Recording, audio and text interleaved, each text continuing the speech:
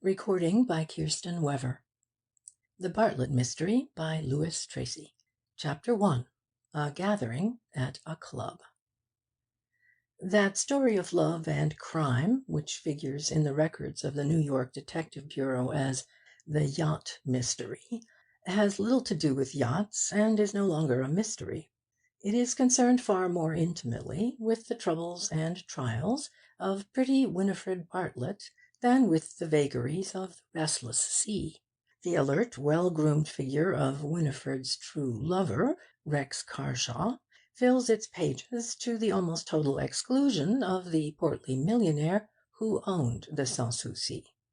Yet, such is the singular dominance exercised by the trivial things of life over the truly important ones, some hundreds of thousands of people in the great city on the three rivers will recall many episodes of the 9 days' wonder known to them as the Yacht Mystery, though they may never have heard of either Winifred or Rex.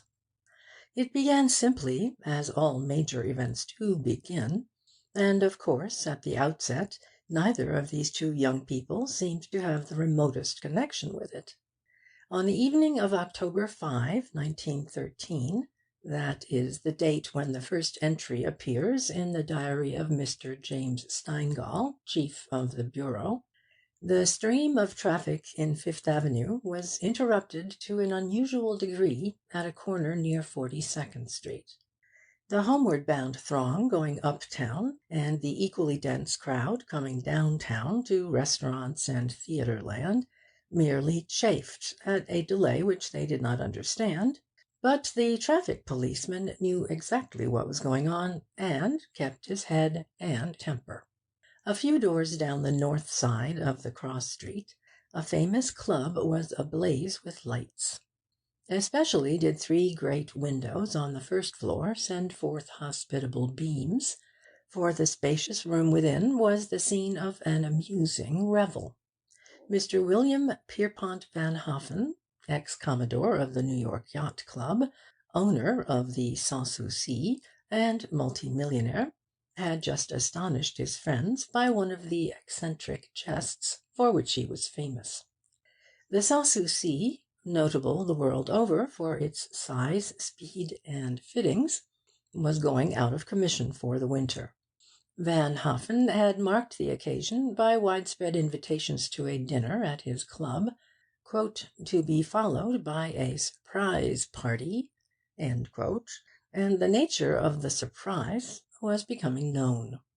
Each lady had drawn by lot the name of her dinner partner, and each couple was then presented with a sealed envelope containing tickets for one or other of the many theatres in New York. Thus, not only were husbands, wives, eligible bachelors, and smart debutantes inextricably mixed up, but none knew whither the oddly assorted pairs were bound, since the envelopes were not to be opened until the meal reached the coffee and cigarette stage. There existed, too, a secret within a secret. 7 men were bidden privately to come on board the Sans Souci, moored in the Hudson off the 86th Street landing stage, and there enjoy a quiet session of auction bridge. "We'll duck before the trouble gets fairly started," explained Van Hoffen to his cronies. "You'll see how the bunch is sorted out at dinner, but the tangle then will be just 1 cent in the dollar to the pandemonium when they find out where they're going." Of course, everybody was acquainted with everybody else, or the joke might have been in bad taste. Moreover, as the gathering was confined exclusively to the elect of New York society, the host had notified the Detective Bureau and requested the presence of one of their best men outside the club shortly before 8 o'clock. None realized better than he that where the carcass is, there the vultures gather, and he wanted no untoward incident to happen during the confusion which must attend the departure of so many richly bejewelled ladies, accompanied by unexpected cavaliers. Thus it befell that Detective Inspector Clancy was detailed for the job.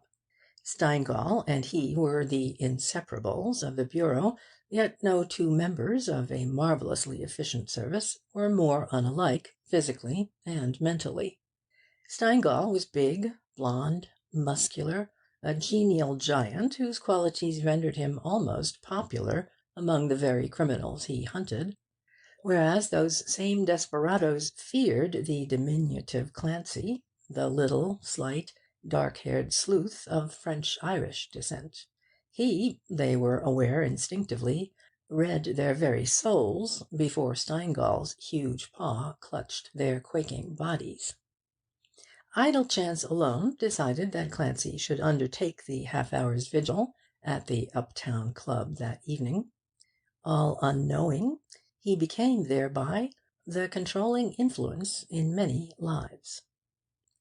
At 8 o'clock an elderly man emerged from the building and edged his way through the cheery, laughing people already grouped about the doorway and awaiting automobiles. Mr. William Meiklejohn might have been branded with the word senator, so typical was he of the upper house at Washington. The very cut of his clothes, the style of his shoes, the glossiness of his hat, even the wide expanse of pearl-studded white linen, marked him as a person of consequence. A uniformed policeman, striving to keep the pavement clear of loiterers, recognized and saluted him. The salute was returned, though its recipient's face seemed to be gloomy, preoccupied, almost disturbed. Therefore he did not notice a gaunt, angular-jawed woman, one whose carriage and attire suggested better days long since past, who had been peering eagerly at the revellers pouring out of the club, and now stepped forward impetuously as if to intercept him. She failed. The policeman barred her progress quietly but effectually, and the woman, if bent on achieving her purpose, must have either called after the absorbed Meiklejohn or entered into a heated altercation with the policeman when accident came to her aid. Mrs. Ronald Tower, strikingly handsome, richly gowned and cloaked, with an elaborate coiffure that outvied nature's best efforts, was crossing the pavement to enter a waiting car when she stopped and drew her hand from her escort's arm. "Senator Meiklejohn!" she cried. The elderly man halted. He doffed his hat with a flourish. "Ah, Helen," he said smilingly, "whither bound?" "To see Belasco's latest. Isn't that lucky? The very thing I wanted. Poor Ronald! I don't know what has become of him, or into what net he may have fallen." The senator beamed. He knew that Ronald Tower was one of the 8 bridge players, but was pledged to secrecy. "I only hailed you to jog your memory about that luncheon tomorrow," went on Mrs. Tower. "How could I forget?" he retorted gallantly. "Only 2 hours ago I postponed a business appointment on account of it." "So good of you, Senator," and Mrs. Tower's smile lent a tinge of sarcasm to the words. "I'm awfully anxious that you should meet Mr. Jacob. I'm deeply interested, you know." Meiklejohn glanced rather sharply at the lady's companion, who, however, was merely a vacuous man about town. It struck Clancy that the senator resented this incautious using of names. The shabby genteel woman, hovering behind the policeman, was following the scene with hawk-like eyes, and Clancy kept her, too, under close observation. The senator coughed and lowered his voice. "I shall be most pleased to discuss matters with him," he said. "It will be a pleasure to render him a service, if you ask it." Mrs. Tower laughed lightly. "1 o'clock," she said. "Don't be late. Come along, Mr. Forrest. Your car is blocking the way." Mr. Meiklejohn flourished his hat again. He turned, and found himself face to face with the hard-featured woman who had been waiting and watching for this very opportunity. She barred his further progress, even caught his arm. Had the senator been assaulted by the blue-coated guardian of law and order, he could not have displayed more bewilderment. "You? Rachel?" he gasped. The policeman was about to intervene, but it was the senator, not the shabbily dressed woman, who prevented him. It's all right, officer," he stammered vexedly. "I know this lady. She's an old friend." The man saluted again and drew aside. Clancy moved a trifle nearer. No one would take notice of such an insignificant little man. Though he had his back to this strangely assorted pair, he heard nearly every syllable they uttered. "He is here," snapped the woman, without other preamble. "You must see him." "It is quite impossible," was the answer, and though the words were frigid and unyielding, Clancy felt certain that Senator Meiklejohn had to exercise an iron self-control to keep a tremor out of his utterance. "You dare not refuse," persisted the woman. The senator glanced around in a scared way. Clancy thought for an instant that he meant to dart back into the security of the club. After an irresolute pause, however, he moved somewhat apart from the crowd of sightseers. The two stood together on the curb, and clear of the flood of light pouring through the open doors. Clancy edged after them. He gathered a good deal, not all, of what they said, as both voices were harsh and tinged with excitement. "This very night," the woman was saying, "bring at least $500. If the police says he will confess everything. Do you get me? This thing can't wait." The senator did not even try now to conceal his agitation. He looked at the gaping mob, but it was wholly absorbed in the stream of fashionable people pouring out of the club, while the snorting of scores of automobiles created a din which meant comparative safety. "Yes, yes," he muttered, "I understand. I'll do anything in reason. I'll give you the money, and you—" "No, he means seeing you. You need not be afraid. He says you are going to Mr. Van Hoffen's yacht at 9 o'clock. "Good Lord!" broke in Meiklejohn. "How can he possibly know that?" Again he peered at the press of onlookers. A dapper little man who stood near was raised on tiptoe, and craning his neck to catch a glimpse of a noted beauty who had just appeared. "Oh, pull yourself together!" And there was a touch of scorn in the woman's manner as she reassured this powerfully built man. "Isn't he clever and fertile in device? Haven't the newspapers announced your presence on the Sans Souci? And who will stop a steward's tongue from wagging? At any rate, he knows. He will be on the Hudson in a small boat with one other man. At 9 o'clock he will come close to the landing stage at 86th Street. There's a lawn north of the clubhouse, he says. Walk to the end of it, and you will find him. You can have a brief talk. Bring the money in an envelope." "On the lawn at 9," repeated the senator in a dazed way. "Yes, what better place could he choose? You see, he is willing to play fair and be discreet. But quick, I must have your answer. Time is passing. Do you agree?" "What is the alternative?" "Capture and a mad rage. Then others will share in his downfall." "Very well, I'll be there. I'll not fail him or you. He says it's his last request. He has some scheme. Ah, his schemes! If only I could hope that this will be the end." "That is his promise." The woman dropped the conversation abruptly. She darted through the line of cars and made off in the direction of Sixth Avenue. Senator Meiklejohn gazed after her dubiously, but her tall figure was soon lost in the traffic. Then, with bent head, and evidently a prey to harassing thoughts, he crossed Fifth Avenue. Clancy sauntered after him, and saw him enter a block of residential flats in a side street. Then the detective strolled back to the club. Most of Van Hoffen's guests had gone. The policeman grinned and muttered in Clancy's ear, "The senator's a giddy guy. 2 of 'em at onct. Mrs. Tower's a good looker, but I didn't think much of the other one." Clancy nodded. His black and beady eyes had just clashed with those of a notorious crook who suddenly remembered an urgent appointment elsewhere. 15 minutes later saw Senator Meiklejohn returned. He entered the club without being waylaid a second time. Clancy consulted his watch. "Keep a sharp lookout here, Mac," he said, sotto voce. "While I was away just now, Broadway Jim showed up.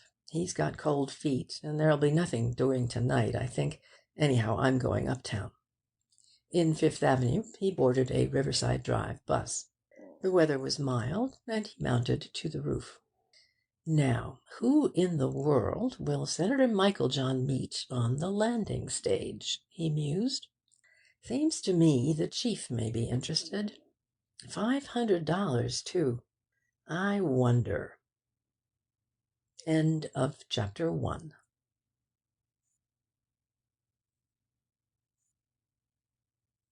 Chapter 2 of the Bartlett Mystery by Tracy.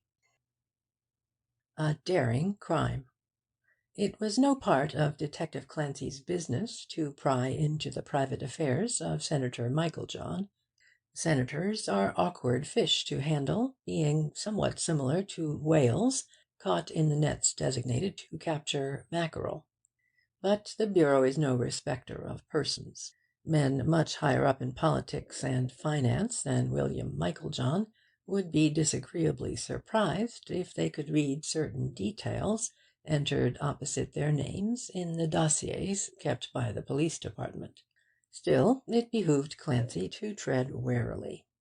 As it happened, he was just the man for this self-imposed duty. 2 Celtic strains mingled in his blood, while American birth and training had not only quickened his intelligence, but imparted a quality of wide-eyed shrewdness to a daring initiative. When he and the bluff Steingall worked together, the malefactor on whose heels they pressed had a woeful time. As one blood-stained rascal put it in a bitter moment before the electric chair claimed him for the expiation of his last and worst crime, "Them 2 guys give a regular fellow no chanst. When they're trailin' you, every road leads straight to Sing Sing. The big guy has a punch like Jess Willard, and the little 'un a nose like a Montana wolf." It was Clancy's nose for the more subtle elements in crime which brought him to the small chalet on the private pier at the foot of 86th Street that night. He could not guess what game he might flush, but he was keen as a bloodhound in the chase. Meanwhile, Senator Meiklejohn encountered Ronald Tower the moment he re-entered the palatial club. By this time he seemed to have regained his customary air of geniality, being one of those rather uncommon men whose apparent characteristics are never so marked as when they're acting a part.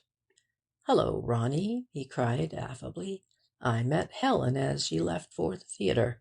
She had an inquiring mind, but I headed her off. By the way, will you be at this luncheon tomorrow?" "Not I," laughed Tower. "I'm barred. She says I have no head for business, and some deep-laid plan for filling the family coffers is in hand." The senator obviously disliked these unspoken references to money-making. He squirmed, but smiled as though Tower had made an excellent joke. "Try and get the ukase lifted," he urged. "I want you to be there." "Nothing doing," and the other grinned. "Helen says I resemble you in everything but brain power, Senator. I'm a good looker as a husband, but a poor mutt in Wall Street." They laughed at the conceit. The 2 men were curiously alike in face and figure, though a close observer like Clancy would have classed them as opposite as the poles in character and temperament. Meiklejohn's features were cast in the stronger mould. They showed lines which Ronald Tower's placid existence would never produce. The senator was suave, too. He seldom pressed a point to the limit. "Helen's good opinion is doubly flattering," he said. "She's a bright woman, and knows how to command her friends." Tower glanced at a clock in the hall. "Time we were off," he announced. "Come with me. I'm taking Johnny Bell, I think. Sorry, I have an important letter to write, but I'll join before the crowd cuts in." The senator hurried upstairs. He must take the journey alone, and snatch an opportunity to attend that mysterious rendezvous while the Sans Souci's gig was ferrying some of the bridge players to the yacht. Owing to a slight misunderstanding, Tower missed the other man, and travelled alone in his car. On that trivial circumstance hinged events which not only affected many lives, but disturbed New York society more than any other incident within a decade. Few among the thousands of summer promenaders who enjoyed the magnificent panorama of the North River from the wooded heights of the Drive know of the pier at 86th Street. The club house itself is an unpretentious structure. For another, the narrow and winding stairway leading down the side of the cliff gives no indication of its specific purpose. Moreover, a light footbridge across the tracks is hardly noticeable through the screen of trees and shrubs above, and the waterfront lies yet 50 yards farther on. At night the approach is not well lighted. In fact, no portion of the beautiful and precipitous riparian park is more secluded than the short stretch between the landing stage and the busy thoroughfare on the crest. That evening, as has been seen, Mr. Van Hoffen was taking no risks for himself or his guests. A patrolman from the local precinct was stationed at the iron-barred gate on the landward end of the footbridge. Clancy, on descending from the bus, stood for a few seconds and surveyed the scene. The night was dark and the sky overcast, but the myriad lights on the New Jersey shore were reflected in the swift current of the Hudson. The superb Sans Souci was easily distinguishable. All her ports were aglow. Lamps twinkled beneath the awnings on her afterdeck, and a boarding light indicated the lowered gangway. The yacht was moored about 300 feet from the landing stage. Her graceful outlines were clearly discernible against the black moving plain of the river. Just in that spot shone her radiance, lending a sense of opulence and security. For the rest, that part of New York's great waterway was dim and impalpable. Try as he might, the detective could see no small craft afloat. The yacht's gig, waiting at the clubhouse, was hidden from view. He sped rapidly down the steps and found the patrolman. "That you, Nolan?" he said. The man peered at him. "Oh, Mr. Clancy, is it?" he replied. "You know Senator Meiklejohn by sight?" "Sure I do." "When he comes along, hail him. Say, 'Good evening, Senator.' I'll hear you." Clancy promptly moved off along the path which runs parallel with the railway. Nolan, though puzzled, put no questions, being well aware he would be told nothing more. 3 gentlemen came down the cliff and crossed the bridge. One was Van Hoffen himself. Now the fates had willed that Ronald Tower should come next, alone. And he was hurrying. He had seen figures entering the club, and wanted to join them in the gig. The policeman made the same mistake as many others. "Good evening, Senator," he said. Tower nodded and laughed. He had no time to correct the harmless blunder. Even so, he was too late for the boat, which was already well away from the stage when he reached it. He lighted a cigarette and strolled along the narrow terrace between river and lawn. Clancy, on receiving his cue, followed Tower. An attendant challenged him at the iron gate, but Nolan certified that this diminutive stranger was all right. It was on the tip of the detective's tongue to ask if Mr. Meiklejohn had gone into the clubhouse, when he saw, as he imagined, the senator's tall form silhouetted against the vague carpet of the river. So he passed on, and this minor incident contributed its quota to a tragic occurrence. He heard someone behind him on the bridge, but paid no heed, his wits being bent on noting anything that took place in the semi-obscurity of the river's edge. Meanwhile, the patrolman, encountering a double of Senator Meiklejohn, was dumbfounded momentarily. He sought enlightenment from the attendant. "And for the love o' Mike, who was the first one?" he demanded, when assured that the latest arrival was really the senator. "Mr. Ronald Tower," said the man. "They're like as two peas in a pod, ain't they?" Nolan muttered something. He, too, crossed the bridge, meaning to find Clancy and explain his error. Thus the four men were not widely separated. But Tower led by half a minute, long enough, in fact, to be at the north end of the terrace before Michael John passed the gate. There, greatly to his surprise, he looked down into a small motor boat with two occupants, keeping close to the sloping wall. The craft and its crew could not have any reasonable business there. They suggested something sinister and furtive. The engine was stopped, and one of the men, huddled up in the bows, was holding the boat against the pull of tide by using a boat-hook as a punching pole. Tower, though good-natured and unsuspicious, was naturally puzzled by this apparition. He bent forward to examine it more definitely, and rested his hands on a low railing. Then he was seen by those below. "That you?" growled the second man, standing up suddenly.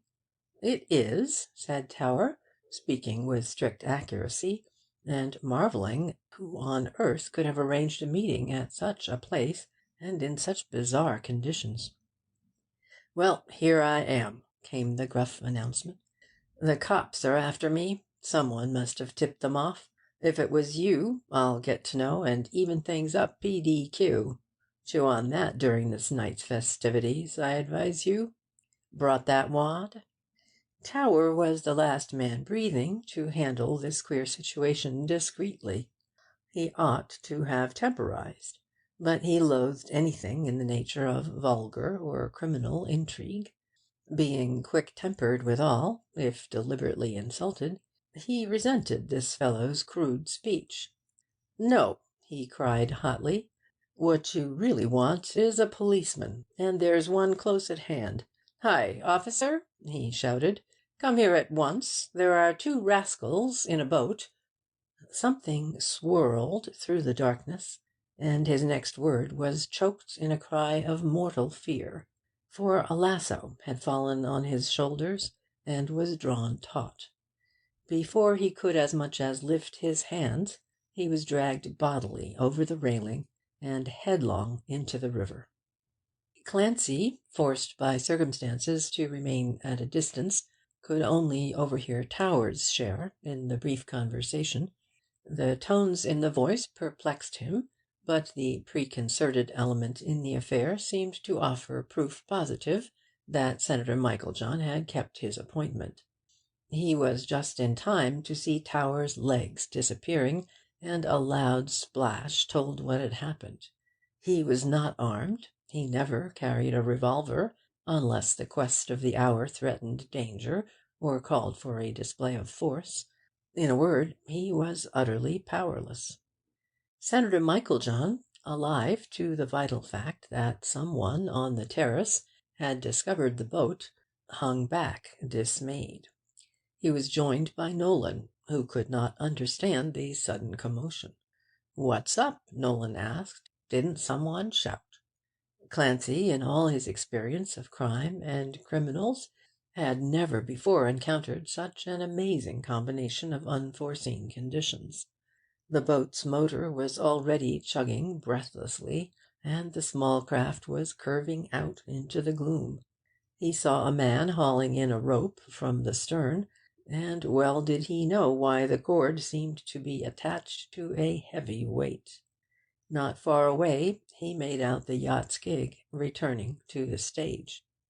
"Sans souci, ahoy!" he almost screamed.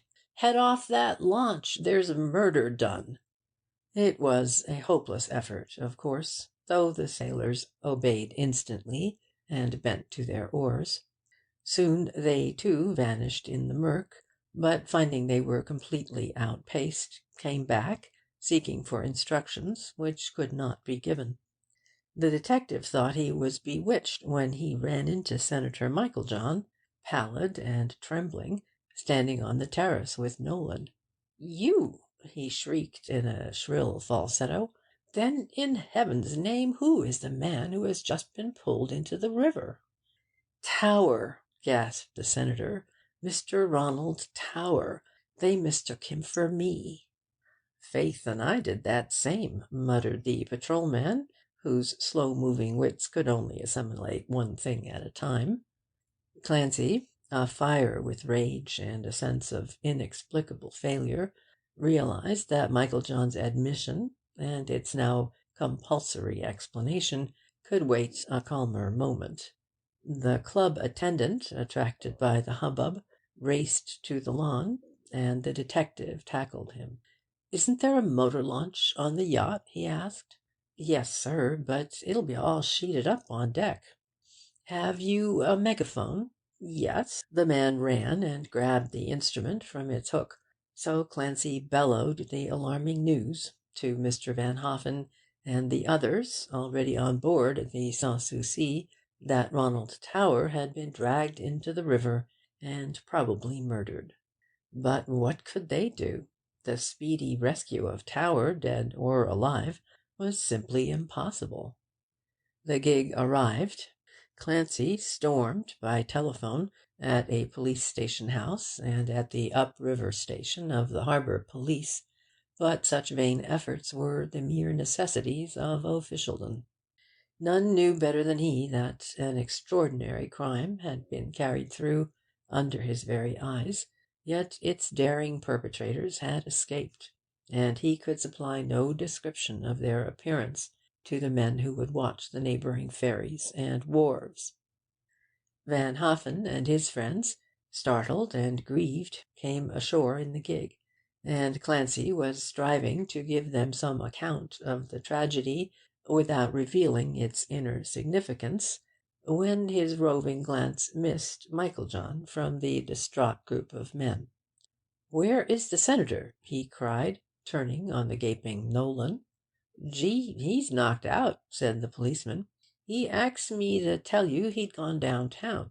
You see, someone has to find Mrs. Tower." Clancy's black eyes glittered with fury, yet he spoke no word. A blank silence fell on the rest. They had not thought of the bereaved wife, but Michael John had remembered. That was kind of him. The senator always did the right thing. And how he must be suffering! The Towers were his closest friends. End of chapter 2. Chapter 3 of The Bartlett Mystery by Louis Tracy. Winifred Bartlett hears something. Early next morning, a girl attired in a neat but inexpensive costume entered Central Park by the 102nd Street gate, and walked swiftly by a winding path to the exit on the west side at 100th Street. She moved with the easy swing of one to whom walking was a pleasure. Without hurry or apparent effort, her even, rapid strides brought her along at a pace of fully 4 miles an hour. And an hour was exactly the time Winifred Bartlett needed if she would carry out her daily programme, which, when conditions permitted, involved a 4-mile detour by way of the Riverside Drive and 72nd Street to the 9th Avenue L. This morning she had actually 10 minutes in hand, and promised herself an added treat in making little pauses at her favourite viewpoints on the Hudson. To gain this hour's freedom, Winifred had to practice some harmless duplicity, as shall be seen. She was obliged to rise long before the rest of her fellow workers in the bookbinding factory of Messrs. Brown, Son, and Brown, an establishment located in the least inviting part of Greenwich Village. But she went early to bed, and the beams of the morning sun drew her forth as a linnet from its nest.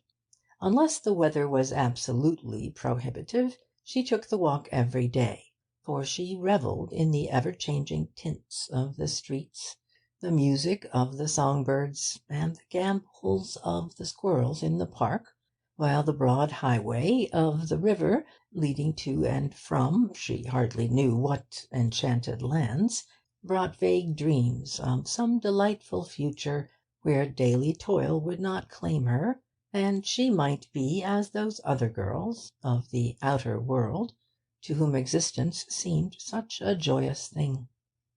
Winifred was not discontented with her lot. The ichor of youth and good health flowed too strongly in her veins, but at times she was bewildered by a sense of aloofness from the rest of humanity. Above all did she suffer from the girls she met in the warehouse. Some were coarse, nearly every one was frivolous. Their talk, their thinly veiled allusions to a night life in which she bore no part, puzzled and disturbed her. True, the wild revels of which they boasted did not sound either marvellous or attractive when analysed. A couple of hours at the movies, a frolic in a dance hall, a quarrel about some youthful gallant, violent fluctuations from arm-laced friendship to sparkling-eyed hatred, and back again to tears and kisses. These joys and cankers formed the limited gamut of their emotions. For all that, Winifred could not help asking herself, with ever-increasing insistence, why she alone, among a crude, noisy sisterhood of 100 young women of her own age, should be with them, yet not of them. She realized that her education fitted her for a higher place in the army of New York workers than a bookbinder's bench. She could soon have acquired proficiency as a stenographer. Pleasant, well-paid situations abounded in the stores and wholesale houses. There was even some alluring profession called the stage, where a girl might actually earn a living by singing and dancing. And Winifred could certainly sing, and was certain she could dance if taught. What queer tricks of fate, then, had brought her to Brown, Son and Brown's in the spring of that year, and kept her there? She could not tell. She could not even guess why she dwelt so far uptown, while every other girl in the establishment had a home either in or near Greenwich Village. Hey ho! Life was a riddle. Surely some day she would solve it. Her mind ran on this problem more strongly than usual that morning. Still pondering it, she diverged for a moment at the Soldiers' and Sailors' Monument, and stood on the stone terrace which commands such a stretch of the silvery Hudson, with the green heights of the New Jersey shore directly opposite, and the Palisades rearing their lofty crests away to the north. Suddenly she became aware that a small group of men had gathered there, and were displaying a lively interest in two motor-boats on the river. Something out of the common had stirred them. Voices were loud, and gestures animated. "Look," said one, "they've gotten that boat." "You can't be sure," doubted another, though his manner showed that he wanted only to be convinced. "D'ye think a police launch 'ud be foolin' around with a tow at this time o' day if it wasn't something special?" persisted the first speaker. "Can't yer see it's empty? There's a cop pointin' now to the clubhouse." "Good for you," pronounced the doubtful one. The pointing cop had clinched the argument. "And they're headin' that way," came the cry. Off raced the men. Winifred found that people on top of motor omnibuses, scurrying downtown, were also watching the two craft. Opposite the end of 86th Street such a crowd assembled, as though by magic, that she could not see over the railings. She could not imagine why people should be so worked up by the mere finding of an empty boat. She heard allusions to names, but they evoked no echo in her mind. At last, approaching a girl among the sightseers, she put a timid question. "Can you tell me what is the matter?" she said. "They've found the boat," came the ready answer. "Yes, but what boat? Why, any boat." Haven't you read about the murder last night? Mr. Van Hoffen, who owns the yacht there, the Southsea, had a party of friends on board, and one of 'em was dragged into the river and drowned. Nice goings on. Southsea, it's a good name for the whole bunch, I guess." Winifred did not understand why the girl laughed. "What a terrible thing!" she said. "Perhaps it was only an accident, and sad enough at that, if some poor man lost his life."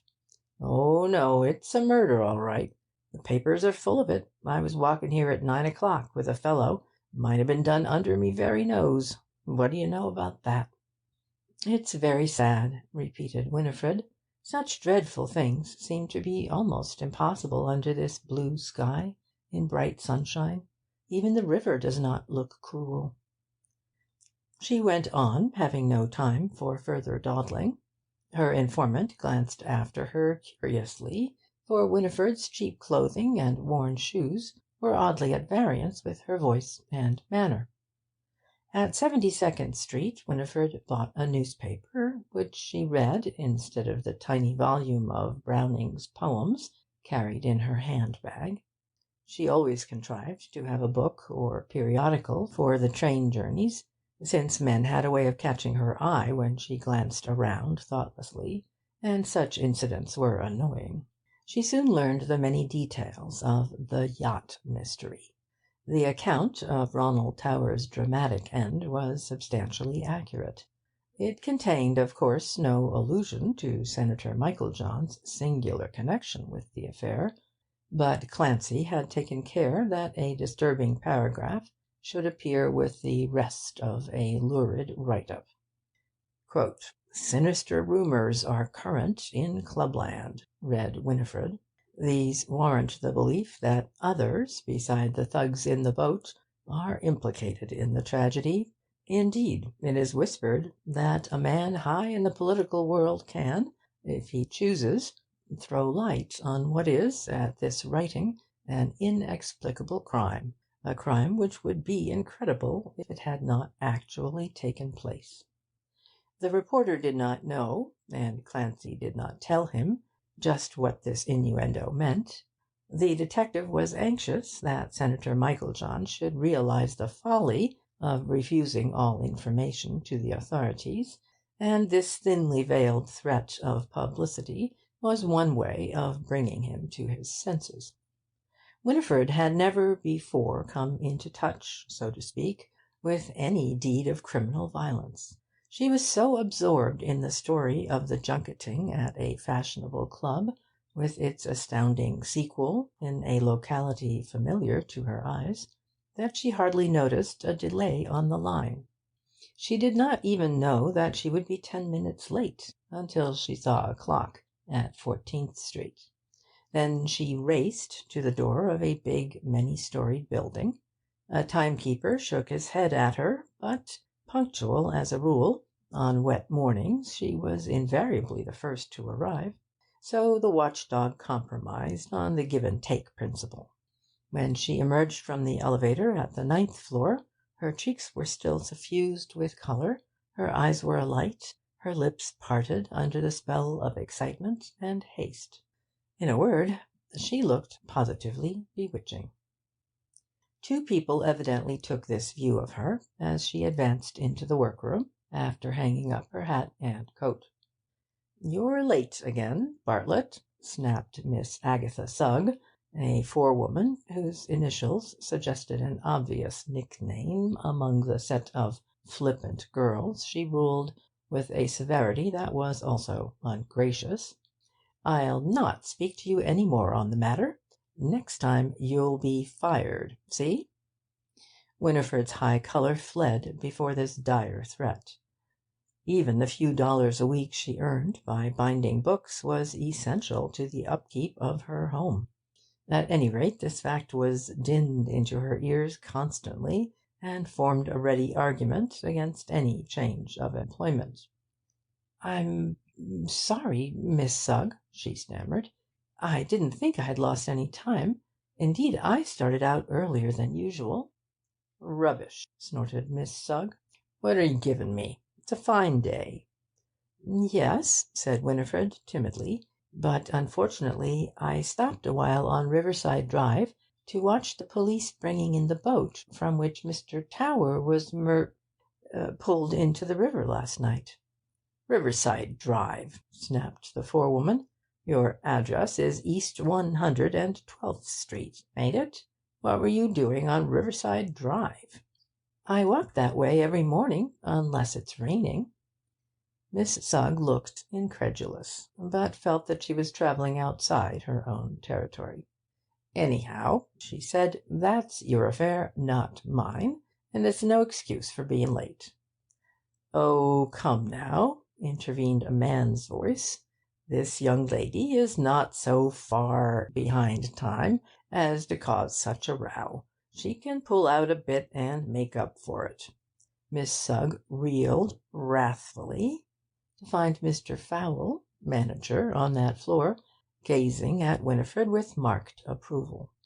Fowle, a shifty-eyed man of 30, compactly built and somewhat of a dandy, seldom gave heed to any of the girls employed by Brown, Son, and Brown.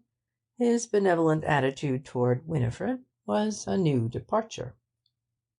"Young lady!" gasped the forewoman. She was in such a temper that other words failed.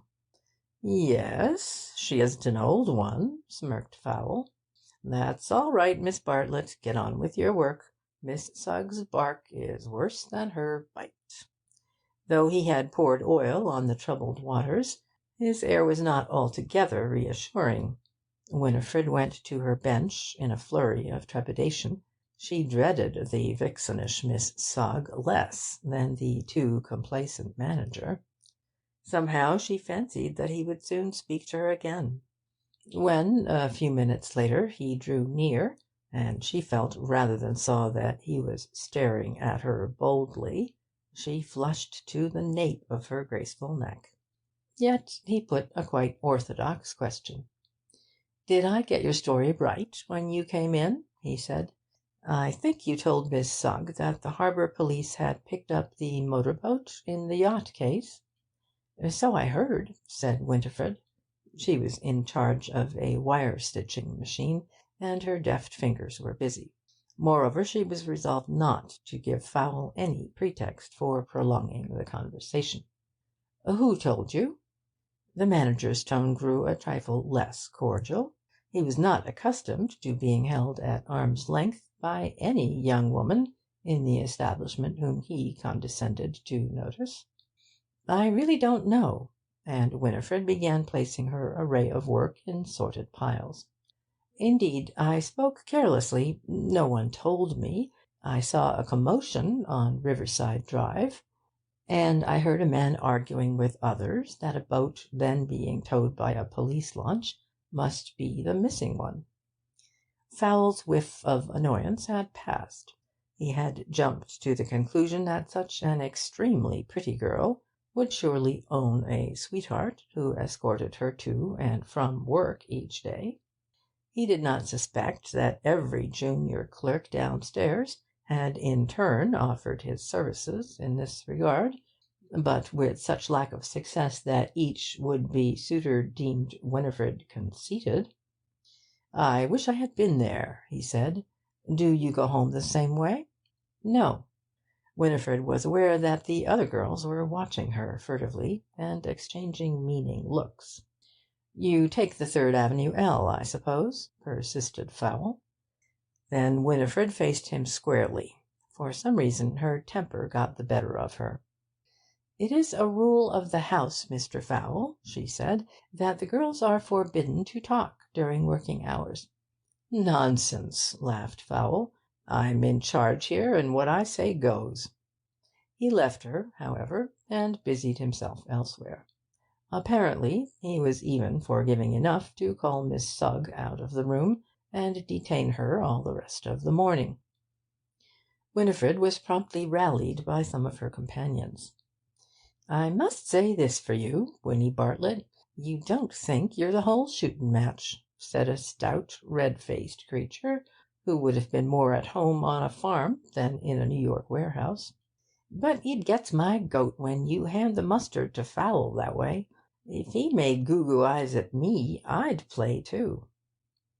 "I wish little Carlotta was a blue-eyed, golden-haired queen," sighed another, a squat Neapolitan with the complexion of a Moor. "She'd give Fowl a chance to dig into his pocket-book, believe me." The youthful philosopher won a chorus of approval. All the girls liked Winifred. They even tacitly admitted that she belonged to a different order, and seldom teased her. Fowl's obvious admiration, however, imposed too severe a strain, and their tongues ran freely. The luncheon hour came, and Winifred hurried out with the others. They patronized a restaurant in 14th Street. At a news-stand she purchased an evening paper, a rare event, since she had to account for every cent of expenditure. Though allowed books, she was absolutely forbidden newspapers. But this forlorn girl, who knew so little of the great city in whose life she was such an insignificant item, felt oddly concerned in the yacht mystery. It was the first noteworthy event of which she had even a remote first-hand knowledge. That empty launch, its very abandonment, suggested eeriness and fatality. It was a tangible thing.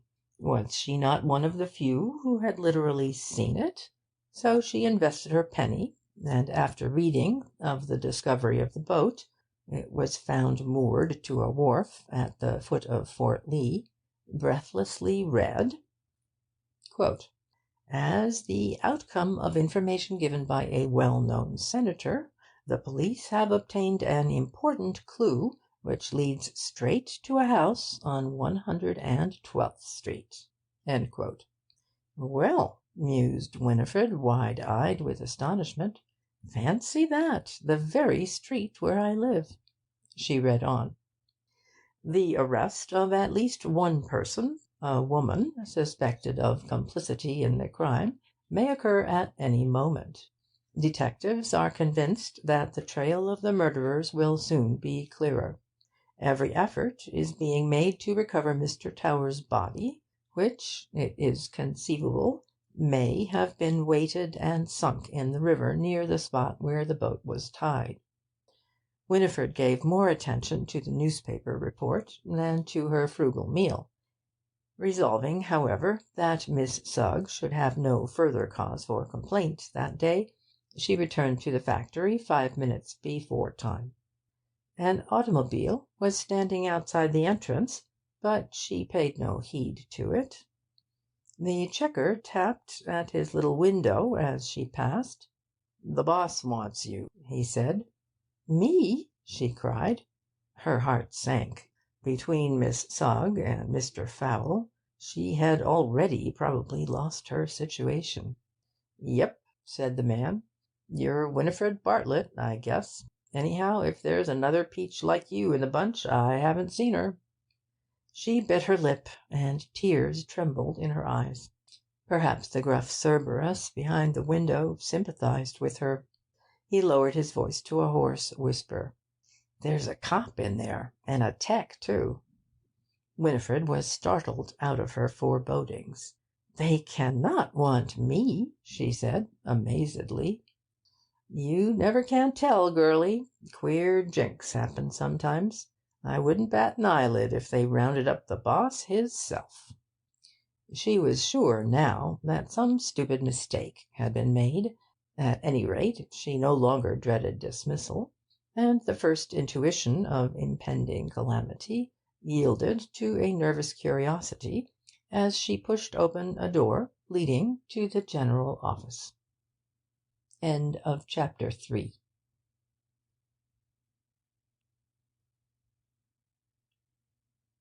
Chapter 4 of The Bartlett Mystery by Tracy. Further surprises.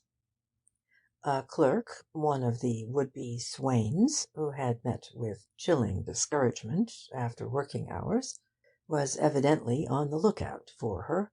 An ignoble soul prompted a smirk of triumph now. "Go straight in," he said, jerking a thumb. "Cop's waitin' for you." Winifred did not vouchsafe him even an indignant glance. Holding her head high, she passed through the main office and made for a door marked "Manager." She knocked, and was admitted by Mr. Fowle. Grouped around a table, she saw one of the members of the firm, the manager, a policeman, and a dapper little man, slight of figure, who held himself very erect. He was dressed in blue serge, and had the ivory white face and wrinkled skin of an actor.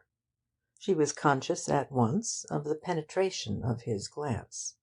His eyes were black and luminous. They seemed to pierce her with an X-ray quality of comprehension. "This is the girl," announced Mr. Fowle deferentially. The little man in the blue suit took the lead forthwith. "You are Winifred Bartlett," he said, and by some subtle interflow of magnetism Winifred knew instantly that she had nothing to fear from this diminutive stranger. "Yes," she replied, looking at him squarely. "You live in East 112th Street?" "Yes." "With a woman described as your aunt, and known as Miss Rachel Craik?" "Yes." Each affirmative marked a musical crescendo. Especially was Winifred surprised by the sceptical description of her only recognised relative. "Well," went on Clancy, suppressing a smile at the girl's naive astonishment, "don't be alarmed, but I want you to come with me to Mulberry Street." Now Winifred had just been reading about certain activities in Mulberry Street, and her eyebrows rounded in real amazement. "Isn't that the police headquarters?" she asked. Fowle chuckled, whereupon Clancy said pleasantly, "Yes, one man here seems to know the address quite intimately, but that fact need not set your heart fluttering. The chief of the Detective Bureau wishes to put a few questions. That is all." "Questions about what?" Winifred's natural dignity came to her aid. She refused to have this grave matter treated as a joke. "Take my advice, Miss Bartlett, and don't discuss things further until you have met Mr. Steingall," said Clancy. "But I have never even heard of Mr. Steingall," she protested. "What right have you, or he, to take me away from my work to a police station? What wrong have I done to anyone?" "None, I believe." "Surely I have a right to some explanation." "If you insist, I am bound to answer." "Then I do insist," and Winifred's heightened colour and wrathful eyes only enhanced her beauty. Clancy spread his hands in a gesture inherited from a French mother. "Very well," he said. "You are required to give evidence concerning the death of Mr. Ronald Tower. Now, I cannot say any more. I have a car outside. You will be detained less than an hour. The same car will bring you back, and I think I can guarantee that your employers will raise no difficulty." The head of the firm growled agreement. As a matter of fact, the staid respectability of Brown, Son and Brown had sustained a shock by the mere presence of the police. Murder has an ugly aspect. It was often bound up in the firm's products, but never before had it entered that temple of efficiency in other guise. Clancy sensed the slow fermentation of the Pharisaical mind. "If I had known what sort of girl this was, I would never have brought a policeman," he muttered into the great man's ear. "She has no more to do with this affair than you have." "It's very annoying, very," was the peevish reply. "What is? Assisting the police?" "Oh, no, I didn't mean that, of course." The detective thought he might do more harm than good by pressing for a definition of the firm's annoyance. He turned to Winifred. "Are you ready, Miss Bartlett?" he said. "The only reason the Bureau has for troubling you is the accident of your address." Almost before the girl realised the new and astounding conditions which had come into her life, she was seated in a closed automobile and speeding swiftly downtown. She was feminine enough, however, to ply Clancy with questions, and he had to fence with her, as it was all important that such information as she might be able to give should be imparted when he and Steingall could observe her closely. The Bureau hugged no delusions. Its vast experience of the criminal world rendered misplaced sympathy with erring mortals almost impossible. Young or old, rich or poor, beautiful or ugly, the strange procession which passes in unending review before the police authorities is subjected to impartial yet searching analysis.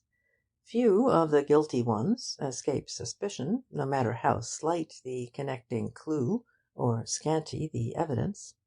On the other hand, Steingall and his trusty aide seldom made a mistake when they decided, as Clancy had already done in Winifred's case, that real innocence had come under the shadow of crime. Steingall shared Clancy's opinion the instant he set eyes on the new witness. He gazed at her with a humorous dismay that was wholly genuine.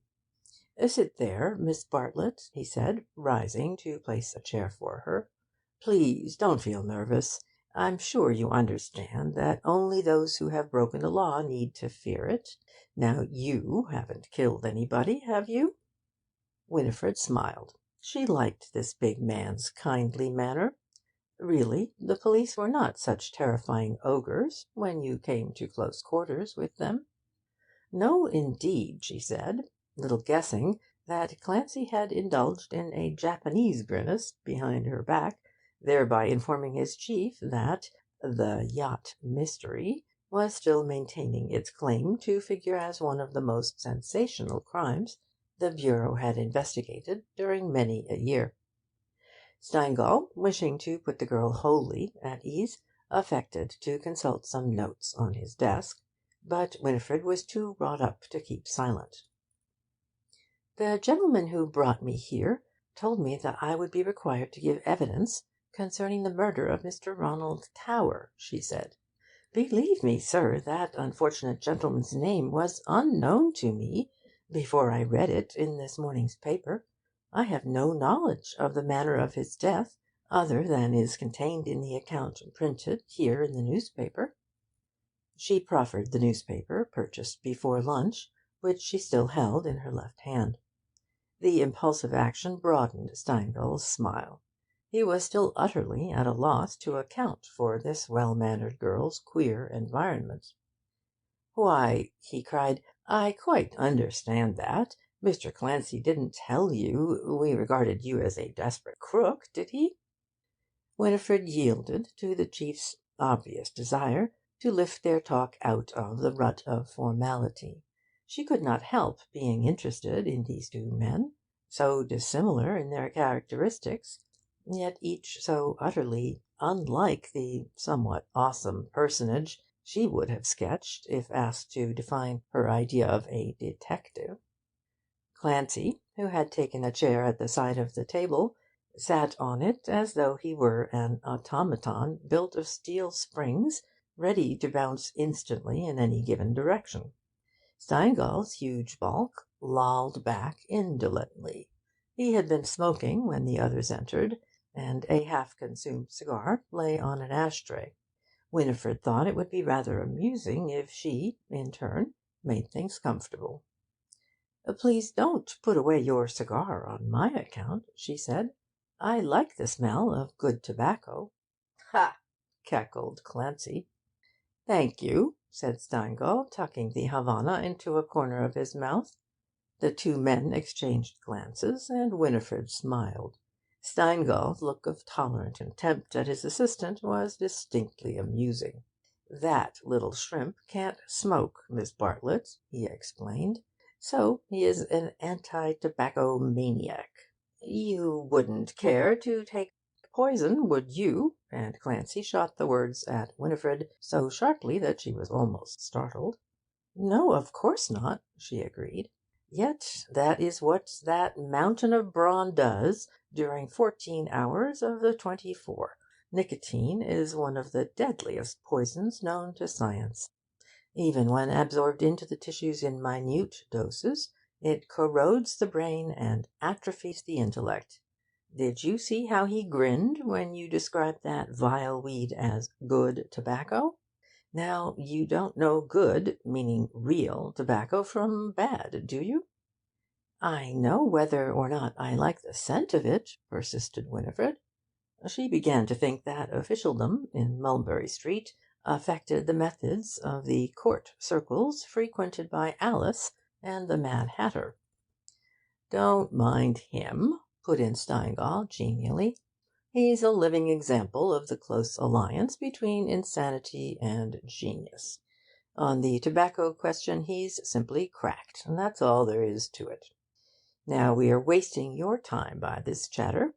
I'll come to serious business by asking a question which you will not find embarrassing for a good many years yet. How old are you?" "19, last birthday." "When were you born?"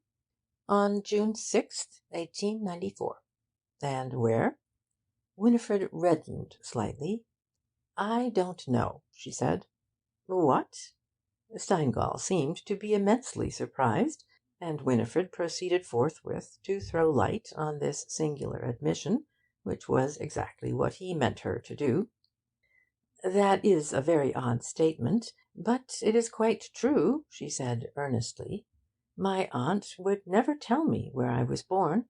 I believe it was somewhere in the New England States, but I have only the vaguest grounds for the opinion. What I mean is that Auntie occasionally reveals a close familiarity with Boston and Vermont. What is her full name?" "Rachel Craik." "She has never been married?" Winifred's sense of humour was keen. She laughed at the idea of Aunt Rachel having a husband. "I don't think Auntie will ever marry anybody now," she said. "She holds the opposite sex in detestation. No man is ever admitted to our house." "It is a small, old-fashioned residence, but very large for the requirements of two women," continued Steingall. He took no notes, and might have been discussing the weather, now that the first whiff of wonderment as to Winifred's lack of information about her birthplace had passed. "Yes, we have several rooms unoccupied." "And unfurnished?" "Say partly furnished." "Ever had any boarders?" "No." "No servants, of course?" "No." "And how long have you been employed in Messrs. Brown's, Son, and Brown's bookbinding department?" "About 6 months." "What do you earn?" $8 a week." "Is that the average amount paid to the other girls?" "Slightly above the average. I am supposed to be quick and accurate." "Well now, Miss Bartlett, you seem to be a very intelligent and well-educated young woman. How comes it that you are employed in such work?" "It was the best I could find," she volunteered. "No doubt. But you must be well aware that few, if any, among the girls in the bookbinding business can be your equal in education, and, may I add, in refinement. Now, if you were a bookkeeper, a cashier, or a typist, I could understand it. But it does seem odd to me that you should be engaged in this kind of job." "It was my aunt's wish," said Winifred simply. "Ah!" Steingall dwelt on the monosyllable. "What reason did she give for such a singular choice?" he went on. "I confess it has puzzled me," was the unaffected answer. "Although Auntie is severe in her manner, she is well educated, and she taught me nearly all I know, except music and singing, for which I took lessons from Signor Petti, ever since I was a tiny mite, until about 2 years ago. Then I believe Auntie lost a good deal of money, and it became necessary that I should earn something. Signor Petti offered to get me a position in a theatre, but she would not hear of it, nor would she allow me to enter a shop or a restaurant. Really, it was Auntie who got me the work with Messrs. Brown, Son, and Brown." "In other words," said Steingall, You were deliberately reared to fill a higher social station, and then, for no assignable reason, save a whim, compelled to sink to a much lower level? I do not know. I never disputed Auntie's right to do what she thought best. Well, well, it is odd. Do you ever entertain any visitors? None whatever. We have no acquaintances, and live very quietly. Do you mean to say that your aunt never sees anyone but yourself and casual callers, such as tradespeople? So far as I know, that is absolutely the case. Very curious, commented Steingall. Does your aunt go out much? She leaves the house occasionally, after I have gone to bed at 10 o'clock, but that is seldom, and I have no idea where she goes. Every weekday, you know, I am away from home between 7 in the morning and half-past 6 at night, excepting Saturday afternoons. If possible, I take a long walk before going to work. Do you go straight home? Winifred remembered Mr. Fowle's query and smiled again. Yes, she said. Now, last night, for instance, was your aunt at home when you reached the house? No, she was out. She did not come in until half-past 9. Did she go out again last night? I do not know. I was tired. I went to bed rather early. Steingall bent over his notes, for the first time since Winifred appeared. His lips were pursed, and he seemed to be weighing certain facts gravely. "I think," he said at last, "that I need not detain you any longer, Miss Bartlett. By the way, I'll give you a note to your employers to say that you are in no way connected with the crime we have under investigation. It may perhaps save you needless annoyance." "Thank you, sir," said the girl. "But won't you tell me why you have asked me so many questions about my aunt and her ways?" Steingall looked at her thoughtfully before he answered. "In the first place, Miss Bartlett, tell me this. I assume Miss Craik is your mother's sister. When did your mother die?" Winifred blushed with almost childish discomfiture. "It may seem very stupid to say such a thing," she admitted, "but I have never known either a father or a mother. My aunt has always refused to discuss our family affairs in any way whatever. I fear her view is that I am somewhat lucky to be alive at all." "Few people would be found to agree with her," said the chief gallantly. "Now I want you to be brave. A very extraordinary crime has been committed, and the police occasionally find clues in the most unexpected quarters. I regret to tell you that Miss Craik is believed to be in some way connected with the mysterious disappearance, if not the death, of Mr. Ronald Tower, and she is being held for further inquiries." Winifred's face blanched. "Do you mean that she'll be kept in prison?" she said, with a break in her voice. "She must be detained for a while, but you need not be so alarmed. Her connection with this outrage may be as harmless as your own, though I can inform you that, without your knowledge, your house last night certainly sheltered two men under grave suspicion, and for whom we are now searching." "Two men? In our house?" cried the amazed girl. "Yes. I tell you this to show you the necessity there is for calmness and reticence on your part. Don't speak to any one concerning your visit here.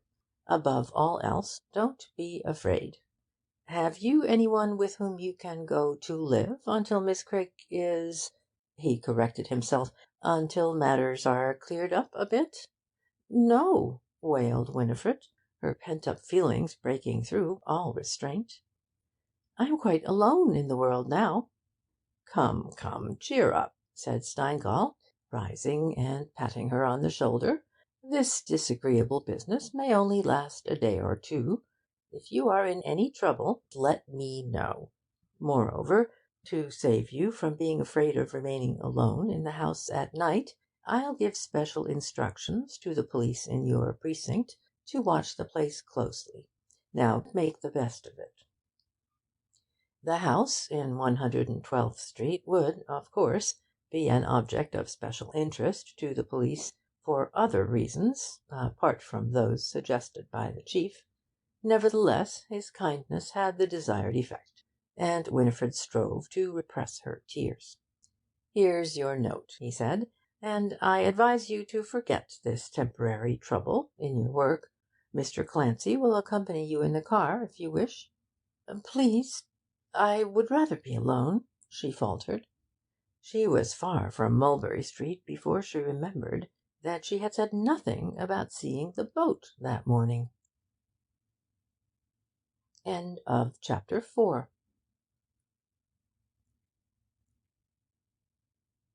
Chapter 5 of The Bartlett Mystery by Louis Tracy. Persecutors. During the brief run uptown, Winifred managed to dry her tears, yet the mystery and terror of the circumstances into which she was so suddenly plunged seemed to become more distressful the longer she puzzled over them. She could not find any outlet from a labyrinth of doubt and uncertainty.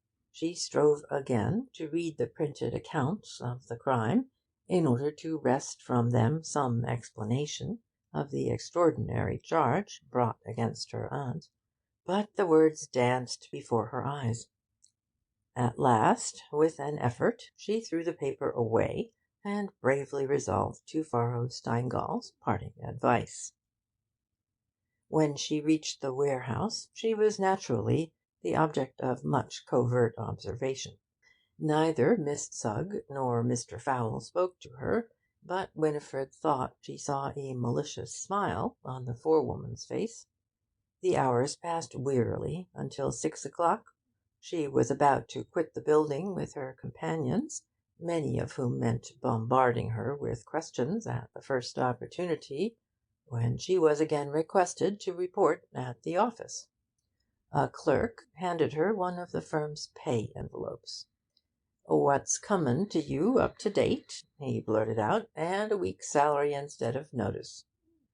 She was dismissed. Some girls might have collapsed under this final blow, but not so Winifred Bartlett. Knowing it was useless to say anything to the clerk, she spiritedly demanded an interview with the manager. This was refused. She insisted, and sent Steingall's letter to the inner sanctum, having concluded that the dismissal was in some way due to her visit to the Detective Bureau. The clerk came back with the note and a message. "The firm desire me to tell you," he said, "that they quite accept your explanation, but they have no further need of your services." Explanation? How could a humble employee explain away the unsavoury fact that the smug respectability of Brown, Son and Brown had been outraged by the name of the firm appearing in the evening papers as connected even in the remotest way with the sensational crime now engaging the attention of all New York?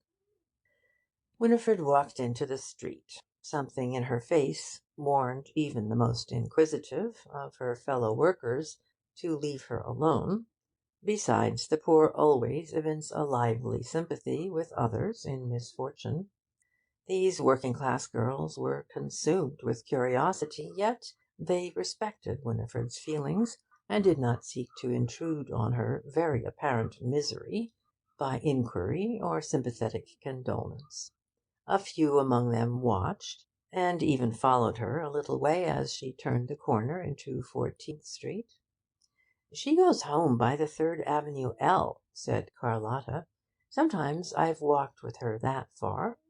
Hullo! Why, Fowle goin' east in a taxi. He lives on West 17th. Betcher a dime he's after Winnie." "What d'ye mean, after her?" cried another girl. "Why, didn't you hear how he spoke up for her this mornin', when old Mother Sugg handed her the lemon about being late? But he got her fired." "Go on." "He did, I tell you. I heard him phonin' a newspaper. He made 'em wise about Winnie's bein' pinched, and then took the paper to the boss. I was below with the packin' check when he went in. So I saw that with my own eyes, and that's just as far as I'd trust fowl." The cynic's shrewd surmise was strictly accurate. Fowl had, indeed, secured Winifred's dismissal. Her beauty and disdain had stirred his lewd impulses to their depths. His plan now was to intercept her before she reached her home, and pose as the friend in need who is the most welcome of all friends. Knowing nothing whatsoever of her domestic surroundings, he deemed it advisable to make inquiries on the spot. His crafty and vulpine nature warned him against running his head into a noose, since Winifred might own a strong-armed father or brother, but no one could possibly resent a well-meant effort at assistance. The mere sight of her graceful figure, as she hurried along with pale face and downcast eyes, inflamed him anew when his taxi sped by. She could not avoid him now. He would go uptown by an earlier train and await her at the corner of 112th Street. But the wariest fox is apt to find his paw in a trap, and Fowl, though foxy, was by no means so astute as he imagined himself. Once again, that day, Fate was preparing a surprise for Winifred, and not the least dramatic feature thereof connoted the utter frustration and undoing of Fowl. About the time that Winifred caught her train, it befell that Rex Carshaw, gentleman of leisure, the most industrious idler who ever extracted dividends from a business he cared little about, drove a high-powered car across the Harlem River by the Willis Avenue Bridge, and entered that part of Manhattan which lies opposite Randall's Island. This was a new world to the eyes of the young millionaire, nor was it much to his liking. The mixed citizenry of New York must live somewhere, but Carshaw saw no reason why he and his dainty car should loiter in a district which seemed highly popular with all sorts of undesirable folks. So, after skirting Thomas Jefferson Park, he turned west, meaning to reach the better roadway and more open stretches of Fifth Avenue. A too hasty express wagon, however, heedless of the convenience of wealthy automobilists, bore down on Carshaw like a Juggernaut car, and straightway smashed the differential, besides inflicting other grievous injuries on a complex mechanism. A policeman, the proprietor of a neighbouring garage, and a greatly interested crowd provided an impromptu jury for the dispute between Carshaw and the expressman. The latter put up a poor case. It consisted almost entirely of the bitter and oft-repeated plaint, "What was a car like that doing here, anyhow?" The question sounded foolish. It was nothing of the kind. Only the goodness of wisdom could have answered it, and she, being invisible, was necessarily dumb. At last, when the damaged car was housed for the night, Carshaw set out to walk a couple of blocks to the elevated railway, his main objective being dinner with his mother in their apartment on Madison Avenue.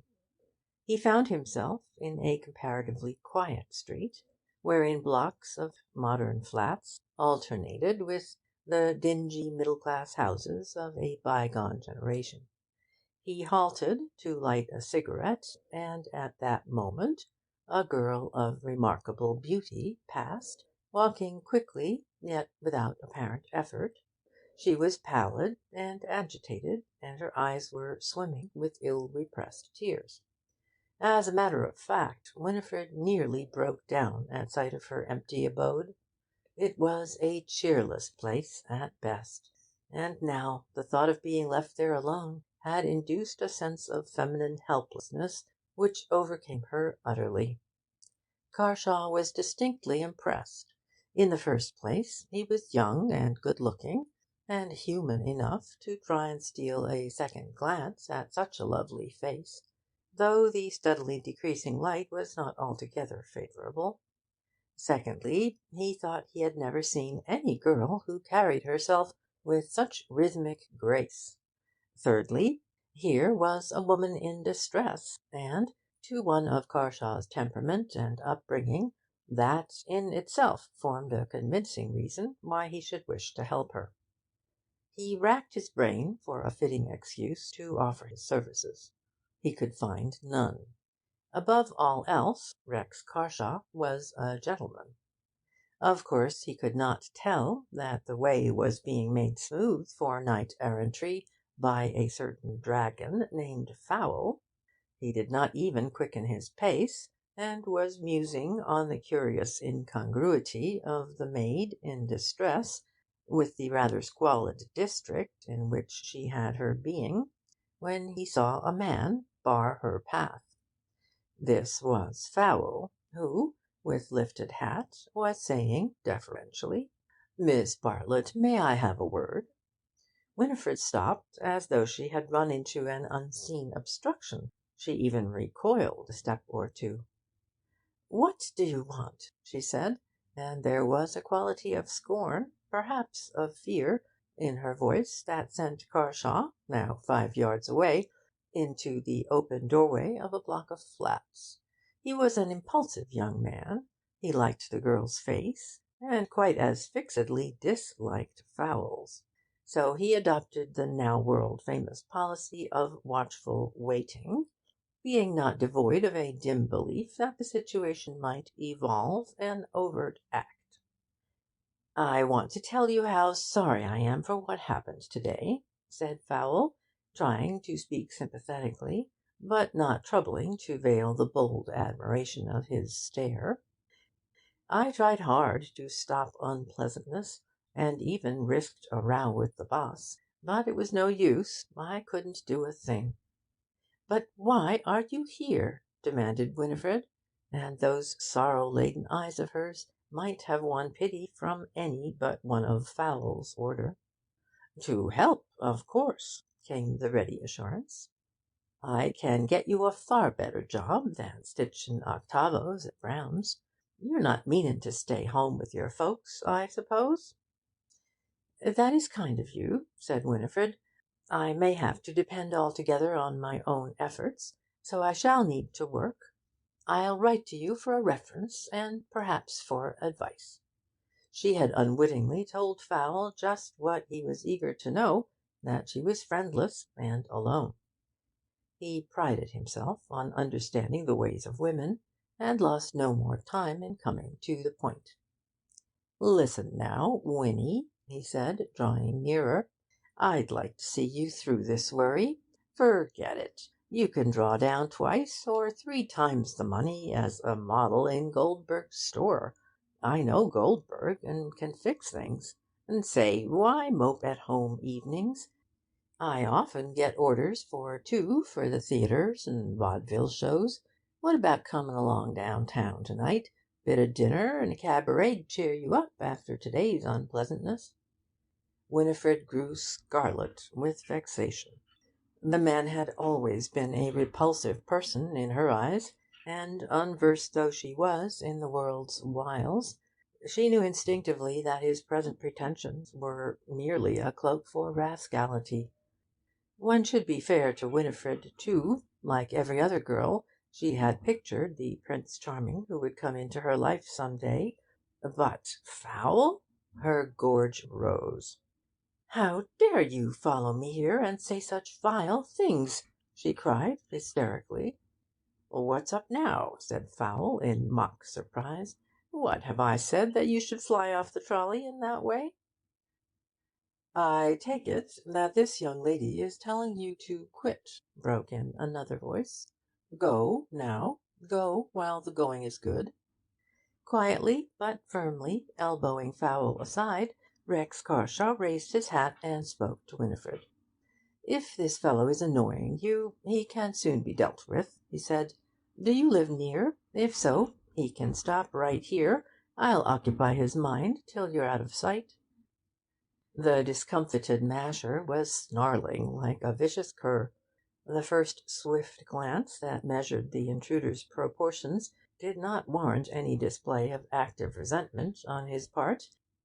Out of the tail of his eye, however, he noticed a policeman approaching on the opposite side of the street.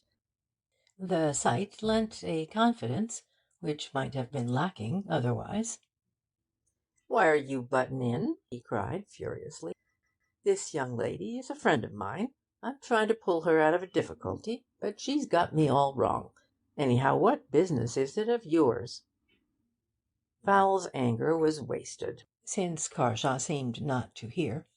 Indeed, why should a chivalrous young man pay heed to Fowl when he could gaze into Winifred's limpid eyes and listen to her tuneful voice?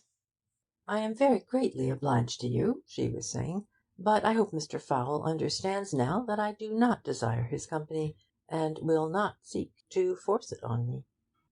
"Sure he understands, don't you, Fowl?" And Carshaw gave the disappointed wooer a look of such manifest purpose that something had to happen quickly. Something did happen.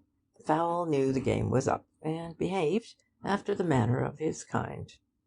"You're a cute little thing, Winifred Bartlett," he sneered, with a malicious glance from the girl to Carshaw, while a coarse guffaw imparted venom to his utterance. "Think you're taking an easier road to the white lights, I guess." "Guess again, Fowl," said Carshaw. He spoke so quietly that Fowl was misled, because the pavement rose and struck him violently on the back of his head. At least that was his first impression. The second, and more lasting one, was even more disagreeable. When he sat up and fumbled to recover his hat, he was compelled to apply a handkerchief to his nose, which seemed to have been reduced to a pulp. "Too bad you should be mixed up in this disturbance," Carshaw was assuring Winifred. "But a pup of the fowl species can be taught manners in only one way. Now, suppose you hurry home." The advice was well meant, and Winifred acted on it at once. Fowl had scrambled to his feet, and the policeman was running up. From east and west a crowd came on the scene, like a well-trained stage chorus rushing in from the wings. "Now then, what's the trouble?" demanded the law, with gruff insistency. "Nothing. A friend of mine met with a slight accident, that's all," said Carshaw. It's all right," agreed Fowl, thickly. Some glimmer of reason warned him that an expose in the newspapers would cost him his job with Brown, Son and Brown. The policeman eyed the damaged nose. He grinned. "If you care to take a wallop like that as a friendly tap, it's your affair, not mine," he said. "Anyhow, beat it, both of you." Carshaw was not interested in Fowl or the policeman. He had been vouchsafed one expressive look by Winifred as she hurried away, and he watched the slim figure darting up half a dozen steps to a small brownstone house, and opening the door with a latchkey. Oddly enough, the policeman's attention was drawn by the girl's movements. His air changed instantly. "Hullo," he said, evidently picking on Fowl as the doubtful one of these two. "This must be inquired into. What's your name?" "No matter. I make no charge." Fowl was turning away, but the policeman grabbed him. "You come with me to the station house," he said determinedly. "And you too," he added, jerking his head at Carshaw. "Have you gone crazy with the heat?" inquired Carshaw. "I hold you for fighting in the public street, and that's all there is to it," was the firm reply. "You can come quietly or be cuffed, just as you like. Clear off, the rest of you." An awe-stricken mob backed hastily. Fowl was too dazed even to protest, and Carshaw sensed some hidden but definite motive behind the policeman's strange alteration of mood. He looked again at the brownstone house, but night was closing in so rapidly that he could not distinguish a face at any of the windows. "Let us get there quickly. I'll be late for dinner," he said, and the three returned by the way Carshaw had come. Thus it was that Rex Carshaw, eligible young society bachelor, was drawn into the ever-widening vortex of the yacht mystery. He did not recognise it yet, but was destined soon to feel the force of its swirling currents. Gazing from a window of the otherwise deserted house, Winifred saw both her assailant and her protector marched off by the policeman. It was patent, even to her benumbed wits, that they had been arrested. The tailing in of the mob behind the trio told her so much. She was too stunned to do other than sink into a chair. For a while she feared she was going to faint. With lacklustre eyes she peered into a gulf of loneliness and despair. Then outraged nature came to her aid, and she burst into a storm of tears. End of chapter 5.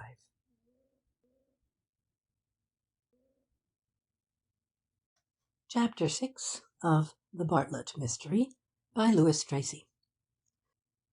Brother Ralph. Clancy forced Senator Michaeljohn's hand early in the fray. He was at the senator's flat within an hour of the time Ronald Tower was dragged into the Hudson, but a smooth-spoken English manservant assured the detective that his master was out and not expected home until 2 or 3 in the morning.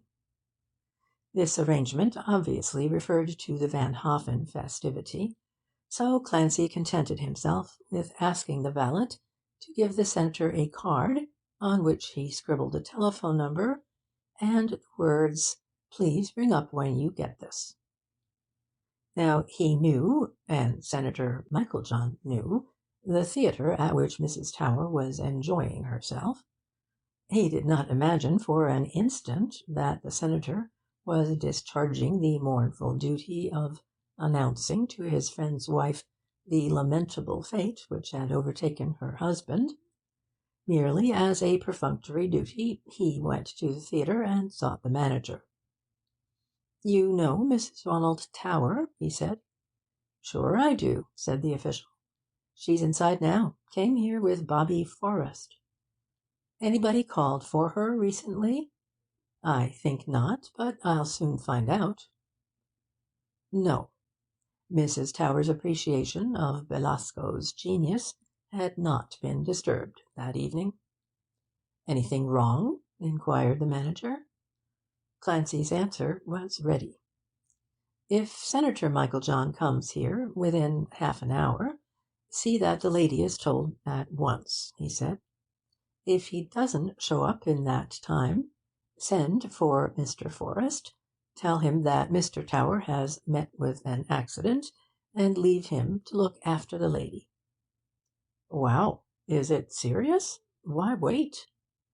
"The slight delay won't matter, and the senator can handle the situation better than Forrest." Clancy gave some telephonic instruction to the man on night duty at headquarters. He even dictated a paragraph for the press. Then he went straight to bed, for the hardiest detectives must sleep, and he had a full day's work before him when next the sun rose over New York. He summed up Michaeljohn's action correctly. The senator did not communicate with Mulberry Street during the night, so Clancy was an early visitor at his apartment. "The senator is ill, and can see no one," said the valet. "No matter how ill he may be, he must see me," retorted Clancy. "But he mustn't be disturbed. I have my orders." "Take a fresh set. He's going to be disturbed right now, by you or me. Choose quick." The law prevailed. A few minutes later, Senator Michaeljohn entered the library sitting-room, where the little detective awaited him. He looked wretchedly ill, but his sufferings were mental, not physical. Examined critically now, in the cold light of day, he was a very different man from the spruce, dandified politician and financier who figured so prominently among Van Hoffen's guests the previous evening. Yet Clancy saw at a glance that the senator was armed at all points. Diplomacy would be useless. The situation demanded a bludgeon. He began the attack at once. "Why didn't you ring up Mulberry Street last night, Senator?" he said. "I was too upset. My nerves were all in."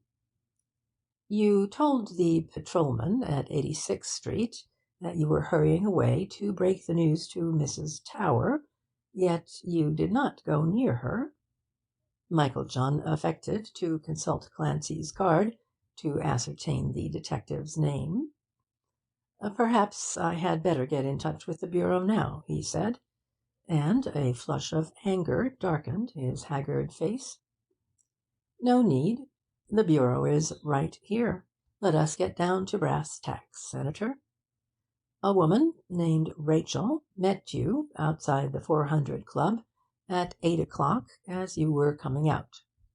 You had just spoken to Mrs. Tower when this woman told you that you must meet two men who would await you at the 86th landing stage at 9. You were to bring $500. At 9 o'clock these same men killed Mr. Tower, and you yourself admitted to me that they mistook him for you. Now will you be good enough to fill in the blanks? Who is Rachel? Where does she live? Who were the two men? Why should you give them $500, apparently as blackmail?" Clancy was exceedingly disappointed by the result of this thunderbolt. An ordinary man would have shrivelled under its crushing impact. If the police knew so much that might reasonably be regarded as secret, of what avail was further concealment? Yet Senator Michael John bore up wonderfully. He showed surprise, as well he might, but was by no means pulverized.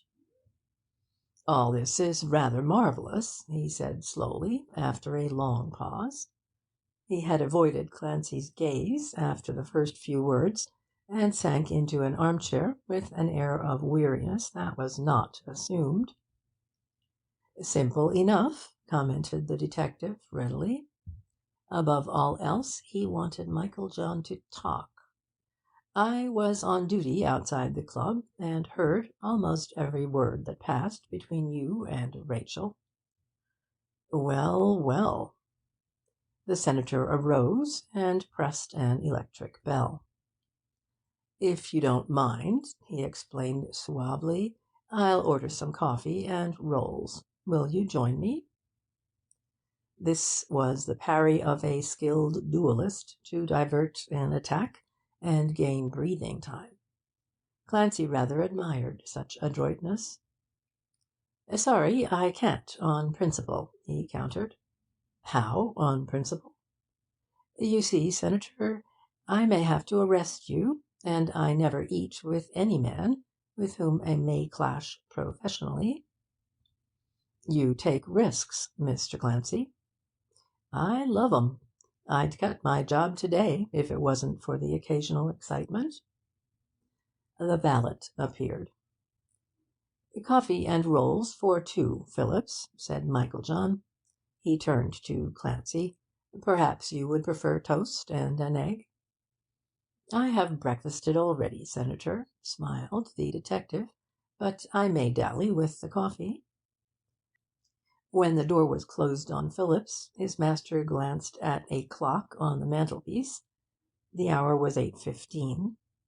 Some days elapsed before Clancy interpreted that incident correctly. "You rose early," said the senator. "Yes, but worms are coy this morning." "Meaning that you still await answers to your questions. I'll deal with you fully and frankly, but I'm curious to know on what conceivable ground you could arrest me for the murder of my friend Ronald Tower." "As an accessory before the act." "But consider. You have brains, Mr. Clancy. I am glad the Bureau sent such a man. How can a bit of unthinking generosity on my part be construed as participation in a crime?" If you explain matters, Senator, the absurdity of the notion may become clear. Ah, that's better. Let me assure you that my coffee will not affect your fine sensibilities.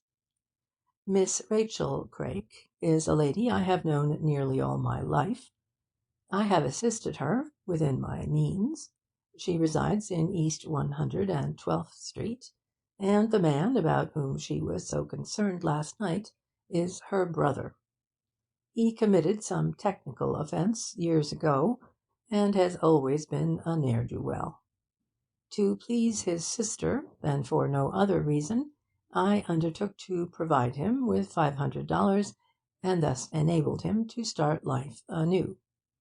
I have never met the man. I would not recognize him if I saw him. I believe he is a desperate character. His maniacal behaviour last night seems to leave no room for doubt in that respect. Don't you see, Mr. Clancy, that it was I, and not poor Tower, whom he meant attacking? But for idle chance, it is my corpse, not Tower's, that would now be floating in the Hudson. You heard what Tower said. I did not. I assume, however, that some allusion was made to the money, which, by the way, is still in my pocket-book, and Tower scoffed at the notion that he had come there to hand over $500. There you have the whole story, in so far as I can tell it. For the present, Senator. How? It should yield many more chapters. Is that all you're going to say? For instance, did you call on Rachel Craik after leaving 86th Street? Michael John's jaws closed like a steel trap. He almost lost his temper. No, he said, seemingly conquering the desire to blaze into anger at this gadfly of a detective. Sure? I said no. That is not yes. I was so overcome by Tower's miserable fate that I dismissed my car and walked home. I could not face anyone, least of all Helen, Mrs. Tower. Or the bureau? Mr. Clancy, you annoy me. Clancy stood up. I must duck your coffee, Senator, he said cheerfully. Is Miss Craik on the phone? No. She is poor and lives alone, or, to be correct, with a niece, I believe. Well, think matters over. I'll see you again soon. Then you may be able to tell me more. I have told you everything. Perhaps I may do the telling. Now, as to this poor woman, Miss Craik, you will not adopt harsh measures, I trust. We are never harsh, Senator. If she speaks the truth, and all the truth, she need not fear. In the hall, Clancy met the valet, carrying a laden tray. Do you make good coffee, Phillips? He inquired. I try to, smiled the other. Ah, that's modest. That's the way real genius speaks. Sorry I can't sample your brew today. So few Englishmen know the first thing about coffee. Nice, friendly little chap, was Philip's opinion of the detective. Senator Michael John's description of the same person was widely different. When Clancy went out, he too rose and stretched his stiff limbs. I got rid of that little rat more easily than I expected, he mused. That is to say, the senator's thoughts may be estimated in some such phrase. But he was grievously mistaken in his belief. Clancy was no rat, but a most stubborn terrier when there were rats around. While Michael John was drinking his coffee, the telephone rang. It was Mrs. Tower. She was heartbroken, or professed to be, since no more selfish woman existed in New York. "Are you coming to see me?" she wailed. Yes, later in the day. At present I dare not. I am too unhinged. Oh, Helen, what a tragedy! Have you any news?" "News! My God! What news can I hope for, except that Ronald's poor maimed body has been found?" "Helen, this is terrible.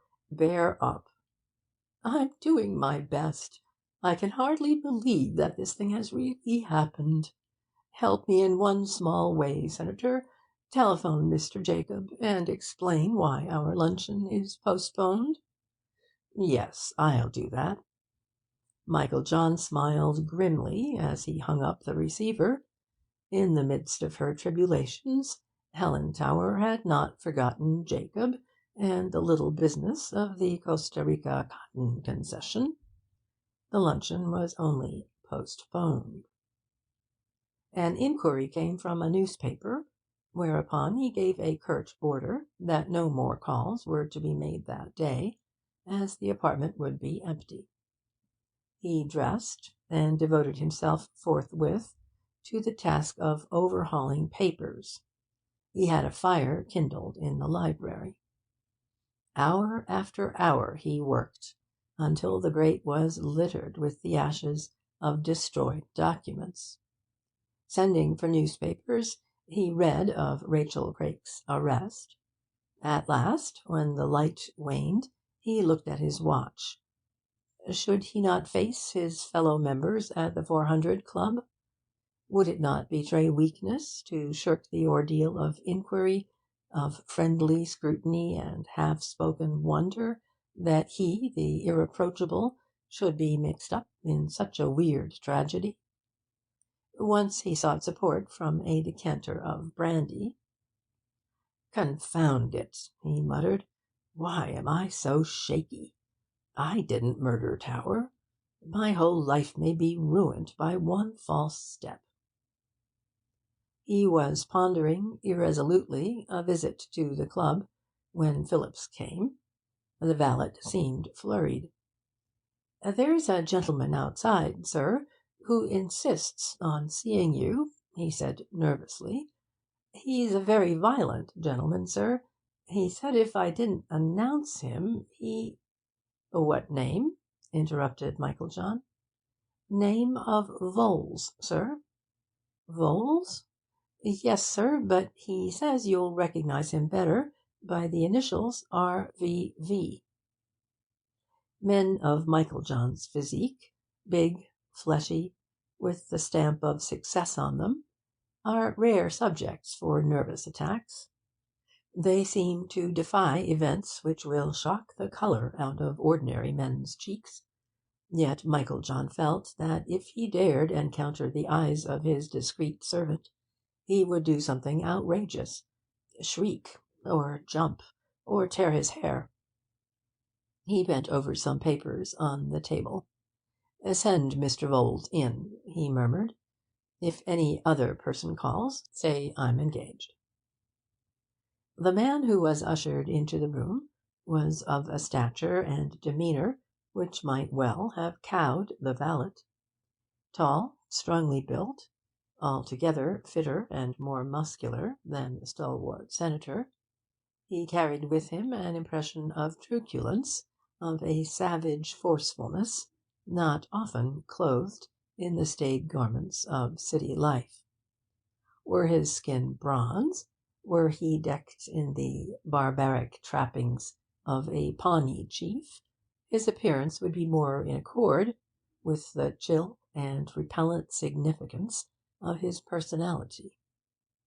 His square, hard features might have been chiselled out of granite. A pair of singularly dark eyes blazed beneath heavy and prominent eyebrows. A high forehead, a massive chin, and a well-shaped nose lent a certain intellectuality to the face, but this attribute was negatived by the coarse lines of a brutal mouth. From any point of view, the visitor must invite attention, while compelling dislike, even fear. In a smaller frame, such qualities might escape recognition, but this man's giant physique accentuated the evil aspect of eyes and mouth. Hardly waiting till the door was closed, he laughed sarcastically. "You are well fixed here, brother o' mine," he said. The man whom he addressed as brother leaned with his hands on the table that separated them. His face was quite ghastly. All his self-control seemed to have deserted him. "You!" he gasped. "To come here! Are you mad?" "Need you ask? It will not be the first time you have called me a lunatic, nor will it be the last, I reckon. But the risk, the infernal risk! The police know of you. Rachel is arrested. A detective was here a few hours ago. They are probably watching outside." "Bosh!" was the uncompromising answer. "I'm sick of being hunted. Just for a change, I turn hunter. Where's the mazuma you promised Rachel?" Michael-John, using a hand like one in a palsy, produced a pocket-book and took from it a bundle of notes. "Here," he quavered. "Now, for heaven's sake—" "Just the same old William," cried the stranger, seating himself unceremoniously. "Always ready to do a steal, but terrified lest the law should grab him. No, I'm not going to. It will be a good nerve tonic for you to sit down and talk while you strain your ears to hear the tramp of half a dozen cops in the hall. What a poor fish you are," he continued, voice and manner revealing a candid contempt, as Michael-John did indeed start at the slamming of a door somewhere in the building. "Do you think I'd risk my neck if I were likely to be pinched? Gad, I know my way around too well for that." "But you didn't understand," whispered the other in mortal terror. "By some means the Detective Bureau may know of your existence. Rachel promised to be closed-lipped, but— Oh, take a bracer out of that decanter. At the present moment I am registered in a big Fifth Avenue hotel, a swell joint, which they wouldn't suspect in 20 years." "How can that be? Rachel said you were in desperate need." "So I was, until I went through the idiot's pockets. He had $200 in bills and chicken feed. I knew I'd get another wad from you tonight." "Why did you want to murder me, Ralph?" "Murder? Oh, shucks! I didn't want to kill anybody. But I don't trust you, William. I'm always expecting you to double-cross me. Last night it was a lasso. Tonight it is this." And he suddenly whipped out a revolver. End of chapter 6.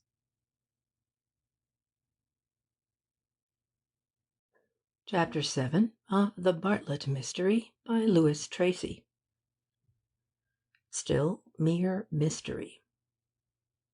Michael-John pushed his chair back so quickly that it caught the fender and brought down some fire irons with a crash. "More nerves," croaked his grim-visaged relative, but the revolver disappeared. "Tell me," said the tortured Michael-John, "why have you returned to New York? Above all, why did you straightway commit a crime that cannot fail to stir the whole country?" "That's better. You are showing some sort of brotherly interest. I came back because I was sick of mining camps and boundless Sierras. I had a hankering after the old life. The theatres, dinners, race meetings, wine, and women. As to the crime, I thought that fool was you. He called for the cops." "For the police? Why?" "Because my line of talk was a trifle too rough, I suppose." "Did he know you were there to meet me?" "Can't say. The whole thing was over like a flash. I am quick on the trigger. But if you had killed me, what other goose would lay golden eggs? You forget that the goose was unwilling to lay any more eggs. I only meant scaring you. To haul you neck and crop into the river was a good scheme. You see, we haven't met for some years. Then why murder Ronald Tower? There you go again. Murder. How you chew on the word. I never touched the man, only to haul him into the boat and go through his pockets. I guess he had a weak heart, due to overeating, and the cold water upset him. But you left him in the river? Wrong every time. I chucked him into a barge and covered him tenderly with a tarpaulin. Michael John sprang upright. Good God, he cried, he may be alive.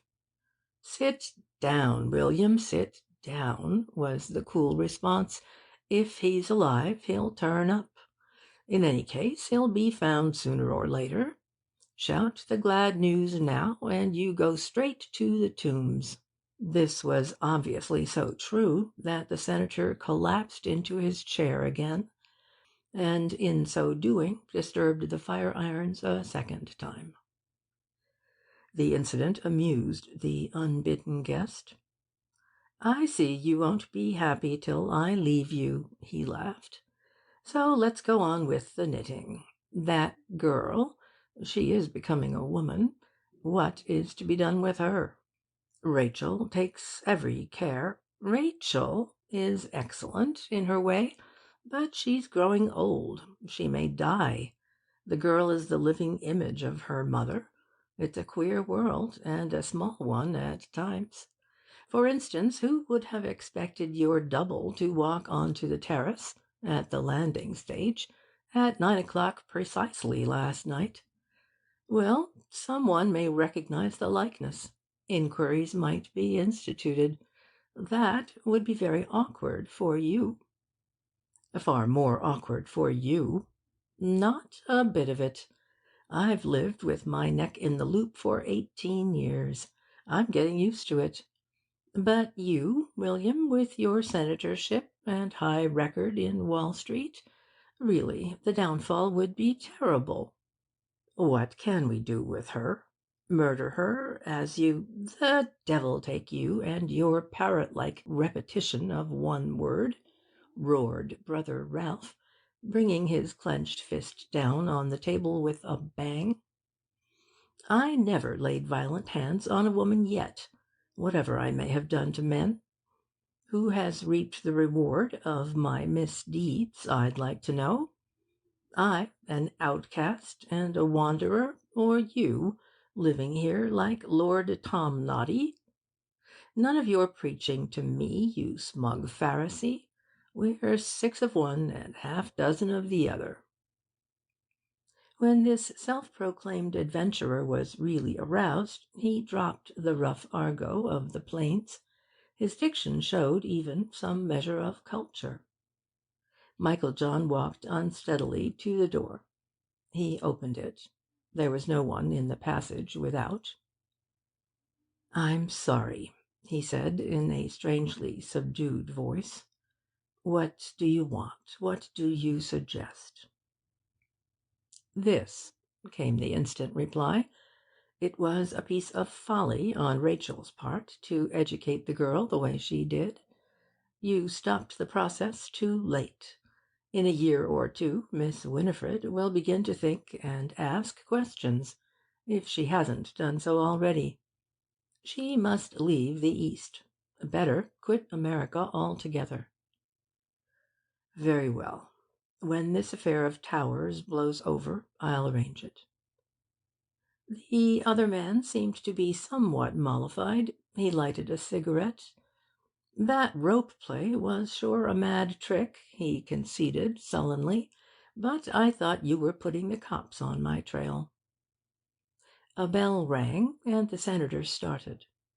Many callers, mostly reporters, had been turned away by Phillips already that day. but Brother Ralph's untimely visit had made the position peculiarly dangerous. Moreover, the valet's protests had proved unavailing this time. The two heard his approaching footsteps. Michael John's careworn face turned almost green with fright, and even his hardier companion yielded to a sense of peril.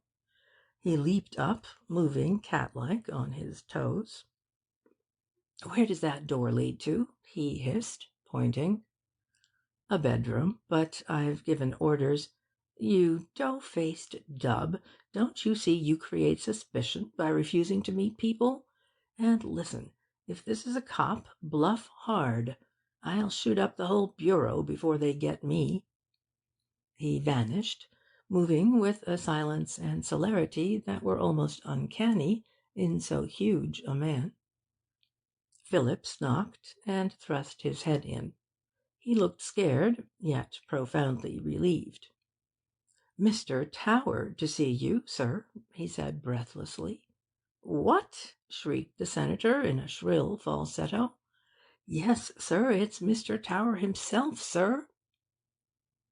"Hello, Bill," came a familiar voice. "Here I am.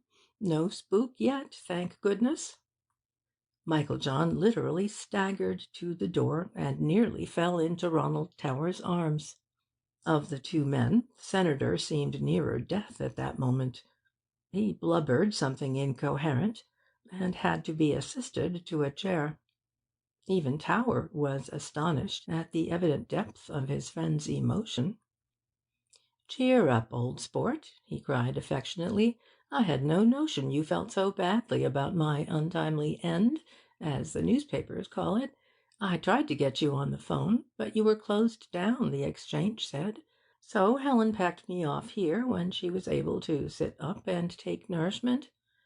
Gad, even my wife seems to have missed me." Many minutes elapsed before Senator Michael John's benumbing brain could assimilate the facts of a truly extraordinary story. Tower, after being whisked so unceremoniously into the Hudson, remembered nothing further until he opened his eyes in numb semi-consciousness in the cubbyhole of a tug plodding through the long Atlantic rollers off the New Jersey coast. When able to talk, he learned that the captain of the tug, Signet, having received orders to tow 3 loaded barges from a Weehawken pier to Barngate City, picked up his job at 9:30 the previous night, and dropped down the river with the tide. In the early morning he was amazed by the sight of a man crawling from under the heavy tarpaulin that sheeted one of the barges, a man so dazed and weak that he nearly fell into the sea. "Cap Rickards slowed up and took me aboard," explained Tower volubly. "Then he filled me with rock and rye and packed me in blankets. Gee, how they smelt! But how grateful they were! What between prime old whiskey inside and greasy wool outside, I dodged a probable attack of pneumonia. When the Signet tied up at Barngate at noon today, I was fit as a fiddle. Cap Rickards rigged me out in his shore-going suit and lent me $20, as that pair of blackguards in the launch had robbed me of every cent. They even took a crooked sixpence I found in London 20 years ago, darn 'em. I phoned Helen, of course, but didn't realize what a hubbub my sad fate had created until I read a newspaper in the train. When I reached home, poor Helen was so out of gear that she hadn't told a soul about my escape. I do believe she hardly accepted my own assurance that I was still on the map. However, when I got her calmed down a bit, she remembered you and the rest of the excitement, so I phoned the Detective Bureau and the club and came straight here." "That is very good of you, Tower," murmured Michael John brokenly. He looked in far worse plight than the man who had survived such a desperate adventure. "Well, my dear chap, I was naturally anxious to see you because But perhaps you don't know that those scoundrels meant to attack you, not me." Michael John smiled wanly. "Oh, yes," he said. "The police found that out by some means. I believe the authorities actually suspected me of being concerned in the affair." Tower laughed boisterously. "That's the limit," he roared. "Come with me to the club. We'll soon spoil that yarn. What a fuss the papers made! I'm quite a celebrity." "I'll follow you in half an hour. And look here, Tower, this matter did really affect me. There was a woman in the case. I butted into an old feud merely as a friend. I think matters will now be settled amicably. Allow me to make good your loss in every way. If you can persuade the police that the whole thing was a hoax." For the first time Tower looked nonplussed. He was enjoying the notoriety thrust on him so unexpectedly. "Well, I can hardly do that," he said. "But if I can get them to drop further inquiries, I'll do it, Michael John, for your sake. Gee, come to look at you, you must have had a bad time. Well, good-bye, old top. See you later. Suppose we dine together. That will help dissipate this queer story as to you being mixed up in the attack on me. Now I must be off and play ghost in the club smoking room." Michael John heard his fluttering manservant let Tower out. He tottered to a chair, and Ralph Voles came in noiselessly. "Well, what about it?" chuckled the reprobate. "We seem to have struck it lucky." "Go away," snarled the senator, goaded to a sudden rage by the other man's cynical humor. "I can stand no more today. Oh, take a pull at this," and the decanter was pushed across the table. "Didn't Dr. Johnson once say that claret is the liquor for boys, port for men, but he who aspires to be a hero should drink brandy? And you must be a hero tonight. Get into the bureau and use the soft pedal. Then beat it to the club. You and Tower ought to be well soused in an hour. He's a good sport, all right. I'll mail him that sixpence, if it's still in my pants." "Do nothing of the sort," snapped Michael John. "You're cut it out. Tower wants plenty to talk about. His crooked sixpence will fill many an eye, and the more he spiels, the better it is for you.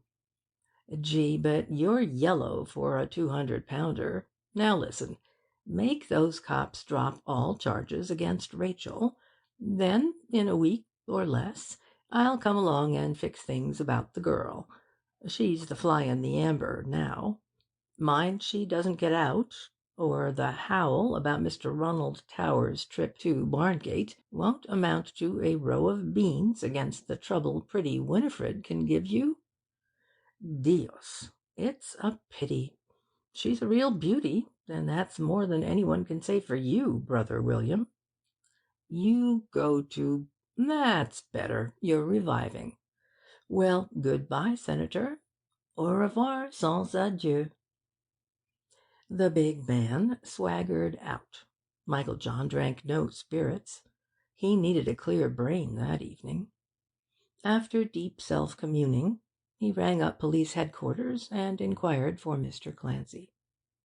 "Mr. Clancy is out," he was told by someone with a strong, resonant voice. "Anything we can do, Senator?" "About that poor woman, Rachel Craik. Oh, she's all right. She gave us a farewell smile 2 hours ago." "You mean she's at liberty?" "Certainly, Senator." "May I ask whom I'm speaking to?" "Steingall, chief of the bureau." "This wretched affair, it's merely a family squabble between Miss Craik and a relative, might well end now, Mr. Steingall." "That is for Mr. Tower and Mr. Van Hoffen to decide." "Yes, I quite understand. I have seen Mr. Tower, and he shares my opinion." "Just so, Senator. At any rate, the yacht mystery is almost cleared up." "I agree with you most heartily." For the first time in nearly 24 hours, Senator Michael John looked contented with life when he hung up the receiver. Therefore, it was well for his peace of mind that he could not hear Steingall's silent comment as he, in turn, disconnected the phone. That old fox agreed with me too heartily, he thought. The yacht mystery is only just beginning, or I'm a Dutchman. End of chapter 7.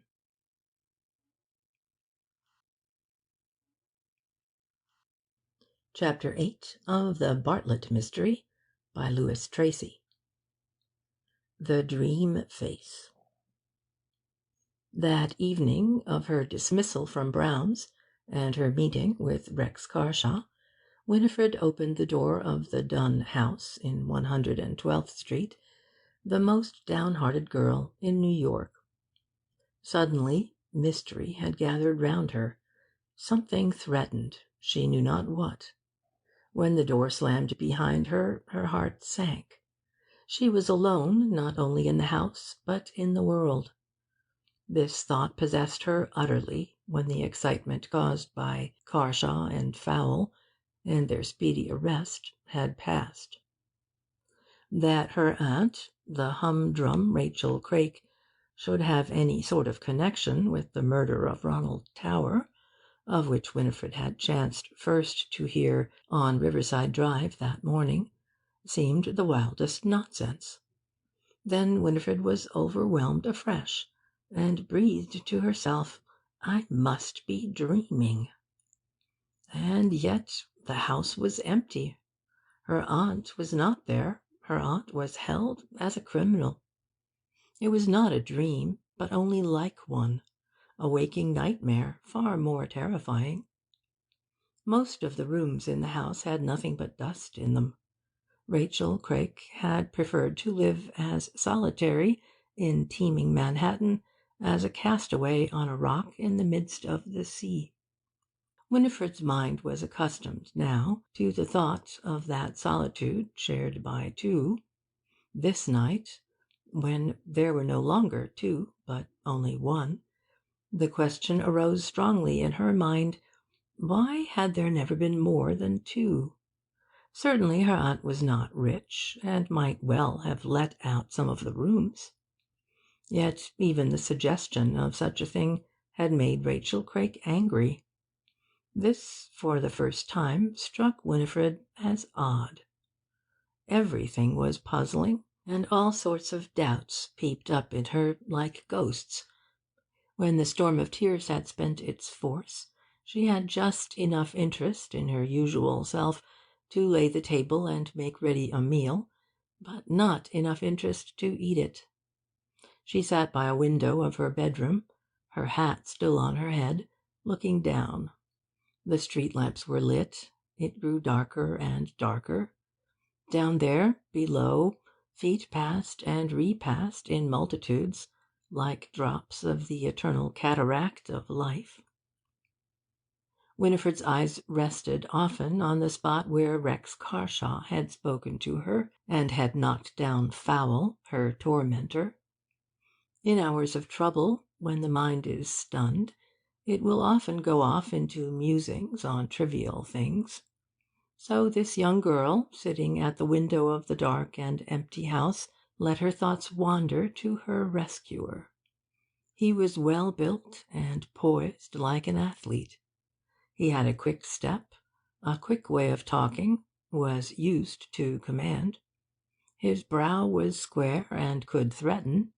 He had the deepest blue eyes and glossy brown hair. He was a tower of strength to protect a girl. And his wife, if he had one, must have a feeling of safety. Thoughts, or half-thoughts, like these passed through her mind. She had never before met any young man of Carshaw's type. It became 10 o'clock. She was tired after the day's work and trouble of mind. The blow of her dismissal, the fright of her interview with the police, the arrest of her aunt, all this sudden influx of mystery and care formed a burden from which there was no escape for exhausted nature but in sleep. Her eyes grew weary at last, and, getting up, she discarded her hat and some of her clothes, then threw herself on the bed, still half dressed, and was soon asleep. The hours of darkness rolled on.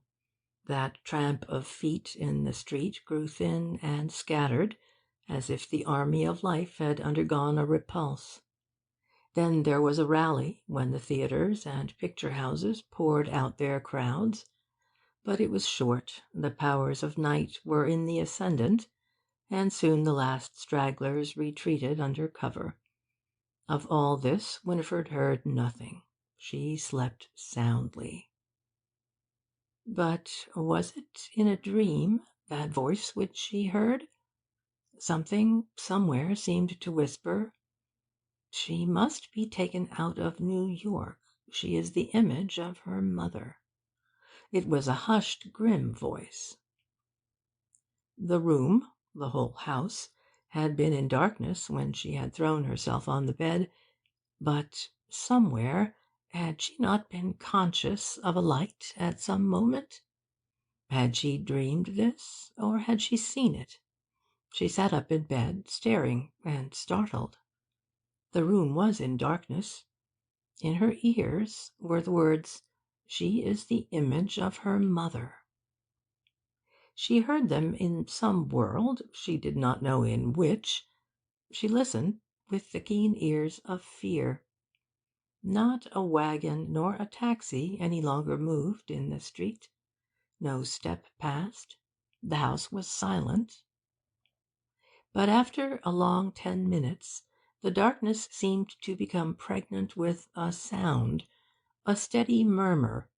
It was as if it came from far away, as if a brook had spurted out of the granite of Manhattan, and was even more like a dream sound than those words which still buzzed in Winifred's ear.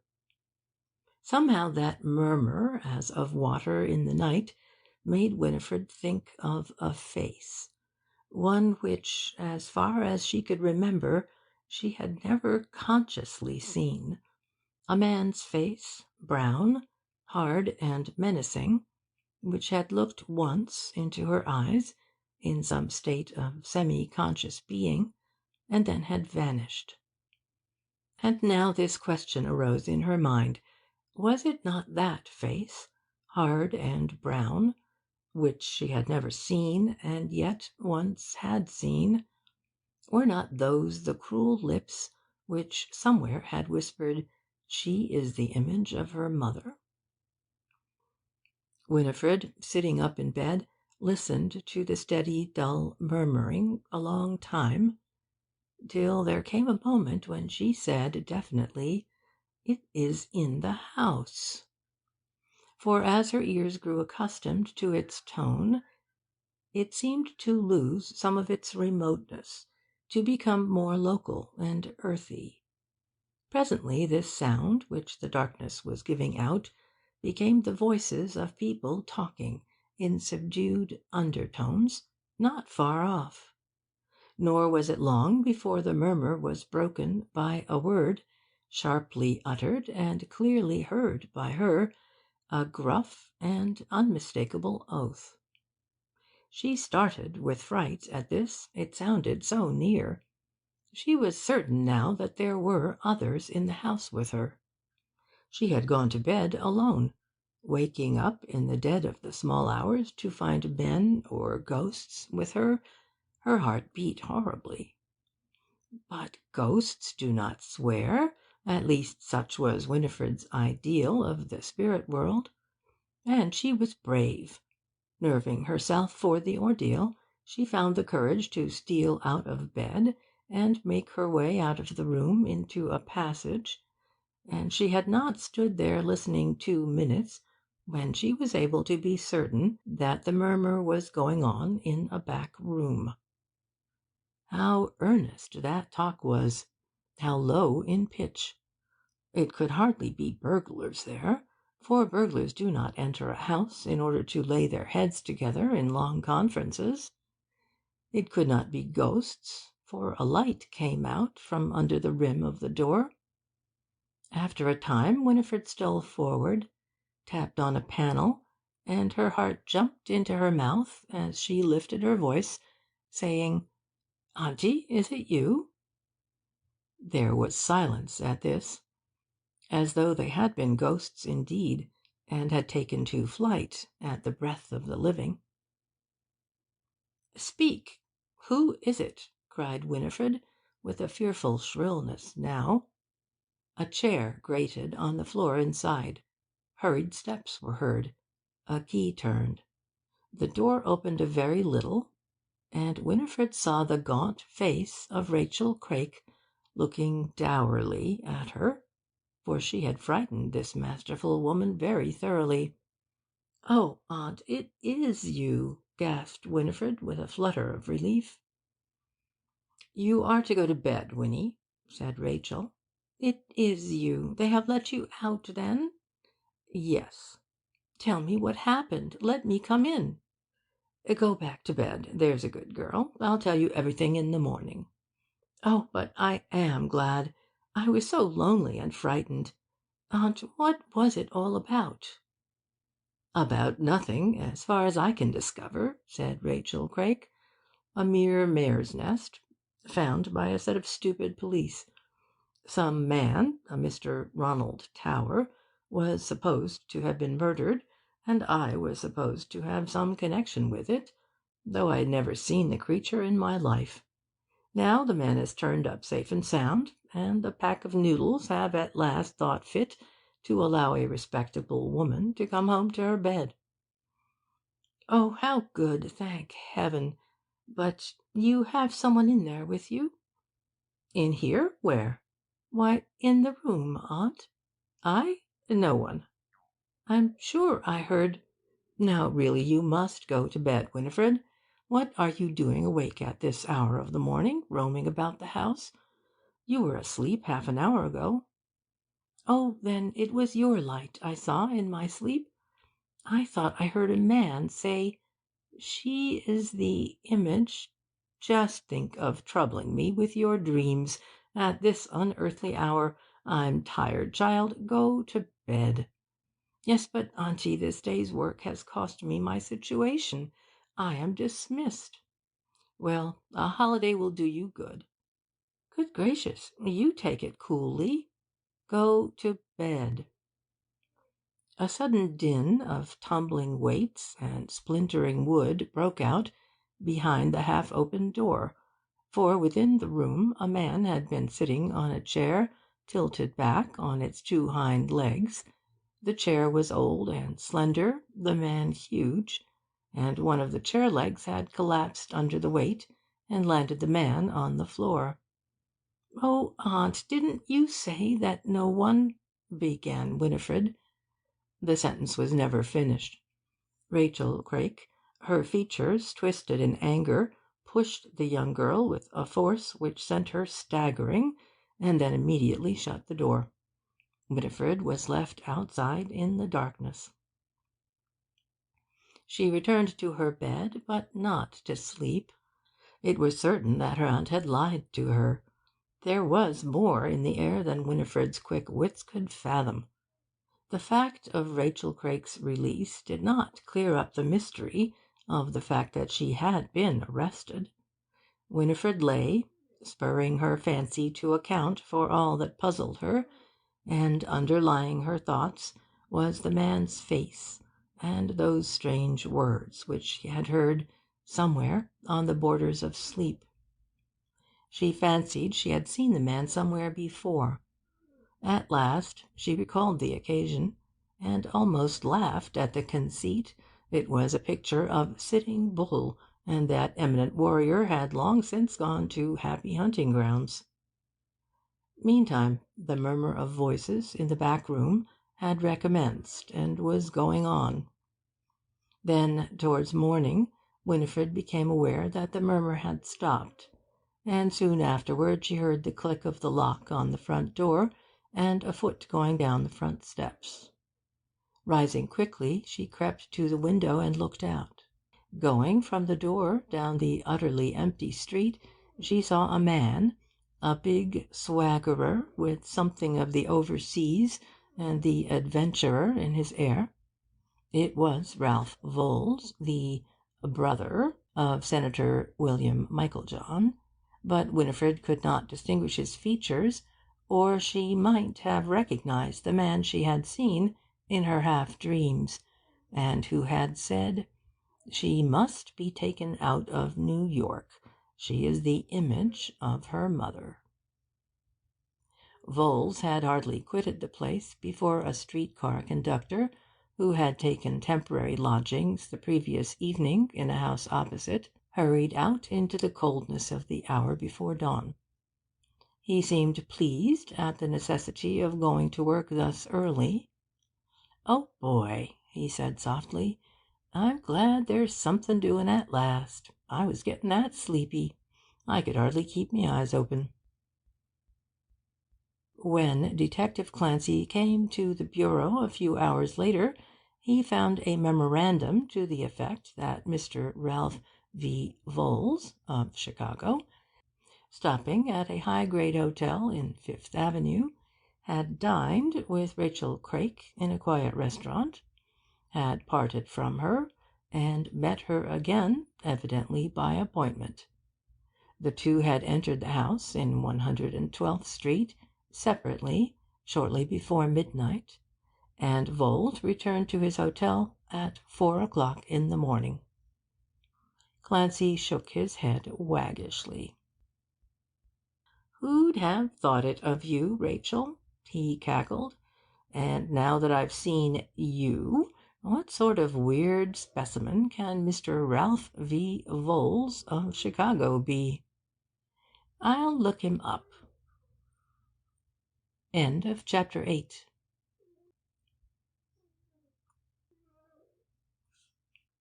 Chapter 9 of The Bartlett Mystery by Tracy. The Flight. Carshaw and Fowle enjoyed, let us say, a short but almost triumphal march to the nearest police station. Their escort of loafers and small boys grew quickly in numbers and enthusiasm. It became known that the arrest was made in East 112th Street, and that street had suddenly become famous.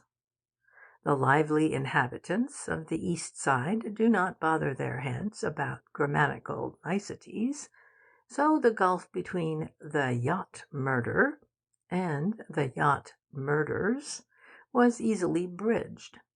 The connection was clear. 2 men in a boat, and 2 men in the grip of the law. It needed only Fowle's ensanguined visage to complete the circle of reasoning. Consciousness of this ill-omened popularity infuriated Carshaw and alarmed Fowle. When they arrived at the precinct station house, each was inclined to wish he had never seen or heard of Winifred Bartlett. Their treatment by the official in charge only added fuel to the flame. The patrolman explained that these 2 were fighting about the girl who lives in that house in East 112th, and this vague statement seemed all sufficient. The sergeant entered their names and addresses. He went to the telephone and came back. "Sit there," he said authoritatively, and they sat there. Carshaw trying to take an interest in a drunk who was brought in, and Fowle alternately feeling the sore lump at the back of his head and the sorer cartilage of his nose.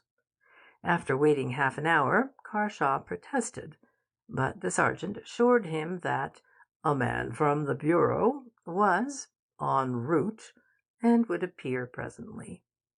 At last Clancy came in. This is why he was out when Senator Meiklejohn inquired for him. "Hullo!" he cried when he set eyes on Fowle. My foreman bookbinder. Your folio looks somewhat battered. Glad it's you, Mr. Clancy, snuffled Fowl. You can tell these cops. Suppose you tell me, broke in the detective with a glance at Carshaw. Yes, Fowl, speak up, said Carshaw. You've a ready tongue. Explain your fall from grace. There's nothing to it, growled Fowl. I know the girl and asked her to come with me this evening. She'd been fired by the firm, and ah, who fired her? Clancy's inquiry sounded most matter-of-fact. The boss, of course. Why? Well, this newspaper stuff. He didn't like it. He told you so?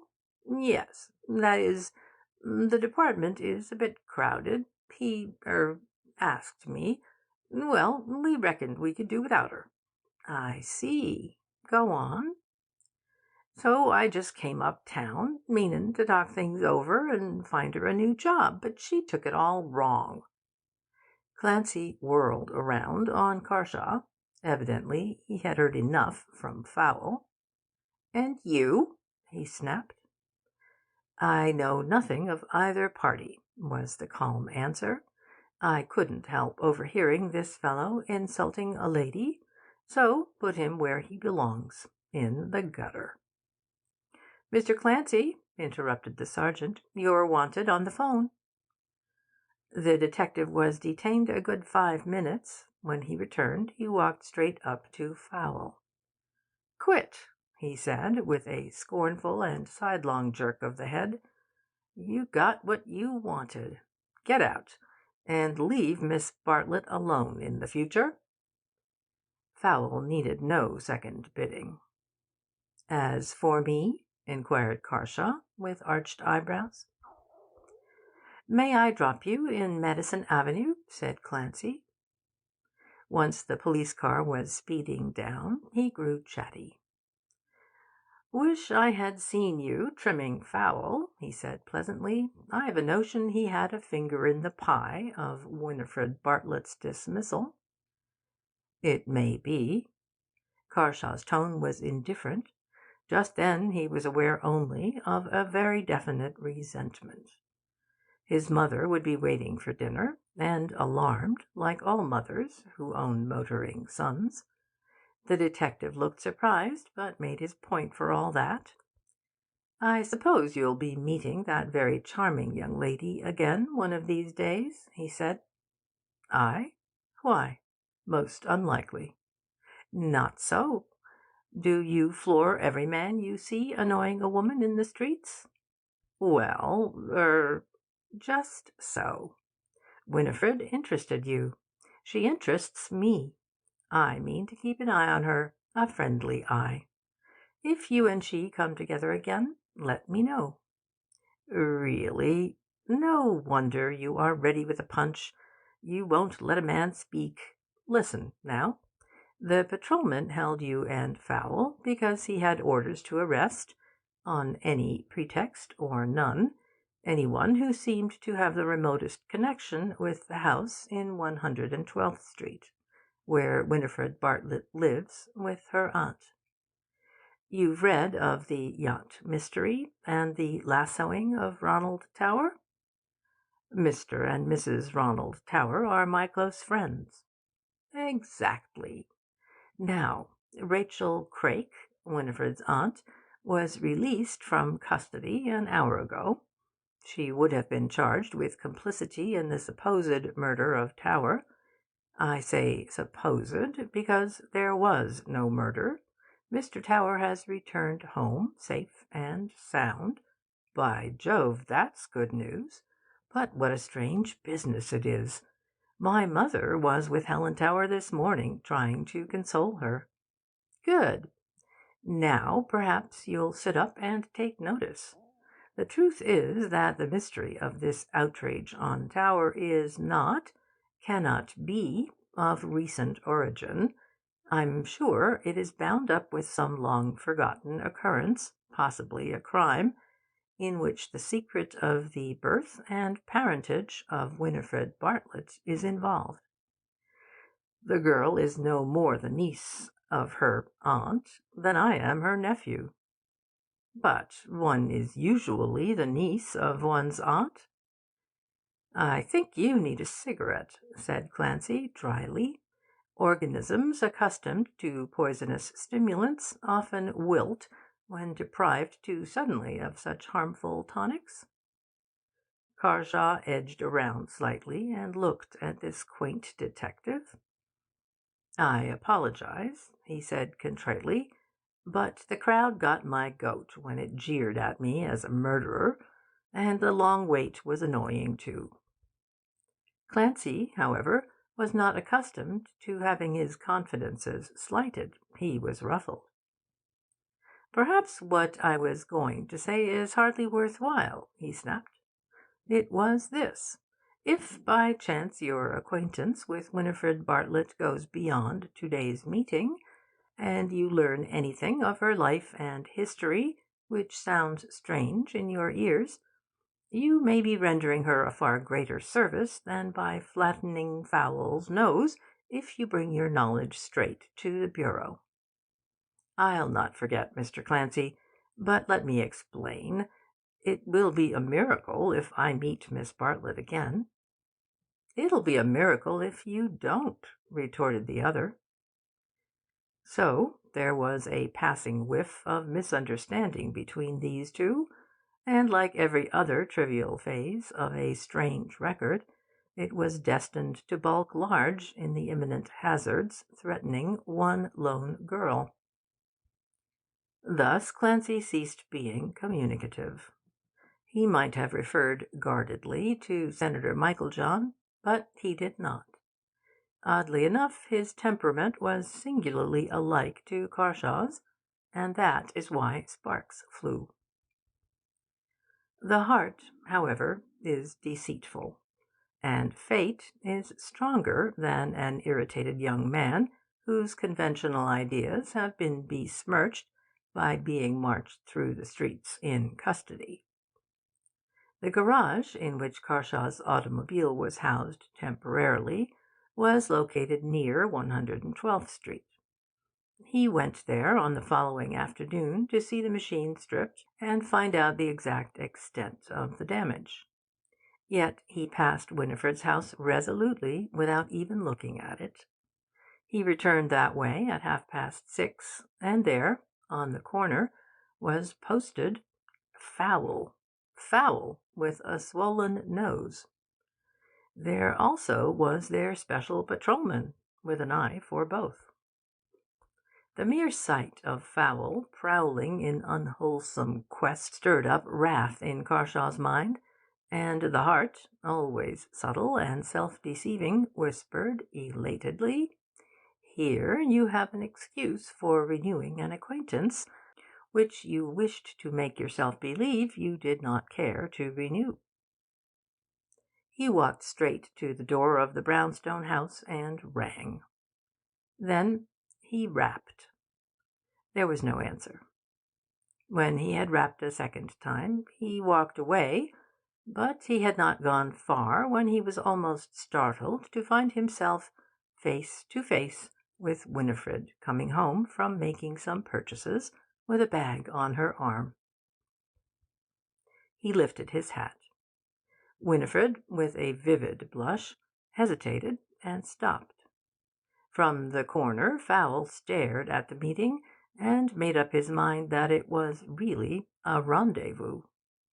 The patrolman thought so too, but he had new orders as to these two. "Pardon me, Miss Bartlett," said Carshaw. You see I know your name better than you know mine. Mine is Carshaw, Rex Carshaw, if I may introduce myself. I have this moment tapped at your door in the hope of seeing you." "Why so?" asked Winifred. "Do you wish to forget the incident of yesterday evening?" "No, hence my stopping to hear what you have to say." "Well, then, I am here to see to the repairing of my car, not in the hope of seeing you, you know."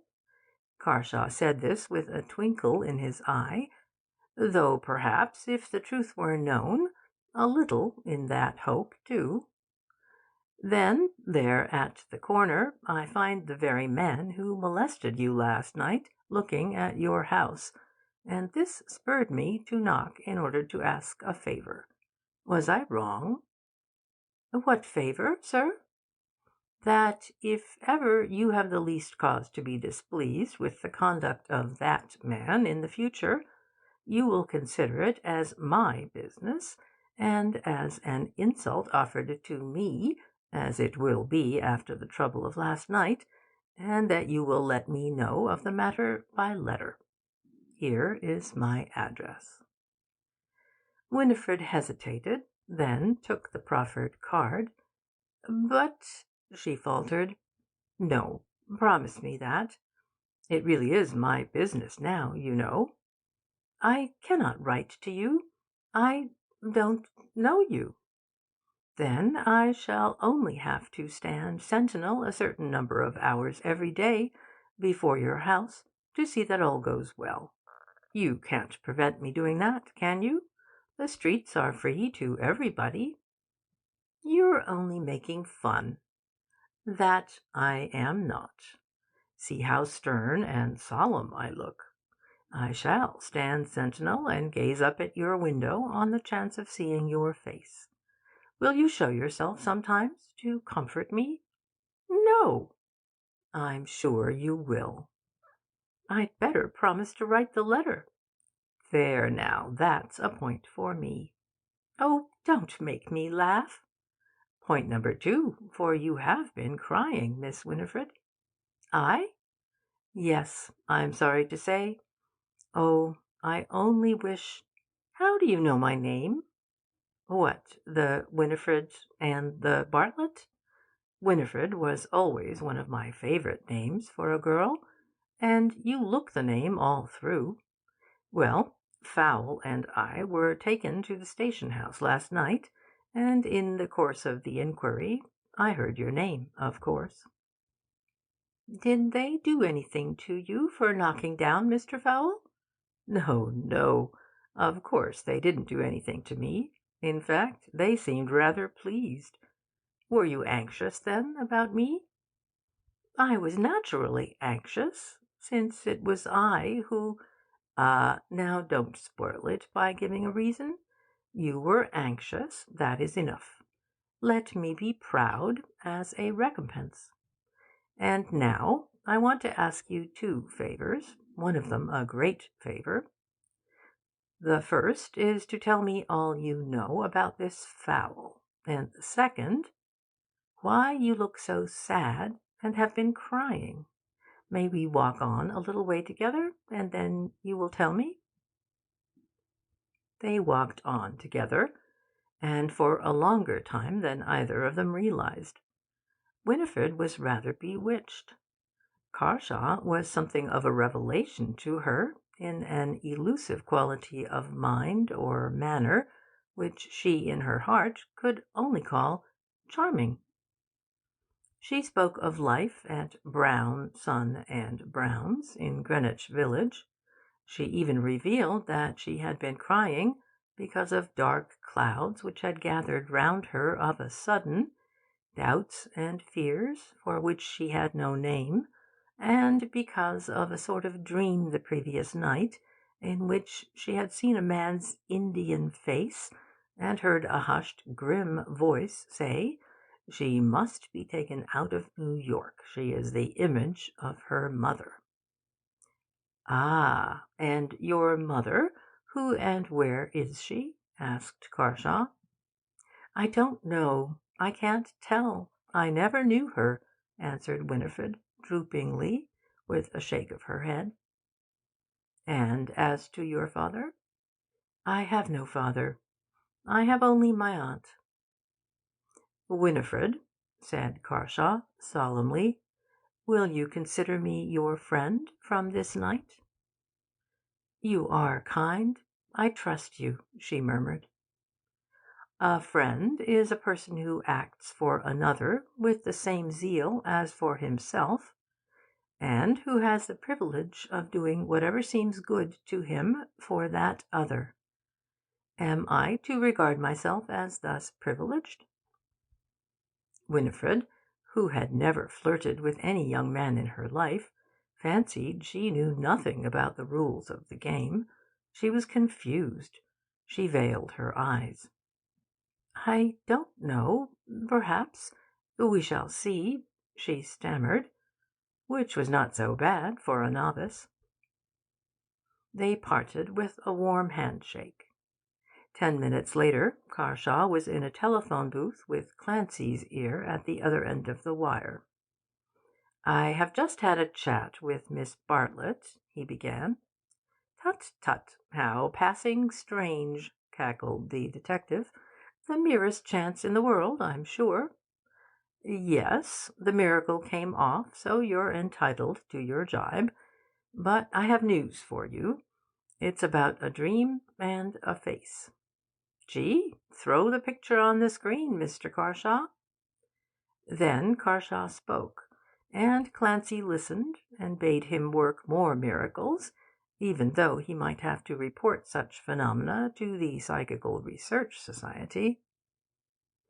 Next morning, Carshaw, a hard man when offended, visited Brown, Son and Brown, who had executed a large rebinding order for his father's library, and Fowle was speedily out of a job.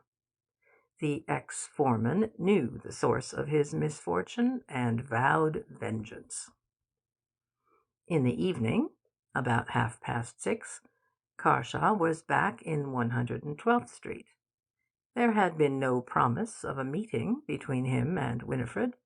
No promise, but by those roundabout means by which people in sympathy understand each other, it was perfectly well understood that they would happen to meet again that night.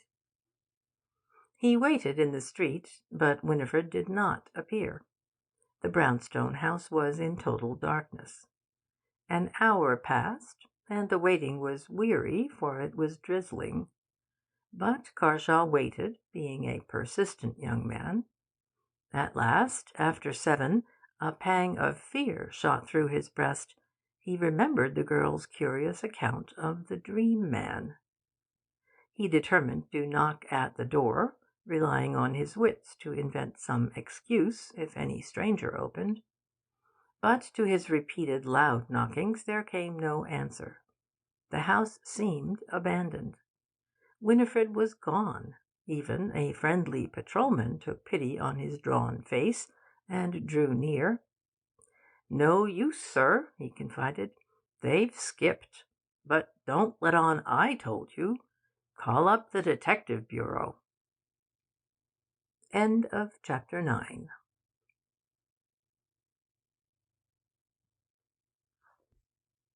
Chapter 10 of The Bartlett Mystery by Louis Tracy. Carshaw takes up the case. "Busy, Mr. Carshaw?" inquired someone when an impatient young man got in touch with Mulberry Street, after an exasperating delay. "Not too busy to try and defeat the scoundrels who are plotting against a defenceless girl," he cried.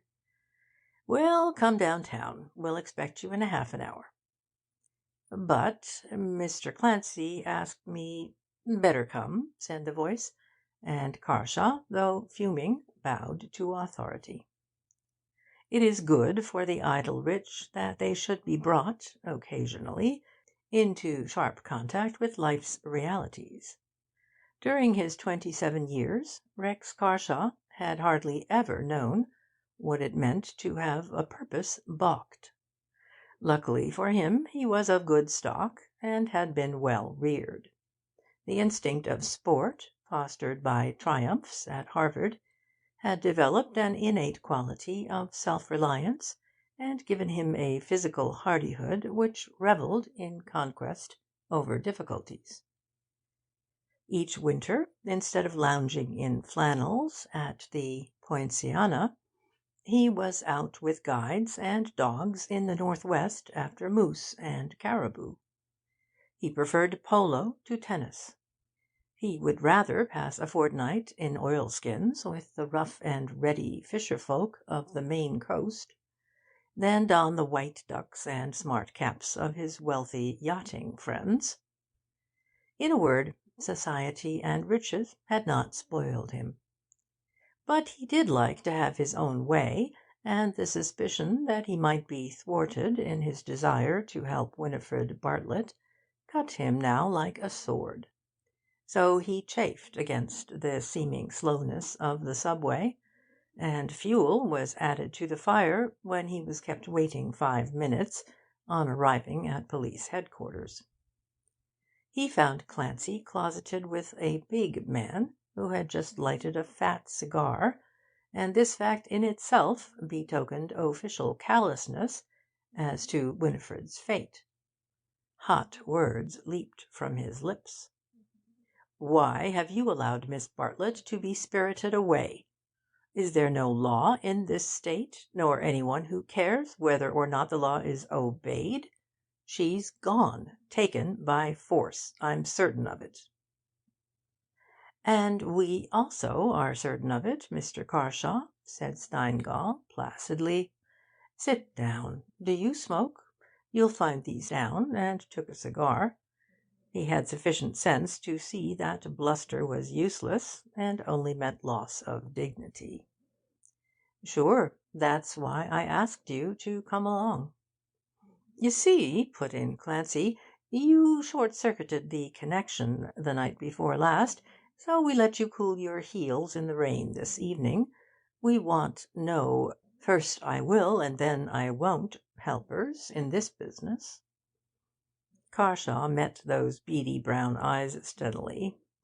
"I deserve that," he said. "Now perhaps you'll forgive a passing mood. I have come to like Winifred." Clancy stared suddenly at a clock. "Tick, tick," he said. 8:15. Nom d'un pipe. Now I understand." For the first time the true explanation of Senator Michaeljohn's covert glance at the clock the previous morning had occurred to him. That wily gentleman wanted Winifred out of the house for her day's work before the police interviewed Rachel Craik. He had fought hard to gain even a few hours in the effort to hinder inquiry. "What's bitten you, Frog?" inquired the chief. Probably, who knows, but there was some reasonable likelihood that the senator's name might have reached Carshaw's ears had not the telephone bell jangled. Steingall picked up the receiver. "Long-distance call. This is it, I guess," and his free hand enjoined silence. The talk was brief and one-sided. Steingall smiled as he replaced the instrument. "Now we're ready for you, Mr. Carshaw," he said, lolling back in his chair again. "The Misses Craik and Bartlett have arrived for the night at the Maples Inn, Fairfield, Connecticut. Thanks to you, we knew that someone was desperately anxious that Winifred should leave New York. Thanks to you, too, she has gone. Neither her aunt nor the other interested people cared to have her strolling in Central Park with an eligible and fairly intelligent bachelor like Mr. Rex Carshaw." "Yes, of course I know you're straining at the leash, but please don't go off on false trails. This is the actual position of affairs. A man called Ralph V. Voles, assisted by an amiable person named Mick the Wolf, he was so christened in Leadville, where they sum up a tough accurately, hauled Mr. Ronald Tower into the river. For some reason best known to himself, Mr. Tower treats the matter rather as a joke, so the police carry it no further. But Voles is associated with Rachel Craik, and was in her house during several hours on the night of the river incident and the night following.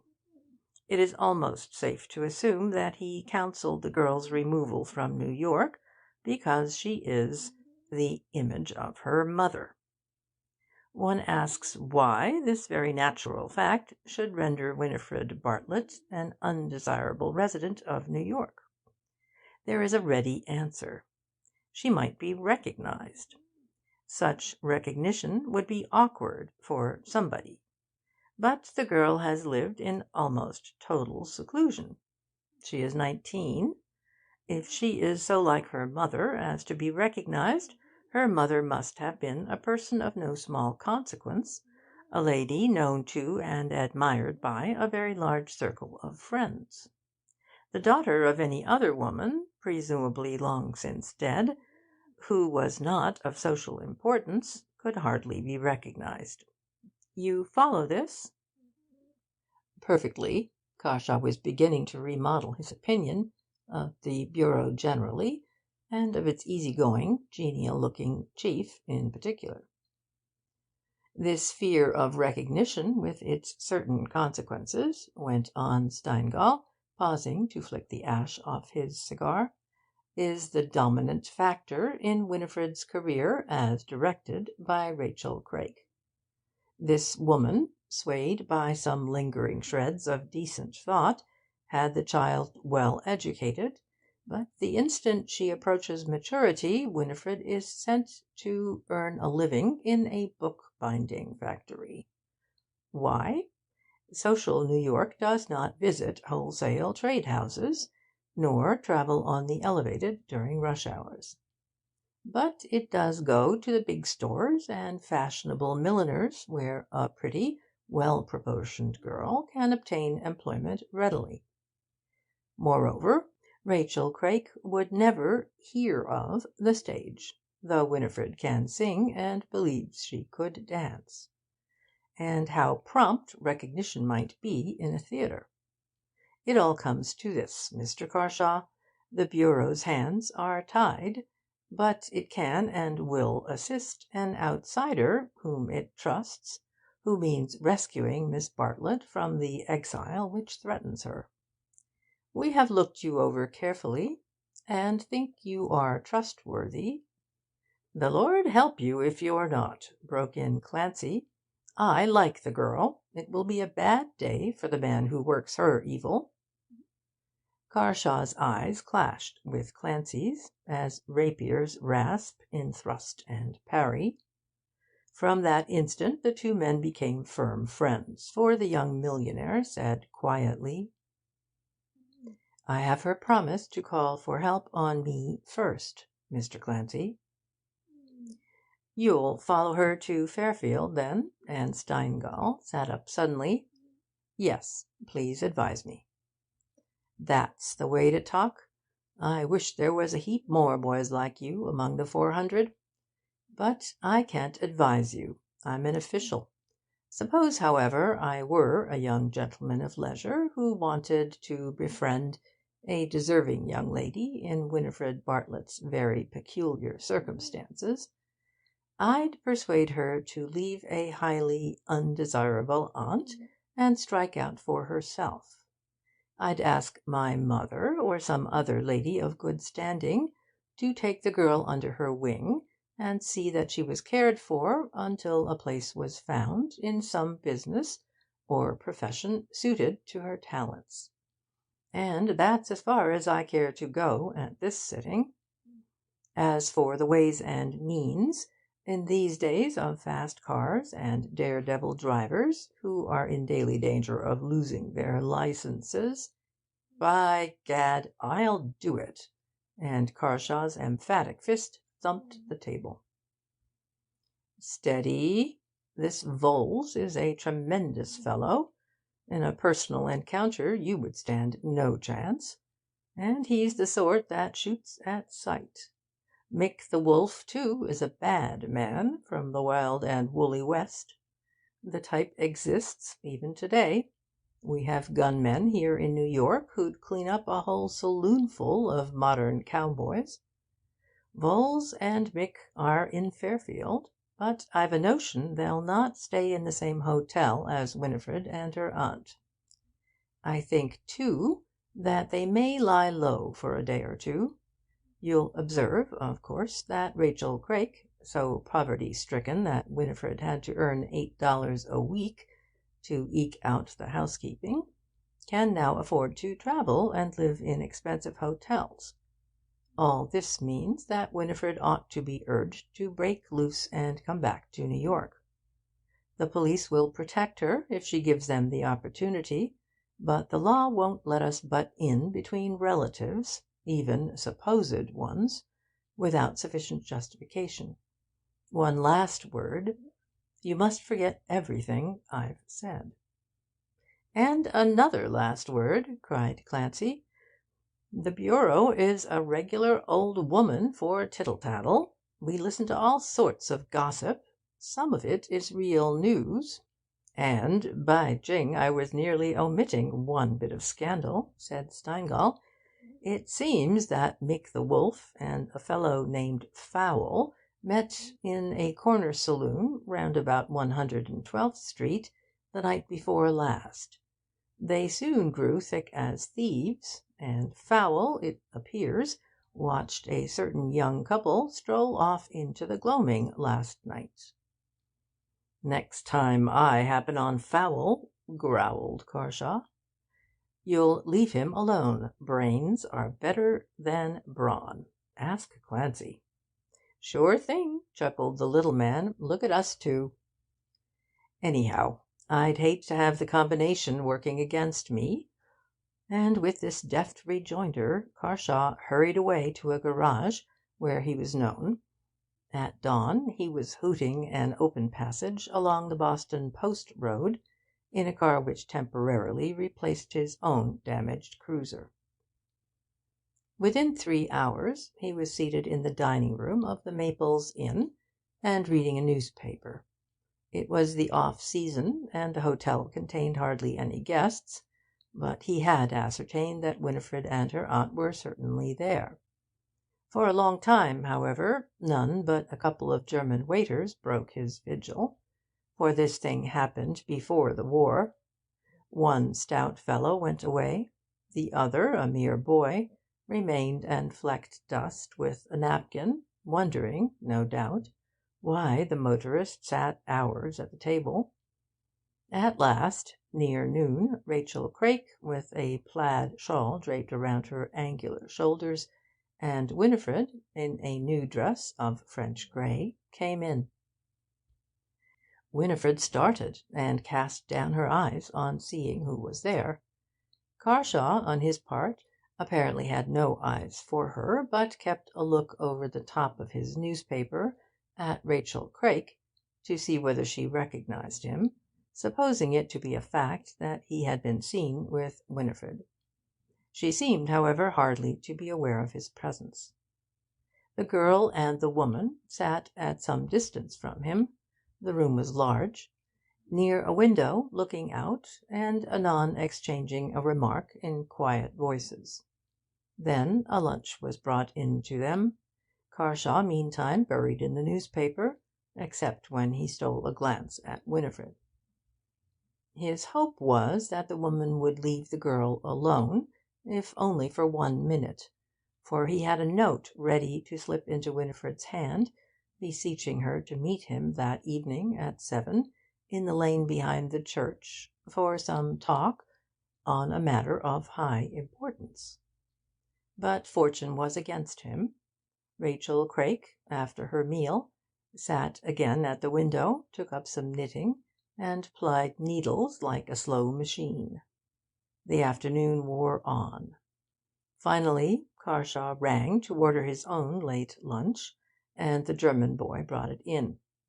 He rose to go to table, but, as if the mere act of rising spurred him to further action, he walked straight to Winifred. The hours left him were few, and his impatience had grown to the point of desperateness now.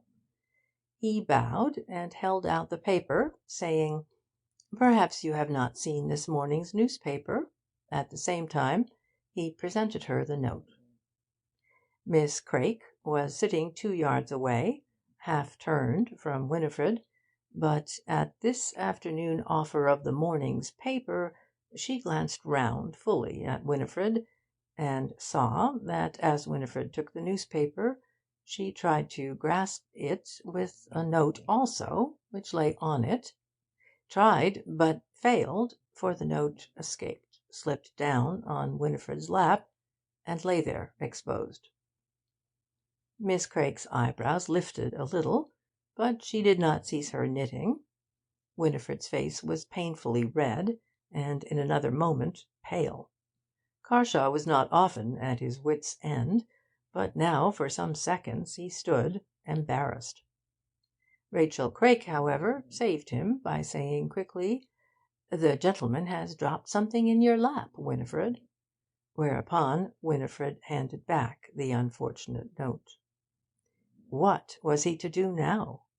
If he wrote to Winifred through the ordinary channels of the hotel, she might indeed soon receive the letter, but the risks of this course were many and obvious. He ate, puzzling his brains, spurring all his power of invention. The time for action was growing short. Suddenly he noticed the German boy, and had a thought. He could speak German well, and, guessing that Rachel Craik probably did not understand a word of it, he said in a natural voice to the boy in German, "Fond of American dollars, boy?" "Ja, mein Herr," answered the boy. "I'm going to give you 5." "You are very good, mein Herr," said the boy. "Beautiful, thanks." "But you have to earn them. Will you do just what I tell you, without asking for any reason?" "If I can, mein Herr." "Nothing very difficult. You have only to go over yonder by that chair where I was sitting, throw yourself suddenly on the floor, and begin to kick and wriggle as though you had a fit. Keep it up for 2 minutes, and I will give you not 5, but 10. Will you do this?" "From the heart, willingly, mein Herr," answered the boy, who had a solemn face and a complete lack of humour. "Wait, then, 3 minutes, and then suddenly do it." The 3 minutes passed in silence. No sound in the room save the clicking of Carshaw's knife and fork, and the ply of Rachel Craik's knitting needles. Then the boy lounged away to the farther end of the room, and suddenly, with a bump, he was on the floor and in the promised fit. "Halloo!" cried Carshaw, while from both Winifred and Rachel came little cries of alarm, for a fit has the same effect as a mouse on the nerves of women. "He's in a fit!" screamed the aunt. "Please do something for him," cried Winifred to Carshaw, with a face of distress. But he would not stir from his seat. The boy still kicked and writhed, lying on his face and uttering blood-curdling sounds. This was easy. He had only to make bitter plaint in the German tongue. Winifred went after her, and Carshaw went after Winifred. The older woman turned the boy over, bent down, dipped her fingers in the water, and sprinkled his forehead. Winifred stood a little behind her, bending also. Near her, too, Carshaw bent over the now quiet form of the boy. A piece of paper touched Winifred's palm, the note again. This time her fingers closed on it and quickly stole into her pocket. End of chapter 10.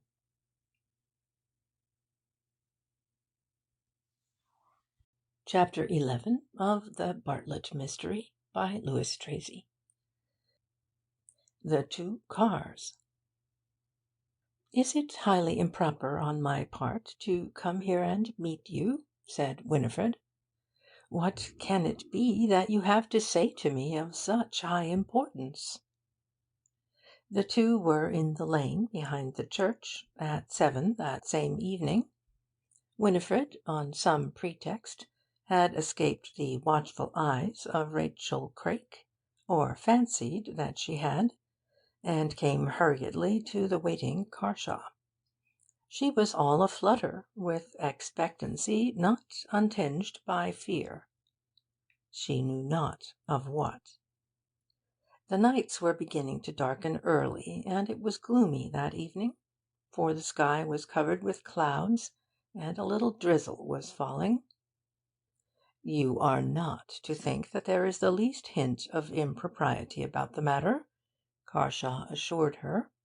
"Understand, please, Winifred, that this is not a lovers' meeting, but a business one, on which your whole future life depends. You cannot suppose that I have followed you to Fairfield for nothing." "How could you possibly know that I was here?" "From the police." "The police again! What a strange thing!" "Yes, a strange thing, and yet not so strange. They are keenly interested in you and your movements, for your good. And I, of course, still more so." "You are wonderfully good to care. But tell me quick. I cannot stay 10 minutes. I think my aunt suspects something. She already knows about the note dropped to-day into my lap." "And about the boy in the fit? Does she suspect that, too?" "What, was that a ruse? Good gracious, how artful you must be! I'm afraid of you." "Endlessly artful for your sake, Winifred." "You are kind. But tell me quickly." "Winifred, you are in danger, from which there is only one way of escape for you, namely absolute trust in me. Pray understand that the dream in which you heard some one say she must be taken away from New York was no dream. You are here in order to be taken. This may be the first stage of a long journey. Understand also that there is no bond of duty which forces you to go against your will, for the shrewdest men in New York, in the police, have reason to think you are not what you imagine you are, and that the woman you call your aunt is no relative of yours." "What reason have they?" asked Winifred. "I don't care. I don't know. They have not told me. But I believe them, and I want you to believe me. The persons who have charge of your destiny are not normal persons. More or less they have done, or are connected with, wrong. There is no doubt about that. The police know it, though they cannot yet drag that wrong into the light. Do you credit what I say? It is all very strange." "It is true. That is the point. Have you, by the way, ever seen a man called Voles?" "Voles? No." "Yet that man at this moment is somewhere near you. He came in the same train with you from New York. He is always near you. He is the most intimate associate of your aunt. Think now, and tell me whether it is not a disturbing thing that you never saw this man face to face." "Most disturbing, if what you say is so." "But suppose I tell you, what I firmly believe, that you have seen him, that it was his face which bent over you in your half sleep the other night, and his voice which you heard." "I always thought that it was no dream," said Winifred. "It was not a nice face." "And remember, Winifred," urged Carshaw earnestly, "that to-day and to-morrow are your last chances. You are about to be taken far away, possibly to France or England, as surely as you see those clouds. True, if you go, I shall go after you." "You?" "Yes, I. But if you go, I cannot be certain how far I may be able to defend and rescue you there as I can in America. I know nothing of foreign laws, and those who have you in their power do. On that field they may easily beat me. So now is your chance, Winifred." "But what am I to do?" she asked in a scared tone, frightened at last by the sincerity blazing from his eyes. "Necessity has no rules of propriety," he answered. "I have a car here. You should come with me this very night to New York, Once back there, it is only what my interest in you gives me the right to expect that you will consent to use my purse for a short while, till you find suitable employment." Winifred covered her face and began to cry. "Oh, I couldn't," she sobbed. "Don't cry," said Carshaw tenderly. "You must, you know, since it is the only way. You cry because you do not trust me." "Oh, I do. But what a thing it is that you propose! To break with all my past on a sudden. I hardly even know you. Last week I had not seen you. There, that is mistrust. I know you as well as if I had always known you. In fact, I always did, in a sense. Please don't cry. Say that you will come with me to-night. It will be the best piece of work that you ever did for yourself, and you will always thank me for having persuaded you." "But not to-night. I must have time to reflect, at least." "Then when?" "Perhaps to-morrow night. I don't know. I must think it over first, in all its bearings. To-morrow morning I will leave a letter in the office, telling you—" "Well, if you insist on the delay. But it is dangerous, Winifred. It is horribly dangerous." "I can't help that. How could a girl run away in that fashion?" "Well, then, to-morrow night at 11 precisely. I shall be at the end of this lane in my car, if your letter in the morning says yes.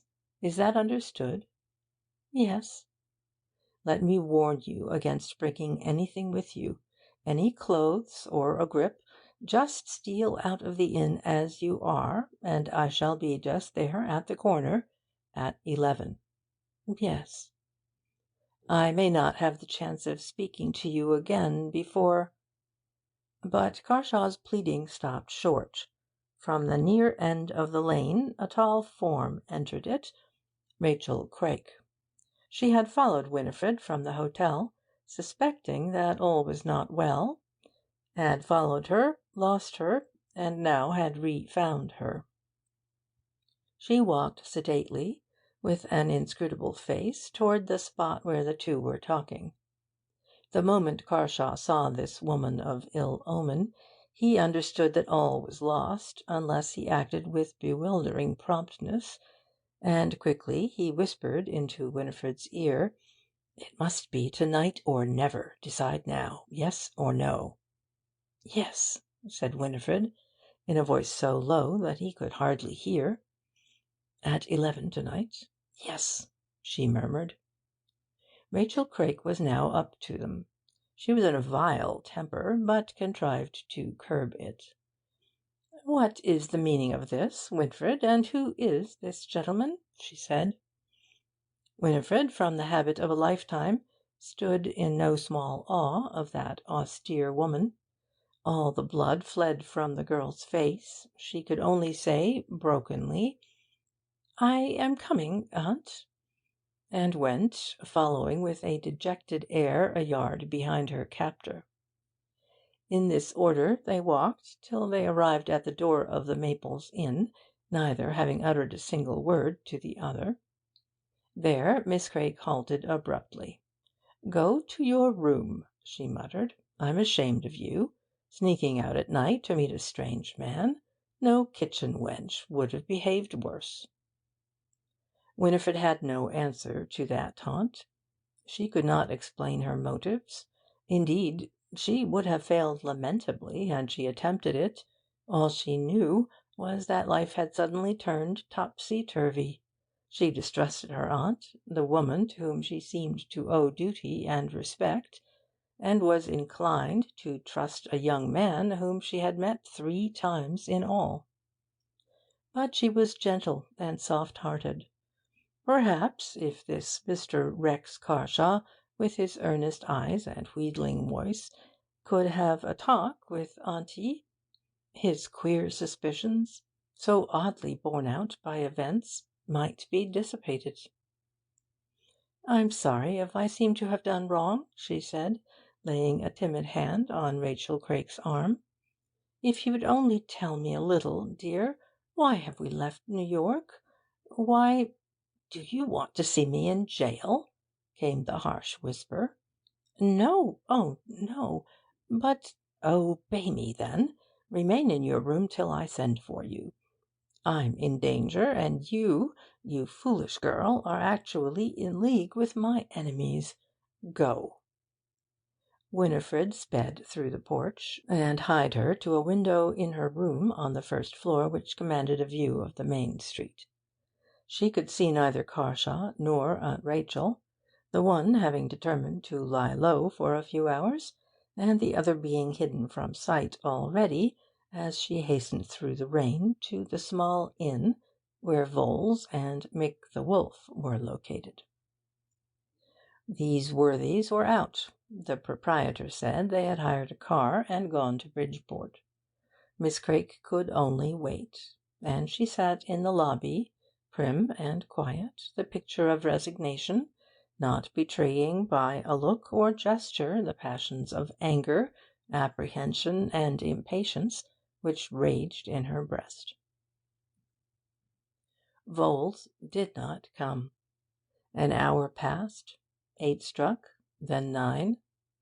Once the word carousing passed Miss Rachel's lips with an intense bitterness, but on the whole she sat with a stiff back, patient as a stone. Then, after 10, there came the hum and whir of an automobile driven at high speed through the rain-sodden Main Street. It stopped outside the inn. A minute later the gallant body of Voles entered, cigar in his mouth, and a look of much champagne in his eyes. "Well, Rachel, girl, you here?" he said in his offhand way. "Are you sober?" asked Rachel, rising quickly. "Sober? Never been really soused in my life. What's up?" He dropped a huge paw roughly on her shoulder, and her hard eyes softened as she looked at his face and splendid frame, for Ralph Voles was Rachel Craik's one weakness. "What's the trouble?" he went on, seeing that her lips were twitching. "You should have been here," she snapped. "Everything may be lost. A man is down here after Winifred, and I've caught her talking to him in secret." "A cop?" and Voles glanced round the otherwise deserted lobby. "I don't know, most probably. Or he may be that same man who was walking with her on Wednesday night in Central Park. Anyway, this afternoon he tried to hand her a note in offering her a newspaper. The note fell, and I saw it. Afterward he managed to get it to her some way, though I never for a moment let her out of my sight, and they met about 7 o'clock behind the church. The little cat! She beat you to it, Rachel." "There is no time for talk, Ralph. The man will take her from us, and then woe to you, to William, to all of us. Things come out. They do. The deepest secrets. Man, oh, rouse yourself, sober yourself, and act. We must be far from this place before morning." "No more trains from here. You could hire a car for your own amusement. Rush her off in that. Snatch her away to Boston.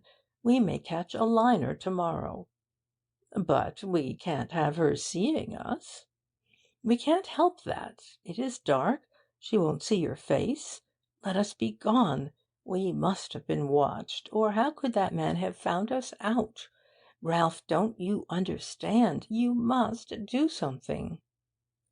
"Where's this spy you gab of?" "This is not the Mexican border. You can't shoot here. The man is not the point, but the girl. She must be gotten away at once." "Nothing easier. Off now to the hotel, and be ready in half an hour. I'll bring the car around." Rachel Craik wanted no further discussion. She reached the Maples Inn in a flurry of little runs. Before the door she saw 2 glaring lights, the lamps of Carshaw's automobile. It was not far from 11. Even as she approached the hotel, Carshaw got in and drove down the street. He drew up on a patch of grass by the roadside at the end of the lane behind the church. Soon after this he heard a clock strike 11. His eyes peered down the darkness of the lane to see Winifred coming, as she had promised. It was still drizzling slightly. The night was heavy, stagnant, and silent. Winifred did not come, and Carshaw's brows puckered with care and foreboding. A quarter of an hour passed, but no light tread gladdened his ear. Fairfield lay fast asleep. Carshaw could no longer sit still. He paced restlessly about the wet grass to ease his anxious heart, and so another quarter of an hour wore slowly. Then the sound of a fast-moving car broke the silence. Down the road a pair of dragon eyes blazed. The car came like the chariots of Sennacherib in reckless flight. Soon it was upon him. He drew back out of the road toward his own racer. Though rather surprised at this urgent flight, he had no suspicion that Winifred might be the cause of it. As the car dashed past, he clearly saw on the front seat 2 men, and in the tonneau he made out the forms of 2 women. The faces of any of the quartet were wholly merged in speed and the night, but some white object fluttered in the swirl of air and fell forlornly in the road, dropping swiftly in its final plunge like a stricken bird. He darted forward and picked up a lady's handkerchief. Then he knew. Winifred was being reft from him again. He leaped to his own car, started the engine, turned with reckless haste, and in a few seconds was hot in chase. End of chapter 11.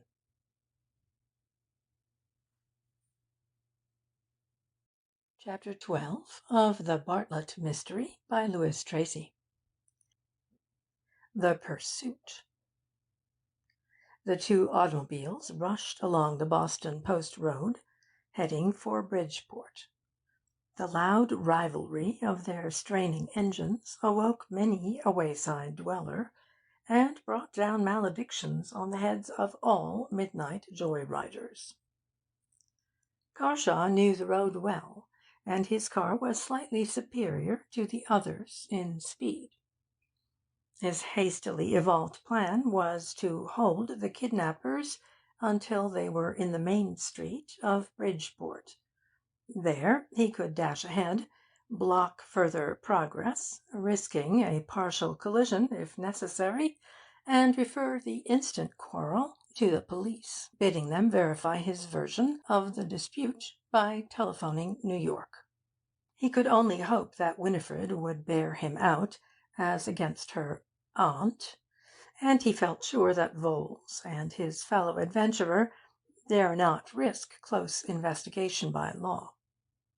At any rate, his main object at present was to overtake the car in front, which had gained a flying start, and thus spoil any manoeuvring for escape, such as turning into a side road.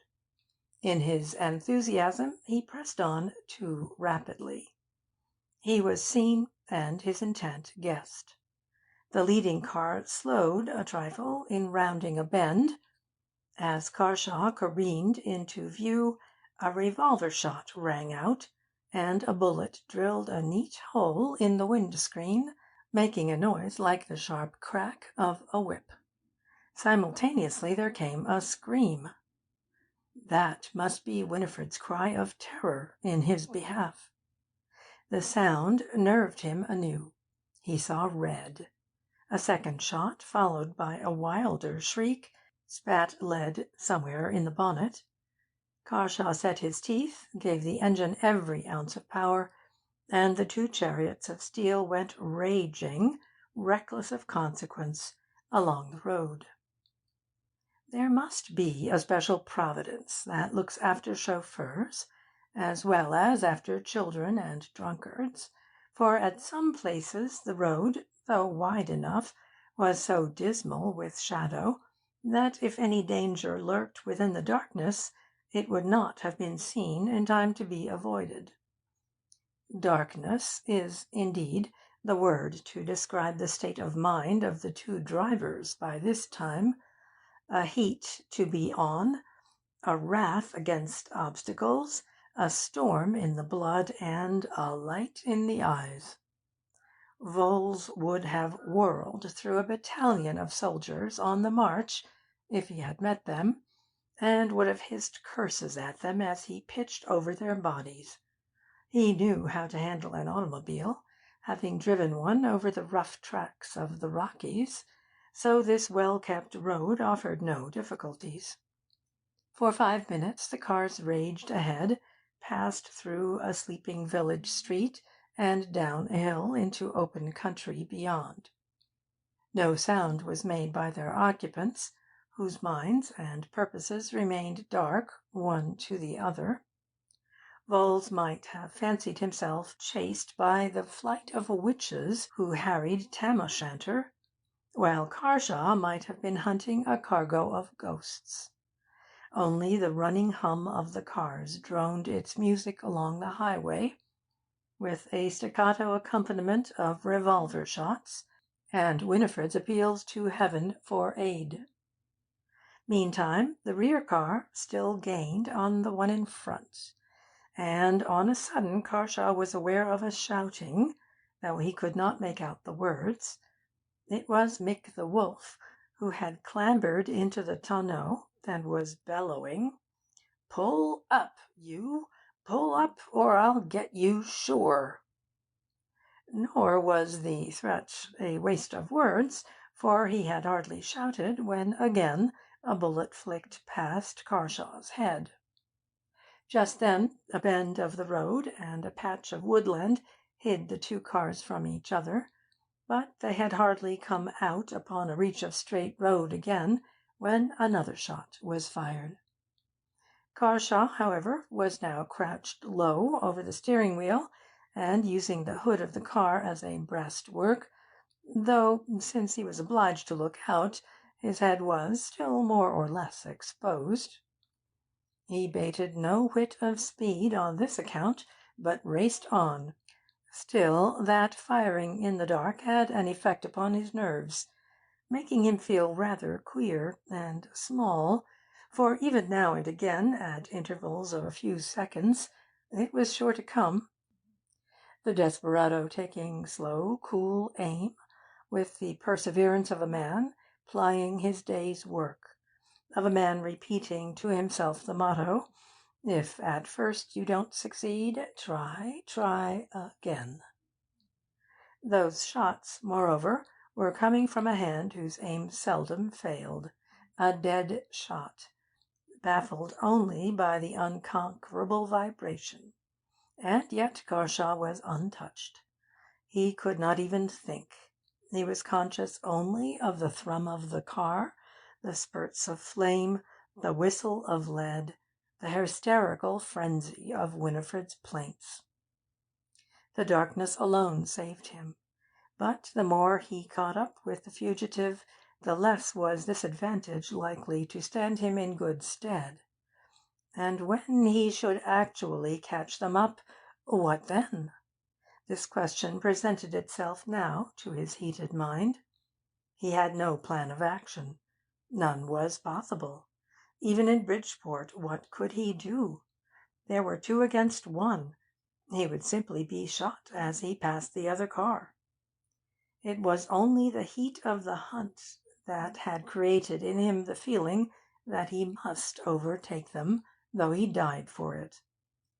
But when he was within 30 yards of the front car, and 2 shots had come dangerously near in swift succession, a flash of reason warned him, and he determined to slacken speed a little. He was not given time to do this. There was an outcry on the car in front from 3 throats in it.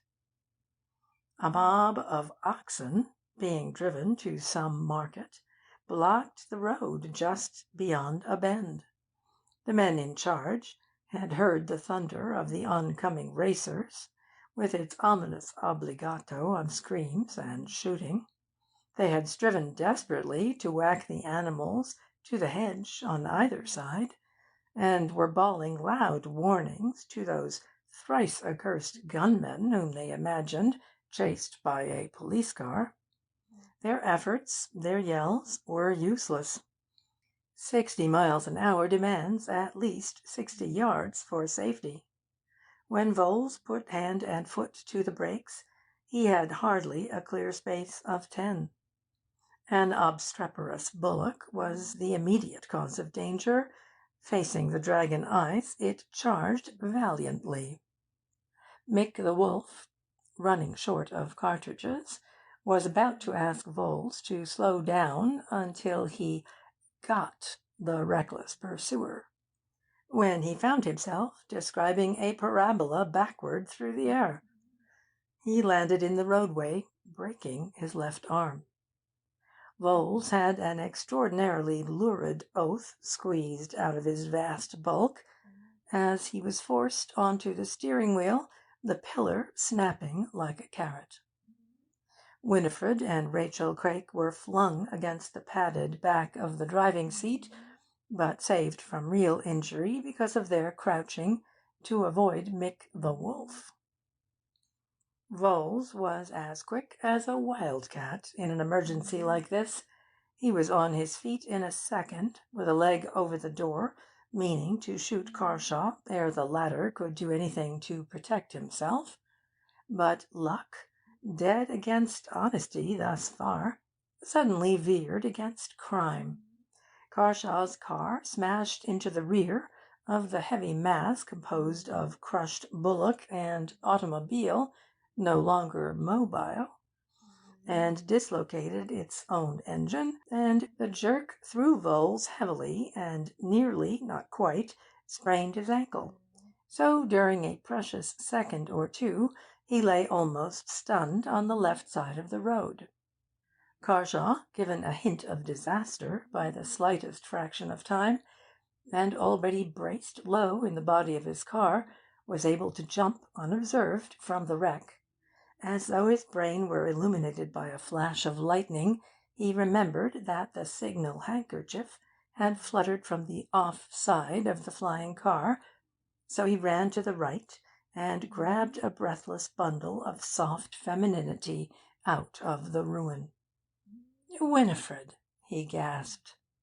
"Oh, are you safe?" came the strangled sob. So that was her first thought, his safety. It is a thrilling moment in a man's life when he learns that his well-being provides an all-sufficing content for some dear woman. Come weal, come woe, Carshaw knew then that he was clasping his future wife in his arms. He ran with her through a mob of frightened cattle and discovered a gate leading into a field. "Can you stand if I lift you over?" he said, leaning against the bars. "Of course. I can run, too." And in maidenly effort to free herself, she hugged him closer. They crossed the gate and together breasted a slight rise through scattered sheaves of corn shucks. Meanwhile, Voles and the cattlemen were engaged in a cursing match until Rachel Craik, recovering her wind, screamed an eldritch command. "Stop, you fool! They're getting away! He has taken her down the road!" Voles limped off in pursuit, and Mick the wolf took up the fierce argument with the drivers. At that instant the wreck blazed into flame. Rachel had to move quickly to avoid a holocaust in which a hapless bullock provided the burnt offering. The light of this pyre revealed the distant figures of Winifred and Carshaw, whereupon the maddened Voles tried pot shots at 100 yards. Bullets came close, too. One cut the heel of Carshaw's toe, another ploughed a ridge through his motoring cap. Realizing that Voles would aim only at him, he told Winifred to run wide. She caught his hand. "Please, help," she breathed. "I cannot run far." He smothered a laugh of sheer joy. Winifred's legs were supple as his. She was probably the fleeter of the two. It was the mother instinct that spoke in her. This was her man, and she must protect him, cover him from enemies with her own slim body. Soon they were safe from even a chance shot. On climbing a rail fence, Carshaw led the girl clearly into view until a fold in the ground offered. Then they doubled and zigzagged. They saw some houses, but Carshaw wanted no explanation or parleying then, and pressed on. They entered a lane or driveway and followed it. There came a murmuring of mighty waters, the voice of the sea. They were on the beach of Long Island Sound. Far behind, in the gloom, shone a lurid redness, marking the spot where the two cars and the bullock were being converted into ardent gases.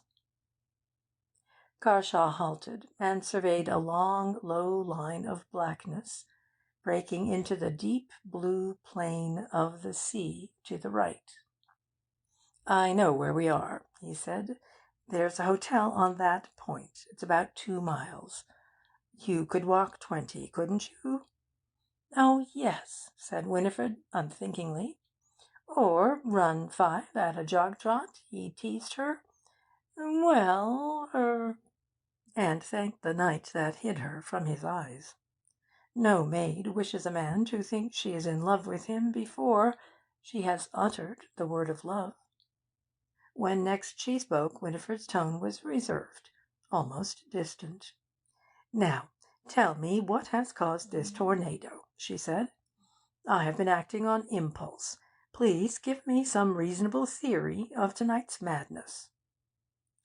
It was on the tip of Carshaw's tongue to assure her that they were going to New York by the first train, and would hie themselves straight to the City Hall for a marriage license. But he had a mother, a prized and deeply reverenced mother.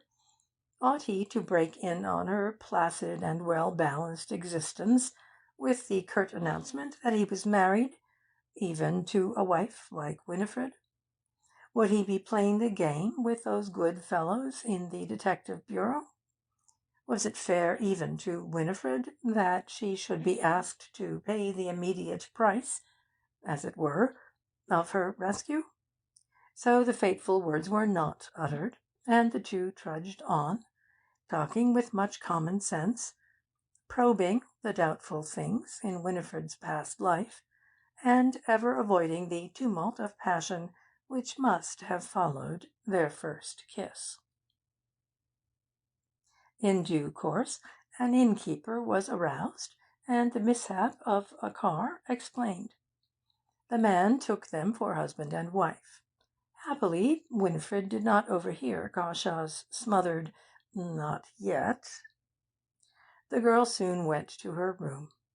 They parted with a formal handshake, but, to still the ready lips of scandal, Carshaw discovered the landlord's favourite brand of wine, and sat up all night in his company. End of chapter 12.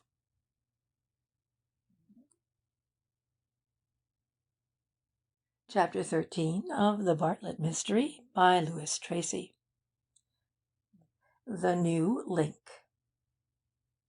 Steingall and Clancy were highly amused by Carshaw's account of the second burning of Fairfield, as the little man described the struggle between Winifred's abductors and her rescuer. The latter, not so well versed in his country's history as every young American ought to be, had to consult a history of the Revolution to learn that Fairfield was burned by the British in 1777. The later burning, by the way, created a pretty quarrel between two insurance companies, the proprietors of 2 garages, and the owner of a certain bullock, with Carshaw's lawyer and a Bridgeport lawyer, instructed by Mr. Ralph Voles as interveners.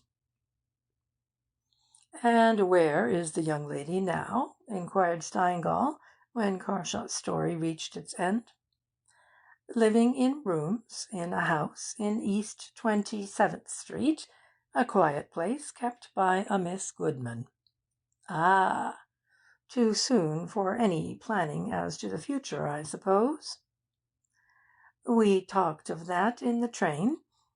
Winifred has a voice, so the stage offers an immediate opening, but I don't like the notion of musical comedy, and the concert platform demands a good deal of training, since a girl starts there practically as a principal. There is no urgency. Winifred might well enjoy a fortnight's rest. I have counselled that." "A stage wait, in fact," put in Clancy sarcastically. By this time Carshaw was beginning to understand the peculiar quality of the small detective's wit. "Yes," he said, "there are periods in a man's life when he ought to submit his desires to the acid test. Such a time has come now for me." "But Aunt Rachel may find her. Is she strong-willed enough to resist cajoling, and seek the aid of the law if force is threatened?" "Yes, I am sure now. What she heard and saw of those two men during the mad run along the post road supplied good and convincing reason why she should refuse to return to Miss Craik." "Why are you unwilling to charge them with attempted murder?" said Steingall, for Carshaw had stipulated there should be no legal proceedings. "My lawyers advise it," he said simply. "You've consulted them?" "Yes, I called in on my way here. When I reached home, after seeing Winifred fixed comfortably in Mrs. Goodman's, I opened a letter from my lawyers requesting an interview, on another matter, of course. Meaning to marry Winifred, if she'll take me, I thought it wise to tell them something about recent events."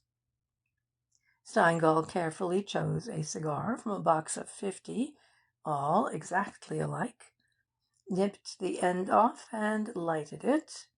Clancy's fingers drummed impatiently on the table at which the three were seated. Evidently he expected the chief to play Sir Oracle. But the head of the bureau contented himself with the comment that he was still interested in Winifred Bartlett's history, and would be glad to have any definite particulars which Carshaw might gather. Clancy sighed so heavily on hearing this departmental utterance that Carshaw was surprised. "If I could please myself, I'd rush Winifred to the City Hall for a marriage license to-day," he said, believing he had fathomed the other's thought. "I'm a bit of a Celt on the French and Irish sides," snapped Clancy, "and that means an ineradicable vein of romance in my make-up.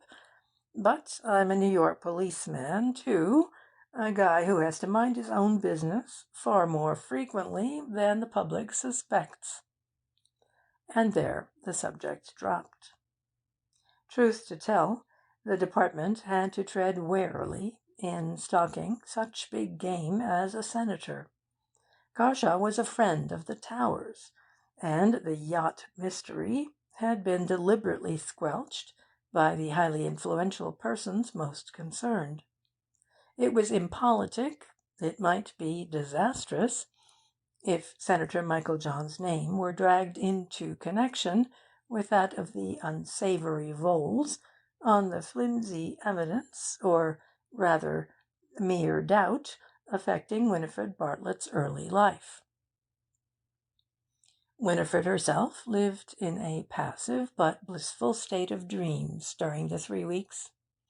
Perhaps in her heart of hearts she wondered if every young man who might be in love with a girl imposed such rigid restraint on himself as Rex Carshaw when he was in her company. The unspoken language of love was plain in every gesture, in every tone, in the merest touch of their hands.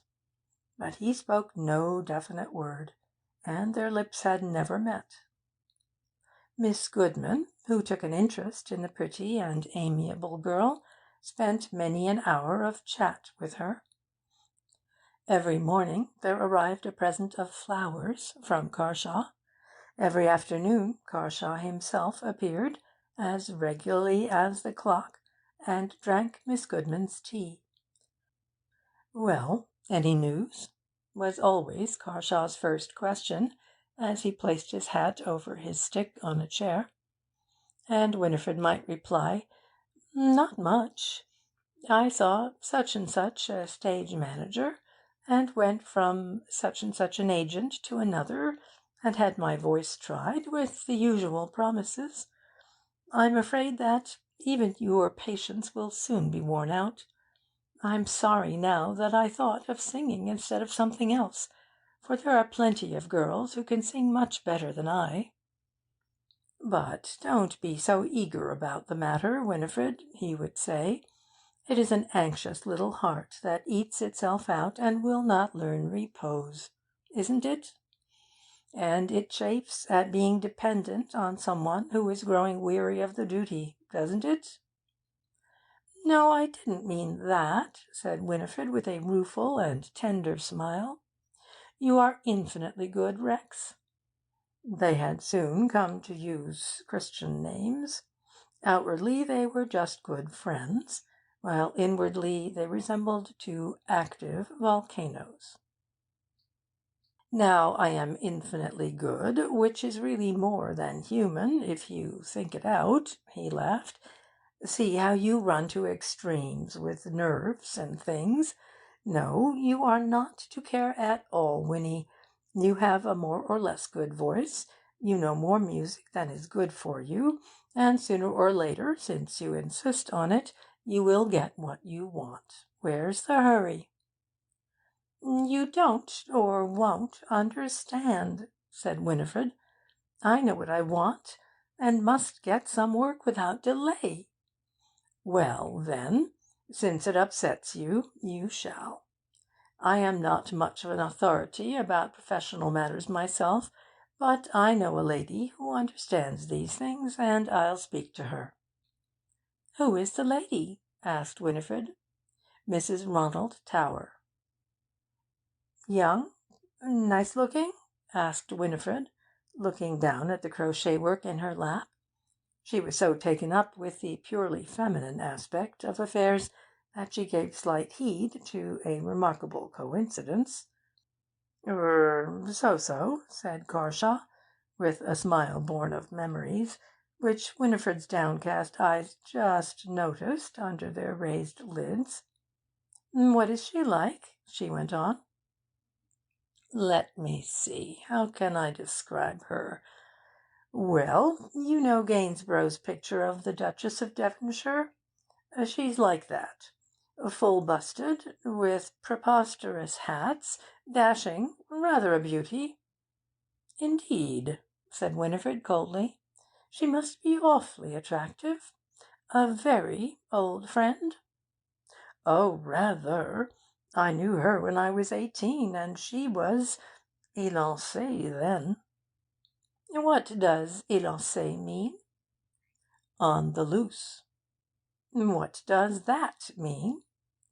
"Well, a bit free and easy, doesn't it? Something of that sort. Smart set, you know." "I see. Do you, then, belong to the smart set?" "I? No. I dislike it rather, but one rubs with all sorts in the grinding of the mill." "And this Mrs. Ronald Tower, whom you knew at 18, how old was she then?" "Oh, about 22 or so." "And she was gay, then?" "As far as ever society would let her." "How did you know?" Well, weren't we almost boy and girl together?" "I wonder you can give yourself the pains to come to spend your precious minutes with me when that sort of woman is within—" "What, not jealous?" he cried joyously. "And of that passé creature? Why, she isn't worthy to stoop and tie the latchets of your shoes. Still, I'd rather not be indebted to that lady for anything," said Winifred. "But why not? Don't be excessive, little one. There is no reason, you know." "How does she come to know about singing and theatrical people?" "I don't know that she does. I only assume it. A woman of the world, cutting a great dash, yet hard up. That kind knows all sorts and conditions of men. I am sure she could help you, and I'll have a try." "But is she the wife of the Ronald Tower who was dragged by the lasso into the river?" "The same." "It is odd how that name keeps on occurring in my life," said Winifred musingly. "A month ago I first heard it on Riverside Drive, and since then I hear it always. I prefer, Rex, that you do not say anything to that woman about me." "I shall," said Rex playfully. "You mustn't start at shadows." Winifred was silent. After a time she asked, "Have you seen Mr. Steingall or Mr. Clancy lately?" "Yes, a couple of days ago. We are always more or less in communication, but I have nothing to report.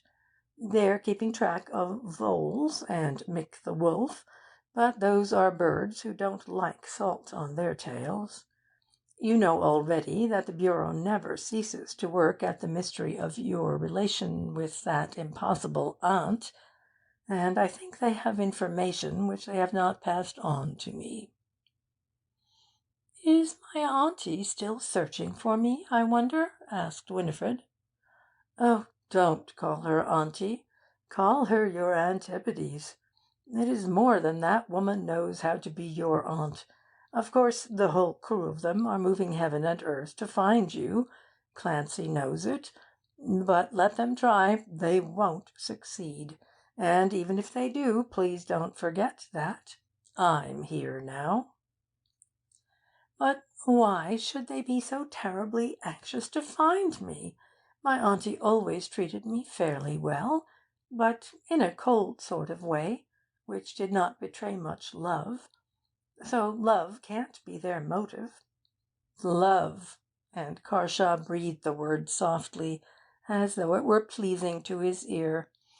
"No, they have some deep reason, but what that is more than anyone guesses. The same reason made them wish to take you far from New York, though what it all means is not very clear. Time, perhaps, will show." The same night Rex Carshaw sat among a set which he had not frequented much of late, in Mrs. Tower's drawing-room. There were several tables, surrounded with people of various American and foreign types, playing bridge. The whole atmosphere was that of Mammon. One might have fancied oneself in the halls of a Florentine money-changer. At the same table with Carshaw were Mrs. Tower, another society dame, and Senator Michaeljohn, who ought to have been making laws at Washington. Tower stood looking on, the most unimportant person present, and anon ran to do some bidding of his wife's. Carshaw's only relation with Helen Tower of late had been to allow himself to be cheated by her at bridge, for she did not often pay, even if she lost to one who had been something more than a friend. When he did present himself at her house, she felt a certain gladness, apart from the money which he would lose. Women ever keep some fragment of the heart which the world is not permitted to scar and harden wholly. She grew pensive, therefore, when he told her that he wished to place a girl on the concert stage, and wished to know from her how best to succeed. She thought dreamily of other days. and the slightest pinprick of jealousy touched her, for Carshaw had suddenly become earnest in broaching this matter, and the other pair of players wondered why the game was interrupted for so trivial a cause. "What's the girl's name?" she asked. "Her name is of no importance, but if you must know, it is Winifred Bartlett," he answered. Senator Meiklejohn laid his 13 cards face upward on the table. There had been no bidding, and his partner screamed in protest. "Senator, what are you doing?" He had revealed 3 aces and a long suit of spades.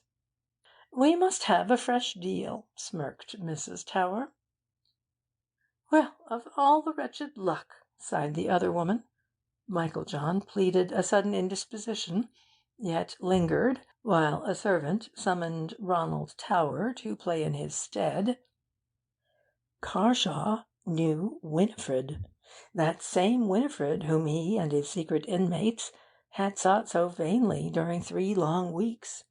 Voles and his arm-fractured henchman were recuperating in Boston, but Rachel Craik and Fowle were hunting New York high and low for sight of the girl. Fowle, though skilled in his trade, found well-paid loafing more to his choice, for Voles had sent Rachel to Fowle, guessing this man to be of the right kidney for underhanded dealings. Moreover, he knew Winifred, and would recognize her anywhere. Fowle, therefore, suddenly blossomed into a private detective, and had reported steady failure day after day. Rachel Craik had never ascertained Carshaw's name, as it was not necessary that he should register in the Fairfield Inn, and Fowle, with a nose still rather tender to the touch, never spoke to her of the man who had smashed it. So these associates in evil remained at cross purposes until Senator Meiklejohn, when the bridge game was renewed and no further information was likely to ooze out, went away from Mrs. Tower's house to nurse his sickness. He recovered speedily. A note was sent to Rachel by special messenger, and she in turn sought Fowle, whose mean face showed a blotchy red when he learned that Winifred could be traced by watching Carshaw. "I'll get her now, madam," he chuckled. "It'll be dead easy. I can make up as a parson. Did that once before when, just to fool a bunch of people. No one suspect the parson, see? I'll get her, sure." End of chapter 13.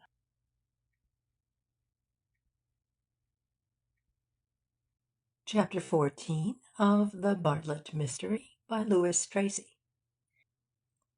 A subtle attack. Voles was brought from Boston.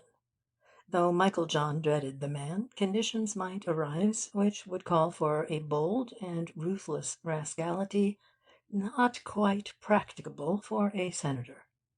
The lapse of time, too, had lulled the politician's suspicions of the police. They seemed to have ceased prying.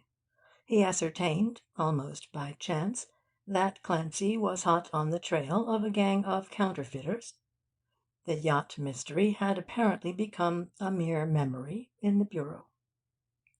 So Voles came, with him Mick the Wolf, carrying a left arm in splints, and the senator thought he was taking no risk in calling at the uptown hotel where the pair occupied rooms the day after Carshaw blurted out Winifred's name to Helen Tower.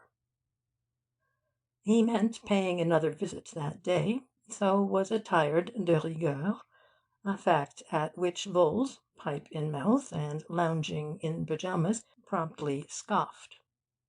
"Gee!" he cried.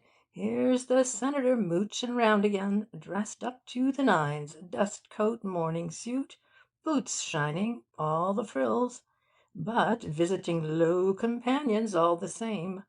Why doesn't the man turn over a new leaf and become good?" "Oh, hold your tongue," said William. "We've got the girl, Ralph." "Got the girl, have we? Not the first girl you've said that about, is it, my wily William? Listen, and drop that tone when you're speaking to me, or I'll cut you out for good and all," said Michael John in deadly earnest. "If ever you had need to be serious, it is now. I said we've got her, but that only means that we are about to get her address, and the trouble will be to get herself afterward. Tosh! As to that, only tell me where she is, and I'll go and grab her by the neck. Don't be such a fool. This is New York, and not Mexico, though you insist on confounding the two.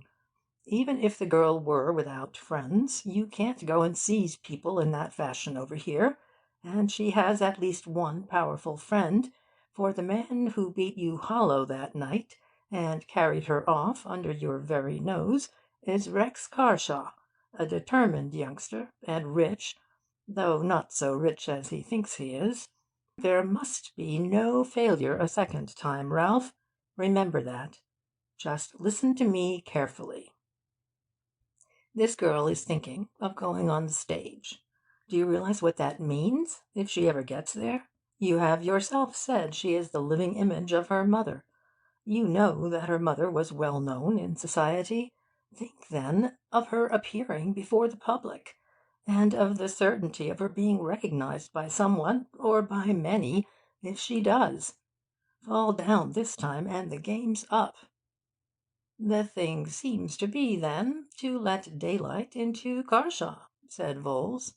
"Oh, listen, man, listen. What we have to do is place her in a lonely house in a country where, if she screams, her screams will not be heard, and the only possibility of bringing her there is by ruse, not by violence. Well, and how get her there? That has to be carefully planned, and even more carefully executed. It seems to me that the mere fact of her wishing to go on the stage may be made a handle to serve our ends. If we can find a dramatic agent with whom she's in treaty, we must obtain a sheet of his office paper, and write her a letter in his name, making an appointment with her at an empty house in the country, some little distance from New York. None of the steps presents any great difficulty. In fact, all that part I undertake myself. It will be for you, your friend Mick, and Rachel Craik to receive her and keep her eternally, when once you have got her. You may then be able so to work upon her as to persuade her to go quietly with you to South America or England. In any case, we shall have shut her away from the world, which is our object. Poor stuff! How about this Carshaw? Suppose he goes with her to keep the appointment, or learns from her beforehand of it? Carshaw must be wiped out." "He must certainly be dealt with, yes," said Michael John, "but in another manner. I think I see my way. Leave him to me. I want this girl out of New York State in the first instance. Suppose you go to the Oranges in New Jersey, pick out a suitable house, and rent it. Go to-day." Voles raised his shaggy eyebrows. "What's the rush?" he said amusedly. "After 18 years? Will you never learn reason? Every hour, every minute may bring disaster. Oh, have it your way. I'll fix Carshaw if he camps on my trail a second time." Michael John returned to his car with a care-seamed brow. He was bound now for Mrs. Carshaw's apartment. If he was fortunate enough to find her in and alone, he would take that first step in dealing with her son which he had spoken of to Voles. He made no prior appointment by phone. He meant catching her unawares, so that Rex could have no notion of his presence. Mrs. Carshaw was a substantial lady of 50, a society woman, of the type to whom the changing seasons supply the whole duty of man and woman, and the world outside the orbit of the 400 is a rumour of no importance. She had met Senator Michael John in so many places for so many years that they might be called comrades in the task of dining and making New York look elegant. She was pleased to see him. Their common fund of scandal and epigram would carry them safely over a cheerful hour. "And as to the good old firm of Carshaw, prosperous as usual, I hope," said Michael John, balancing an eggshell teacup. Mrs. Carshaw shrugged. "I don't know much about it," she said, "but I sometimes hear talk of bad times and lack of capital. I suppose it is all right. Rex does seem concerned." "Ah, but the mischief may be just there," said Michael John. "The rogue may be throwing it all on the shoulders of his managers, and letting things slide." "He may. He probably is. I see very little of him, really, especially just lately." "Is it the same little influence at work upon him as some months ago?" asked Michael John, bending nearer, a real confidential crony. "Which little influence?" asked the lady, agog with a sense of secrecy, and genuinely anxious as to anything affecting her son. "Why, the girl, Winifred Bartlett." "Bartlett? As far as I know, I have never even heard her name." "Extraordinary! Why, it's the talk of the club. But tell me, what's it all about?" "I must not be indiscreet. When I mentioned her, I took it for granted that you knew all about it, or I should not have told tales out of school." "Yes, but you and I are of a different generation than Rex. He belongs to the spring, we to the autumn.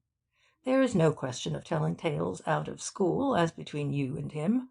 So now, please, you are going to tell me all." "Well, the usual story.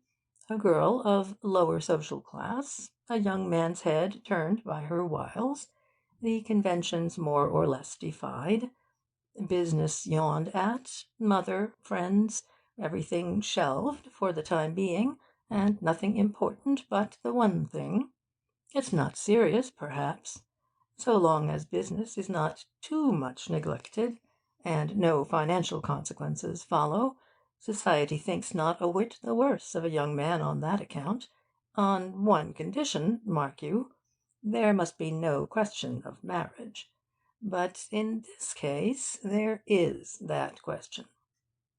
"But this is merely ridiculous," laughed Mrs. Carshaw, shrilly. "Marriage! Can a son of mine be so quixotic?" "It is commonly believed that he is about to marry her." "But how on earth has it happened that I never heard a whisper of this preposterous thing?"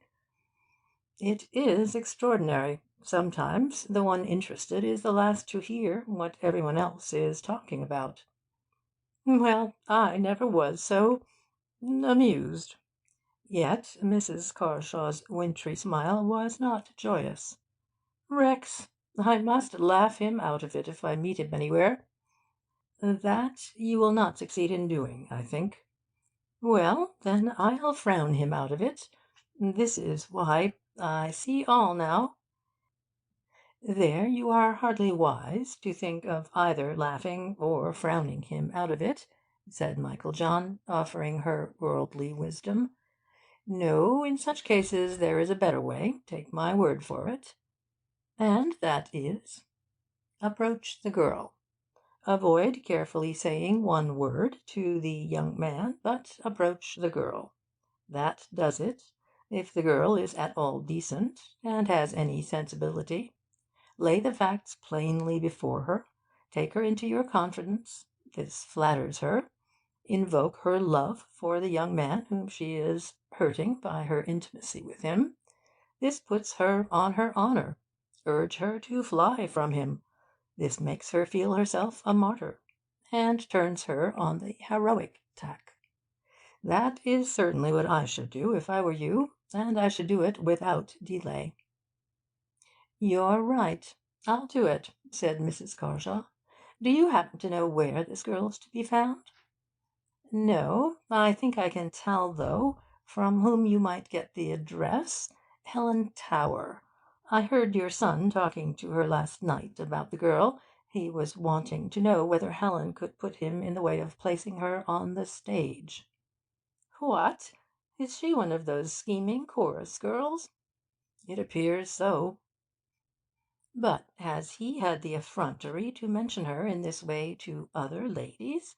It is rather amusing. Why, it used to be said that Helen Tower was his belle amie. All the more reason, perhaps, why she may be willing to give you the address, if she knows it. I'll see her this very afternoon. Then I must leave you at leisure now, said Michael John sympathetically. An hour later, Mrs. Carshaw was with Helen Tower, and the name of Winifred Bartlett arose between them. "But he did not give me her address," said Mrs. Tower. "Do you want it pressingly?" "Why, yes. Have you not heard that there is a question of marriage?" "Good gracious! Marriage!" The two women laid their heads nearer together, enjoying the awfulness of the thing, though one was a mother, and the other was pricked with jealousy in some secret part of her nature. "Yes, marriage," repeated the mother. Such an enormity was dreadful. "It sounds too far-fetched. What will you do?" "Senator Michael John recommends me to approach the girl." "Well, perhaps that is the best. But how to get her address? Perhaps if I asked Rex, he would tell it me without suspecting anything. On the other hand, he might take alarm. Couldn't you say you had secured her a place on the stage, and make him send her to you, to test her voice or something, and then you could send her on to me?" said the elder woman. "Yes, that might be done," answered Helen Tower. "I'd like to see her, too. She must be extraordinarily pretty to capture Rex. Some of those common girls are, you know. It is a caprice of Providence. Anyway, I shall find her out, or have her here somehow, within the next few days, and will let you know. First of all, I'll write Rex, and ask him to come for bridge tonight." She did this, but without effect, for Carshaw was engaged elsewhere, having taken Winifred to a theatre.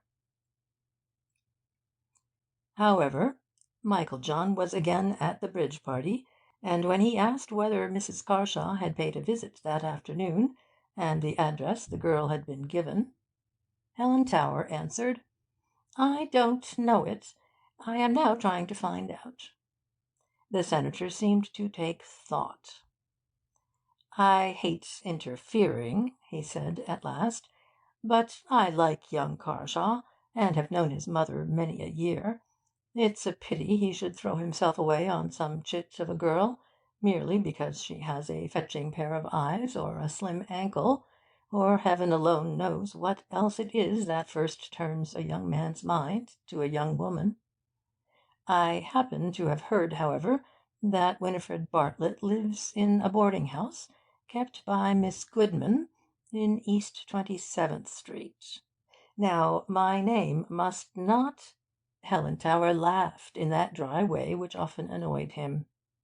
"Surely by this time you regard me as a trustworthy person?" she said.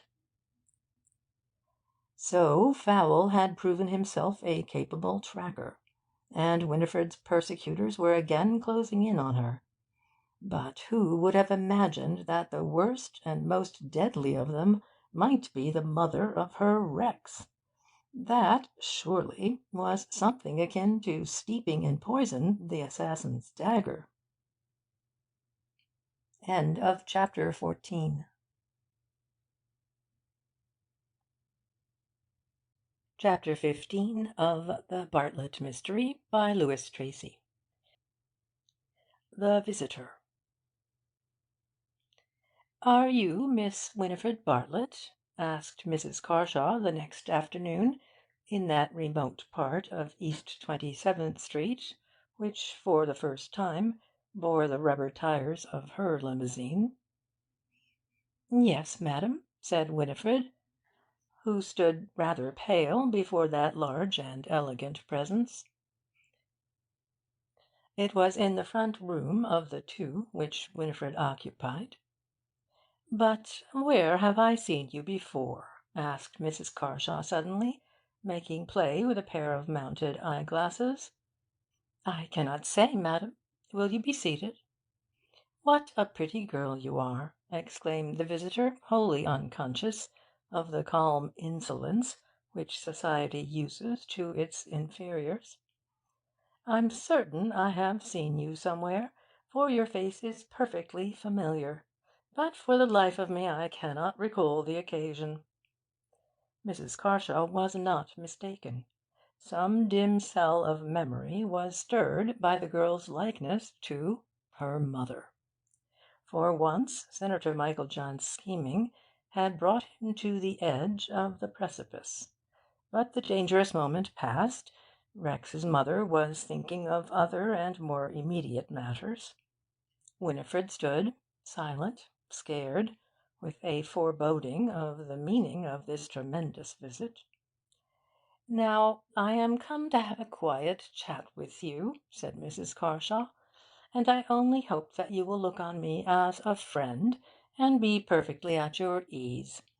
I am sorry the nature of my visit is not of a quite pleasant nature, but no doubt we shall be able to understand each other, for you look good and sweet. Where have I seen you before? You are a sweetly pretty girl, do you know? I can't altogether blame poor Rex, for men are not very rational creatures, are they? Come now, and sit quite near beside me on this chair, and let me talk to you." Winifred came and sat, with tremulous lip, not saying a word. "First, I wish to know something about yourself," said Mrs. Carshaw, trying honestly to adopt a motherly tone. "Do you live here all alone? Where are your parents?" "I have none, as far as I know. Yes, I live here alone, for the present." "But no relatives?" "I have an aunt, a sort of aunt, but—" "You are mysterious. A sort of aunt.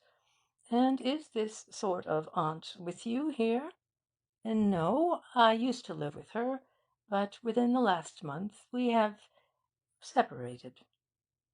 "Is that my son's doing?" "No, that is—no." "So you are quite alone?" "Yes." "And my son comes to see you?"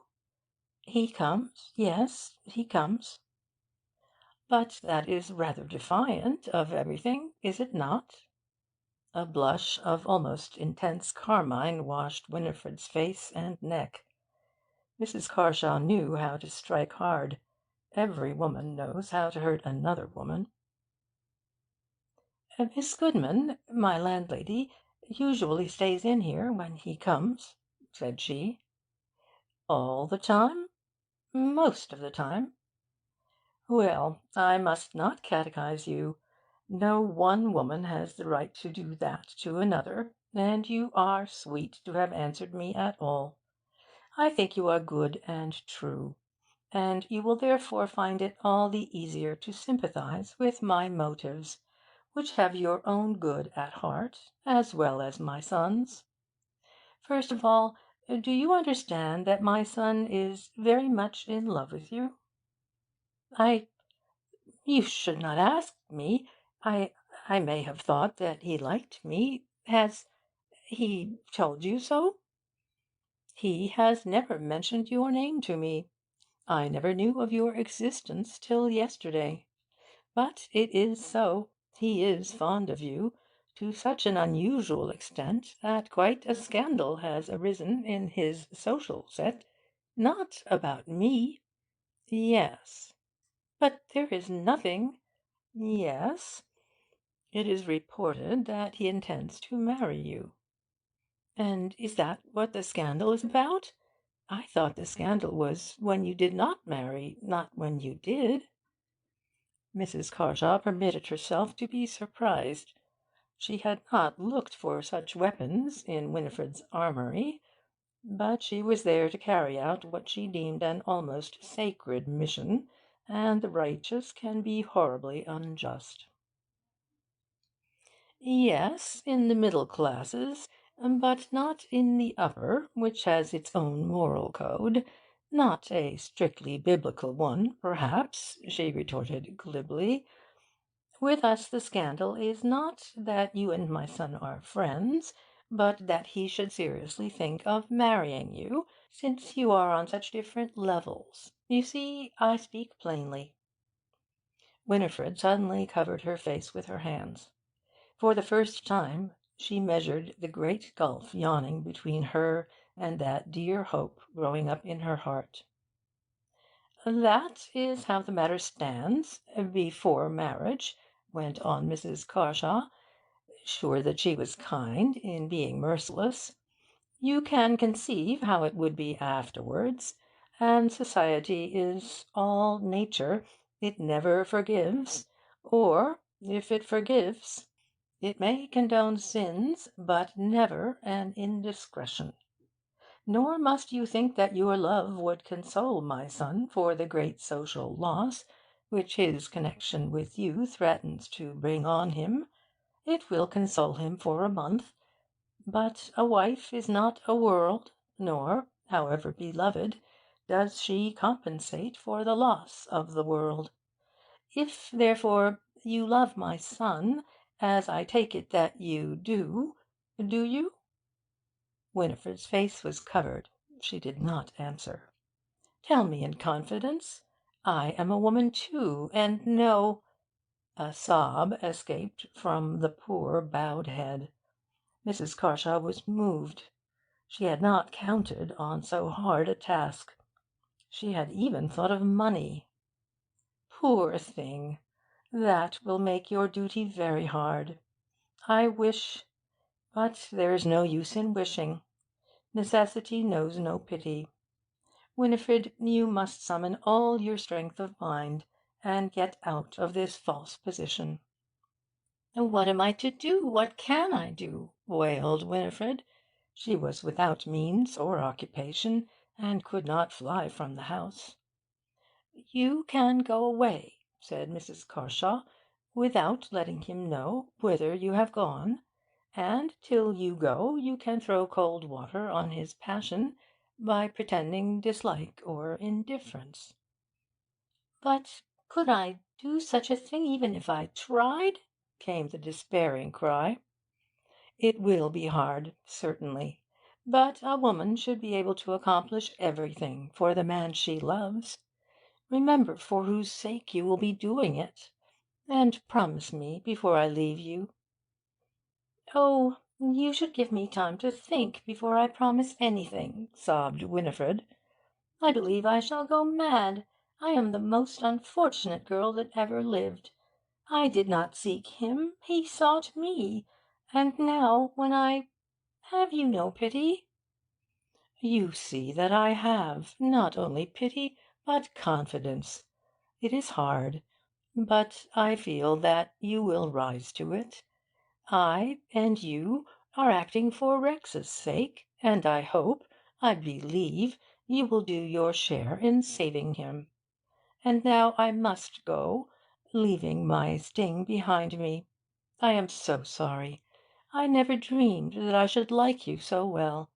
I have seen you before somewhere, it seems to me in an old dream. Good-bye, good-bye. It had to be done, and I have done it, but not gladly. Heaven help us women, and especially all mothers." Winifred could not answer. She was choked with sobs, so Mrs. Carshaw took her departure in a kind of stealthy haste. She was far more unhappy now than when she entered the quiet house. She came in bristling with resolution. She went out, seemingly victorious, but feeling small and mean. When she was gone, Winifred threw herself on a couch with buried head, and was still there an hour later when Miss Goodman brought up a letter. It was from a dramatic agent whom she had often haunted for work, or rather it was a letter on his office paper, making an appointment between her and a manager at some high-sounding address in East Orange, New Jersey, when, the writer said, business might result. She had hardly read it when Rex Carshaw's tap came to the door. About that same time Steingall threw a note across his office table to Clancy, who was there to announce that in a house in Brooklyn a fine haul of coiners, dyers, presses, and other illicit articles, human and inanimate, had just been made. Ralph V. Voles and his bad man from the West have come back to New York again, said the chief. You might give 'em an eye. Why on earth doesn't Carshaw marry the girl? Said Clancy. I dunno. He's straight, isn't he? Strikes me that way. Me too. Anyhow, let's pick up a few threads. I've a notion that Senator Michaeljohn thinks he has sidestepped the Bureau. Clancy laughed. His mirth was grotesque as the grin of one of those carved ivories of Japan, and to the effect of the crinkled features was added a shrill cackle. The chief glanced up. Don't do that, he said sharply.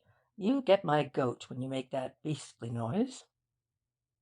These two were beginning again to snap at each other about the senator and his affairs, and their official quarrels usually ended badly for the other fellow. End of chapter 15.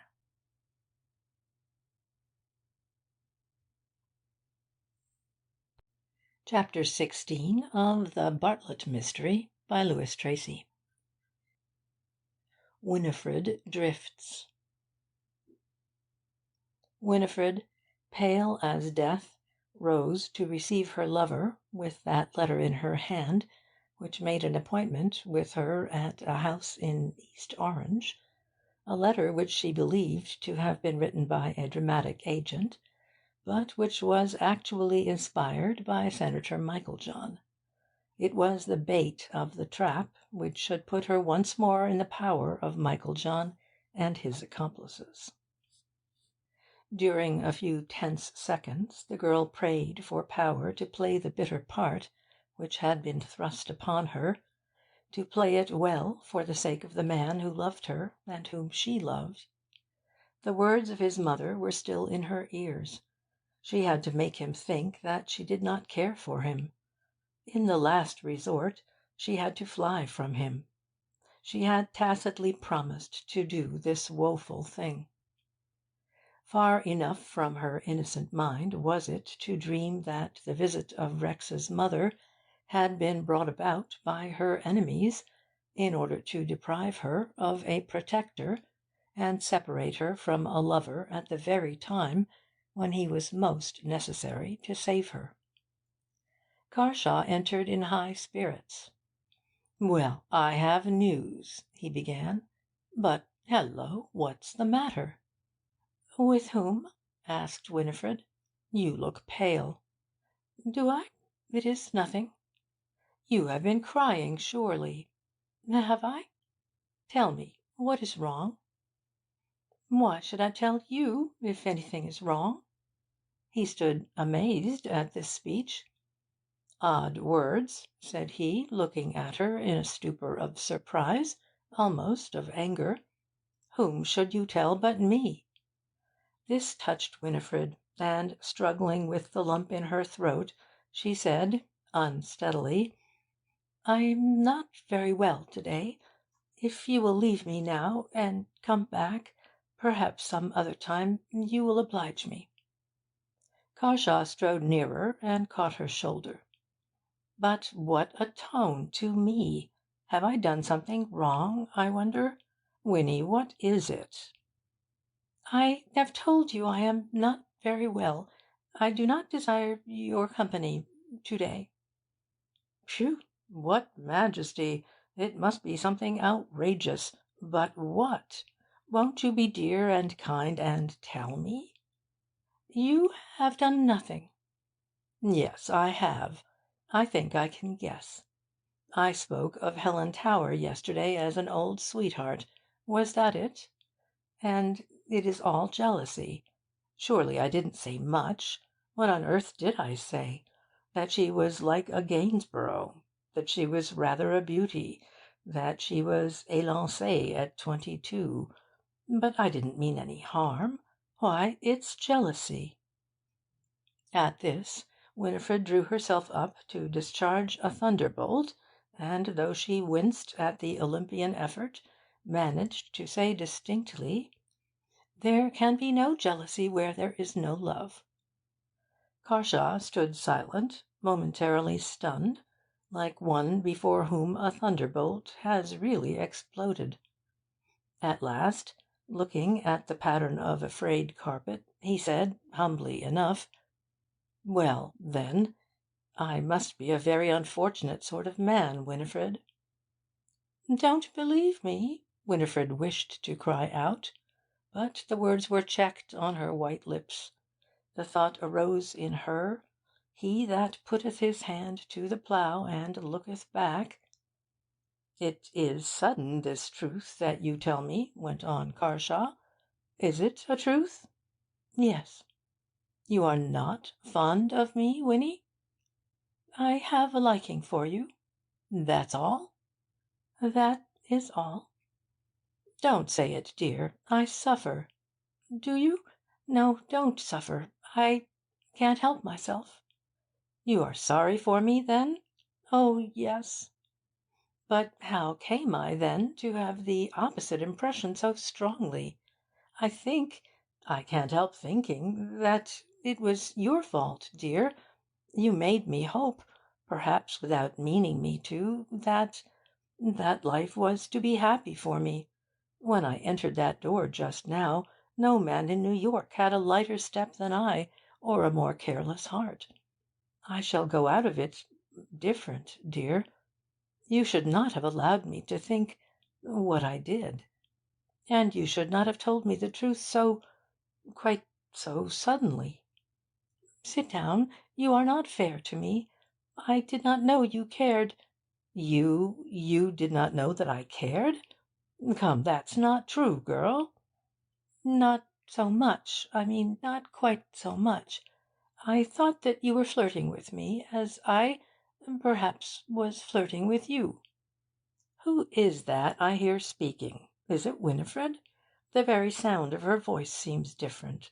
Am I dreaming? She flirting with me? I don't realize her. It is a different girl. Oh, this thing comes to me like a falling steeple. It had no right to happen."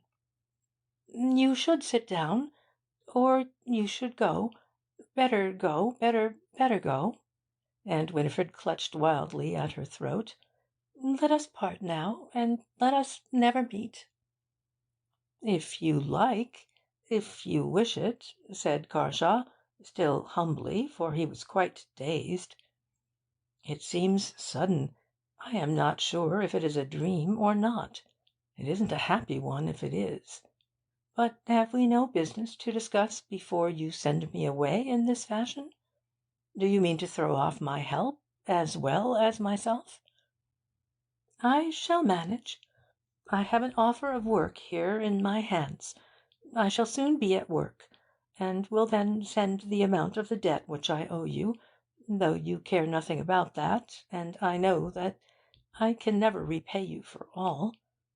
"Yes, that is true, too, in a way.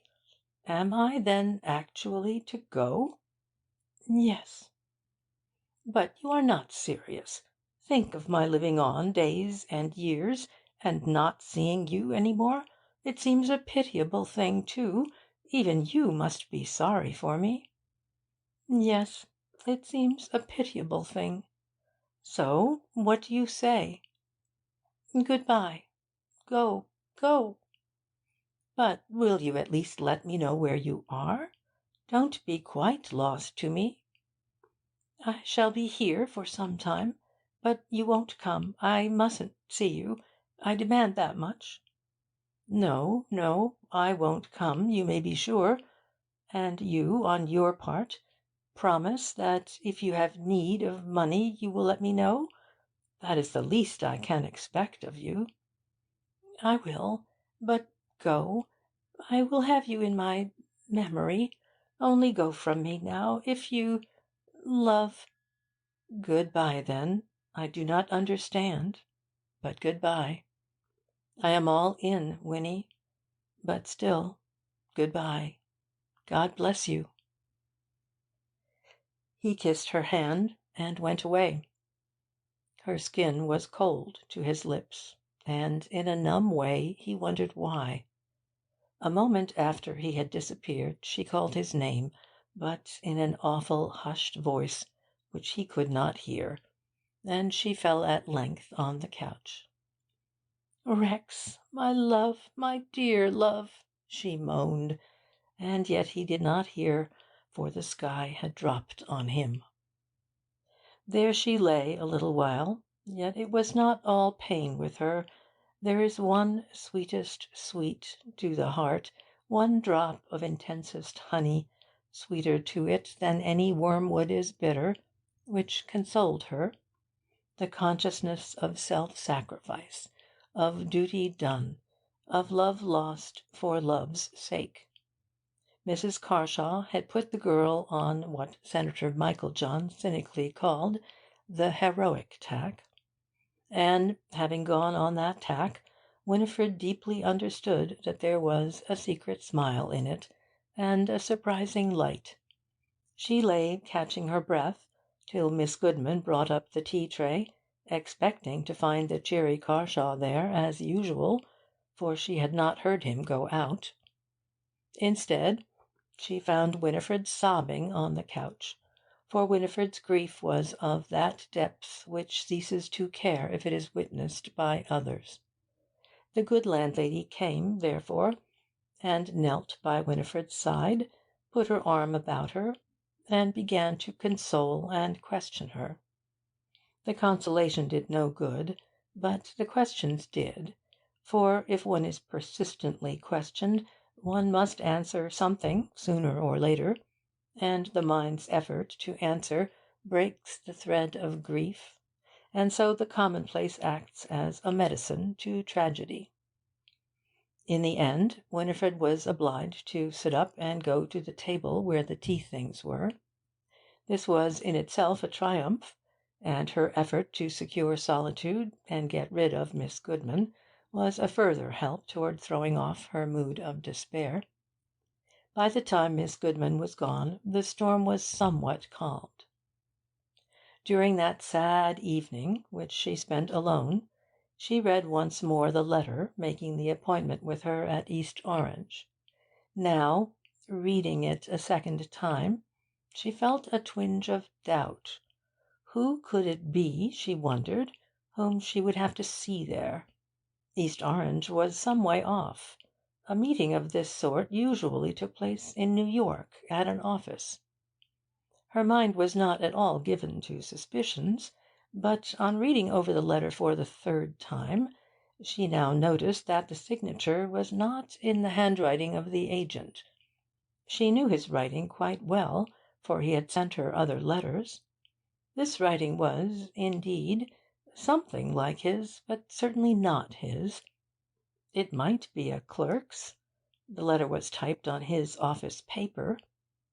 To say that she was actually disturbed by these little rills of doubt would not be quite true. Still, they did arise in her mind, and left her not perfectly at ease. The touch of uneasiness, however, made her ask herself why she should now become a singer at all. It was Carshaw who had pressed it upon her, because she had insisted on the vital necessity of doing something quickly, and he had not wished her to work again with her hands. In reality, he was scheming to gain time. Now that they were parted, she saw no reason why she should not throw off all this stage ambition, and toil like other girls as good as she. She had done it. She was skilled in the bookbinding craft. She might do it again. She counted her money, and saw that she had enough to carry her on over a week, even two, with economy. Therefore she had time in which to seek other work. Even if she did not find it, she would have not the slightest hesitation in borrowing from Rex, for, after all that he had was hers. She knew it, and he knew it, Before she went to bed, she decided to throw up the singing ambition, not to go to the appointment at East Orange, but to seek some other, more modest occupation. About that same hour Rex Carshaw walked desolately to the apartment in Madison Avenue. He threw himself into a chair and propped his head on a hand, saying, "Well, mother," for Mrs. Carshaw was in the room. His mother glanced anxiously at him, for though Winifred had promised to keep secret the fact of her visit, she was in fear lest some hint of it might have crept out, nor had she foreseen quite so deadly an effect on her son as was now manifest. He looked careworn and weary, and the maternal heart throbbed. She came and stood over him. "Rex, you don't look well," said she. "No, perhaps I'm not very well, mother," he said listlessly. "Can I do anything?" "No. I'm rather afraid that the mischief is beyond you, mother." "Poor boy! It is some trouble, I know. Perhaps it would do you good to tell me." "No, don't worry, mother. I'd rather be left alone, there's a dear." "Only tell me this. Is it very bad? Does it hurt much?" "Where's the use of talking? What cannot be cured must be endured. Life isn't all a smooth run on rubber tires." "But it will pass, whatever it is. Bear up and be brave." "Yes, I suppose it will pass when I am dead." She tried to smile. "Only the young dream of death as a relief," she said. "But such wild words hurt, Rex." "That's all right. Only leave me alone. You can't help. Give me a kiss and then go." A tear wet his forehead when Mrs. Carshaw laid her lips there.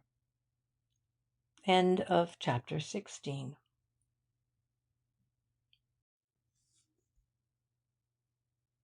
Chapter 17 of The Bartlett Mystery by Louis Tracy. All roads lead to East Orange. The next day Winifred set about her new purpose of finding some other occupation than that connected with the stage, though she rose from bed that morning feeling ill, having hardly slept throughout the night. First she read over once more the agent's letter, and was again conscious of an extremely vague feeling of something queer in it when she reflected on the lateness of the hour of the rendezvous, 8 in the evening. She decided to write, explaining her change of purpose, and declining the interview with this nebulous client.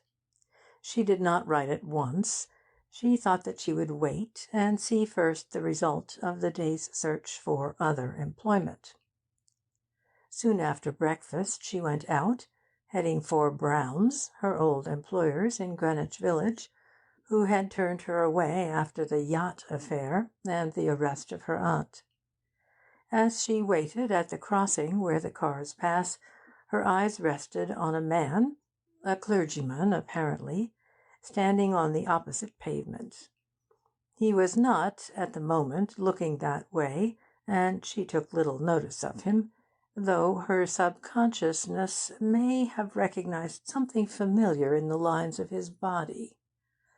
It was Fowl in a saintly garb, Fowl in a shovel hat, Fowl interested in the comings and goings of Winifred. Fowl, moreover, in those days, floated on the high tide of ease, and had plenty of money in his pocket.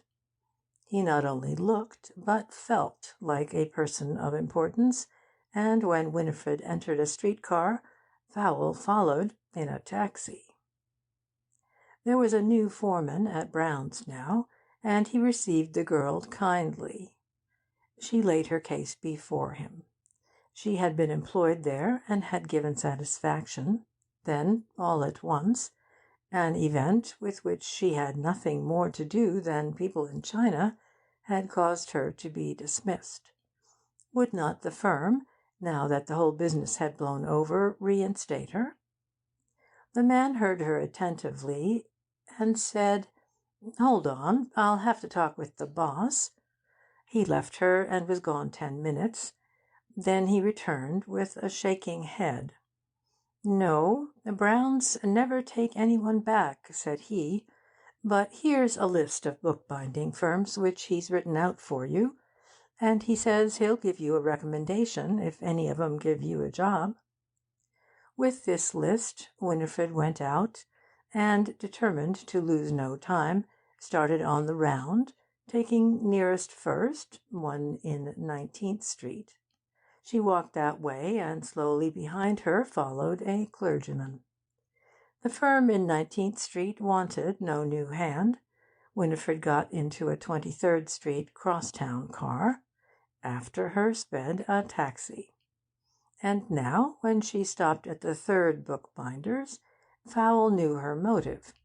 She was seeking work at the old trade. He was puzzled, knowing that she had wished to become a singer, and being aware, too, of the appointment for the next night at East Orange. Had she then changed her purpose? Perhaps she was seeking both kinds of employment, meaning to accept the one which came first. If the bookbinding won out, that might be dangerous to the rendezvous. In any case, Fowle resolved to nip the project in the bud. He would go later in the day to all the firms she had visited, ask if they had engaged her, and, if so, drop a hint that she had been dismissed from Brown's for being connected with the crime committed against Mr. Ronald Tower. A bogus clergyman's word was good for something, anyhow. From 23rd Street, where there was no work, Winifred made her way to 29th Street, followed still by the taxi. Here things turned out better for her. She was seen by a manager who told her that they would be short-handed in 3 or 4 days, and that, if she could really produce a reference from Brown's, he would engage her permanently. Winifred left him her address, so that he might write and tell her when she should come. She lunched in a cheap restaurant and walked to her lodgings. Colour flooded her cheeks, but she was appalled by her loneliness, by the emptiness of her life. To bind books and to live for binding books, that was not living. She had peeped into paradise, but the gate had been shut in her face, and the bookbinding world seemed an intolerably flat and stale rag fair in comparison. How was she to live it through, she asked herself. When she went up to her room, the once snug and homely place disgusted her. How was she to live through the vast void of that afternoon, alone in that apartment? How bridge the vast void of tomorrow? The salt had lost its savour. She tasted ashes. Life was all sand of the desert. She would not see him any more. The resolution which had carried her through the interview with Carshaw failed her now, and she blamed herself for the murder of herself. "Oh, how could I have done such a thing?" she cried, bursting into tears with her hat still on her head, on the table. She had to write a letter to the agent, telling him that she did not mean to keep the rendezvous at East Orange, since she had obtained other work, and with difficulty summoned the requisite energy. Every effort was nauseous to her. Her whole nature was absorbed in digesting her one great calamity. Next morning it was the same. Her arms hung listlessly by her side. She evaded little domestic tasks. Though her clothes were new, a girl can always find sewing and stitching. A certain shirt-waist needed slight adjustment, but her fingers fumbled a simple task. She passed the time somehow till 4:30. At that hour there was a ring at the outer door. In the absorption of her grief she did not hear it, though it was his hour. A step sounded on the stairs, and this she heard, but she thought it was Miss Goodman bringing tea. Then, brusquely, without any knock, the door opened, and she saw before her Carshaw. "Oh!" she screamed, in an ecstasy of joy, and was in his arms. The rope which bound her had snapped thus suddenly for the simple reason that Carshaw had promised never to come again, and was very strict, as she knew, in keeping his pledged word. Therefore, until the moment when her distraught eyes took in the fact of his presence, she had not the faintest hope or thought of seeing him for many a day to come, if ever. Seeing him all at once, in the midst of her desert of despair, her reason swooned, all fixed principles capsized, and instinct swept her triumphantly, as the whirlwind bears a feather, to his ready embrace. He, for his part, had broken his promise because he could not help it. He had to come, so he came.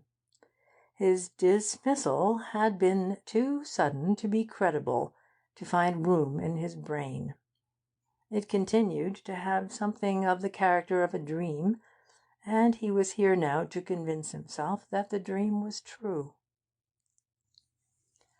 Moreover, in her manner of sending him away, in some of her words, there had been something unreal and unconvincing, with broken hints of love, even as she denied love, which haunted and puzzled his memory. If he had made 1,000 promises, he would still have to return to her. "Well," said he, his face alight for joy as she moaned on his breast, "what is it all about, you unreliable little half of a nerve, Winnie?" "I can't help it. Kiss me, only once," panted Winifred, with tears streaming down her upturned face. Carshaw needed no bidding. Kiss her once! Well, a man should smile. "What is it all about, then?" he demanded, when Winifred was quite breathless.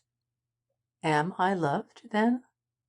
Her forehead was on his shoulder, and she did not answer. "It seems so," he whispered.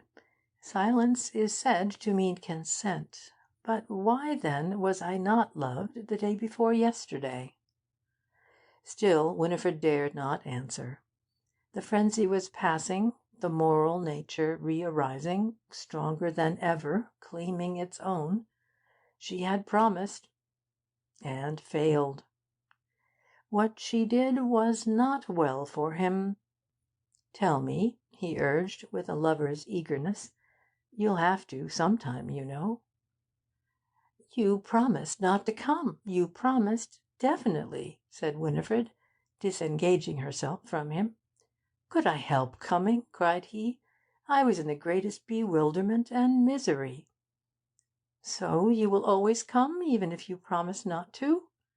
"But I won't promise not to. Where is the need now? You love me, I love you." Winifred turned away from him, went to the window and looked out, seeing nothing, for the eyes of the soul were busy.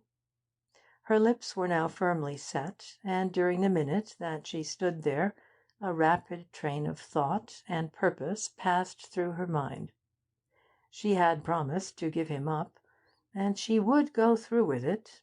It was for him, and it was sweet, though bitter, to be a martyr. But she recognized clearly that, so long as he knew where to find her, the thing could never be done. She made up her mind to be gone from those lodgings by that hour the next day, and to be buried from him in some other part of the great city. She would never, in that case, be able to ask him for help to keep going, without giving her address. But in a few days she would have work at the new bookbinder's.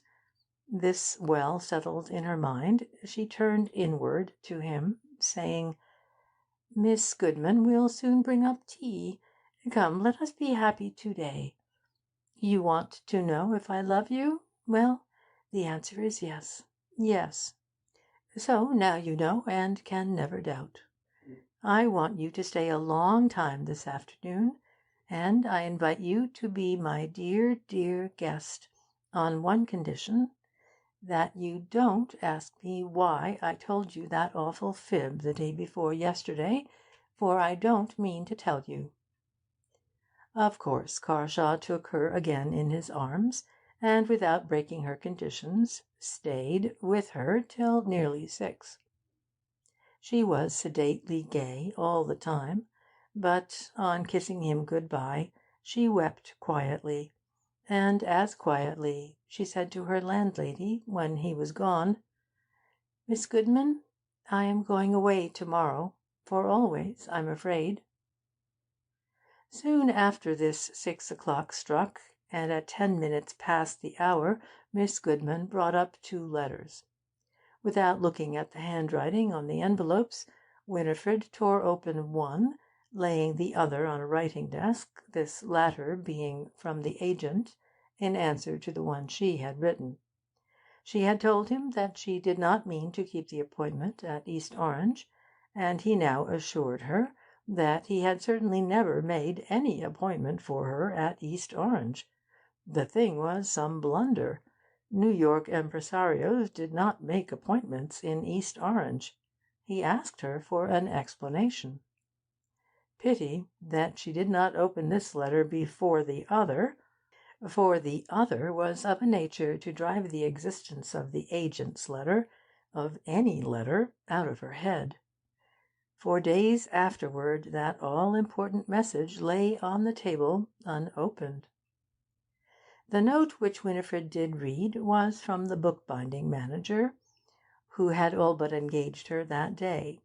He now informed her that he would have no use for her services. The clergyman in the taxi had followed very effectively on Winifred's trail. She was stunned by this final blow. Her eyes gazed into vacancy. What she was to do now she did not know. The next day she had to go away into strange lodgings, with hardly any money, without any possibility of her applying again to Rex, without support of any sort. She had never known real poverty, for her aunt had always more or less been in funds, and the prospect appalled her. She would face it, however, at all costs, and, the bookbinding failing her, her mind naturally curred, with a grasp of hope, to the singing. There was the appointment at East Orange at 8. She looked at the clock. She might have time, though it would mean an instant rush. She would go. True, she had written the agent to say that she would not, and he might have so advised his client, but perhaps he had not had time to do this, since she had written him so late. In any case, there was a chance that she should meet the person in question, and then she could explain. Suddenly she leaped up, hurried on her hat and coat, and ran out of the house. In a few minutes she was bound for Hoboken and East Orange. Of course it was a mad thing to leave an unopened letter on the table, but just then poor Winifred was nearly out of her mind. End of chapter 17.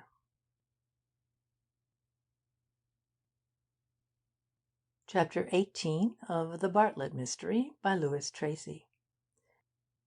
The Crash.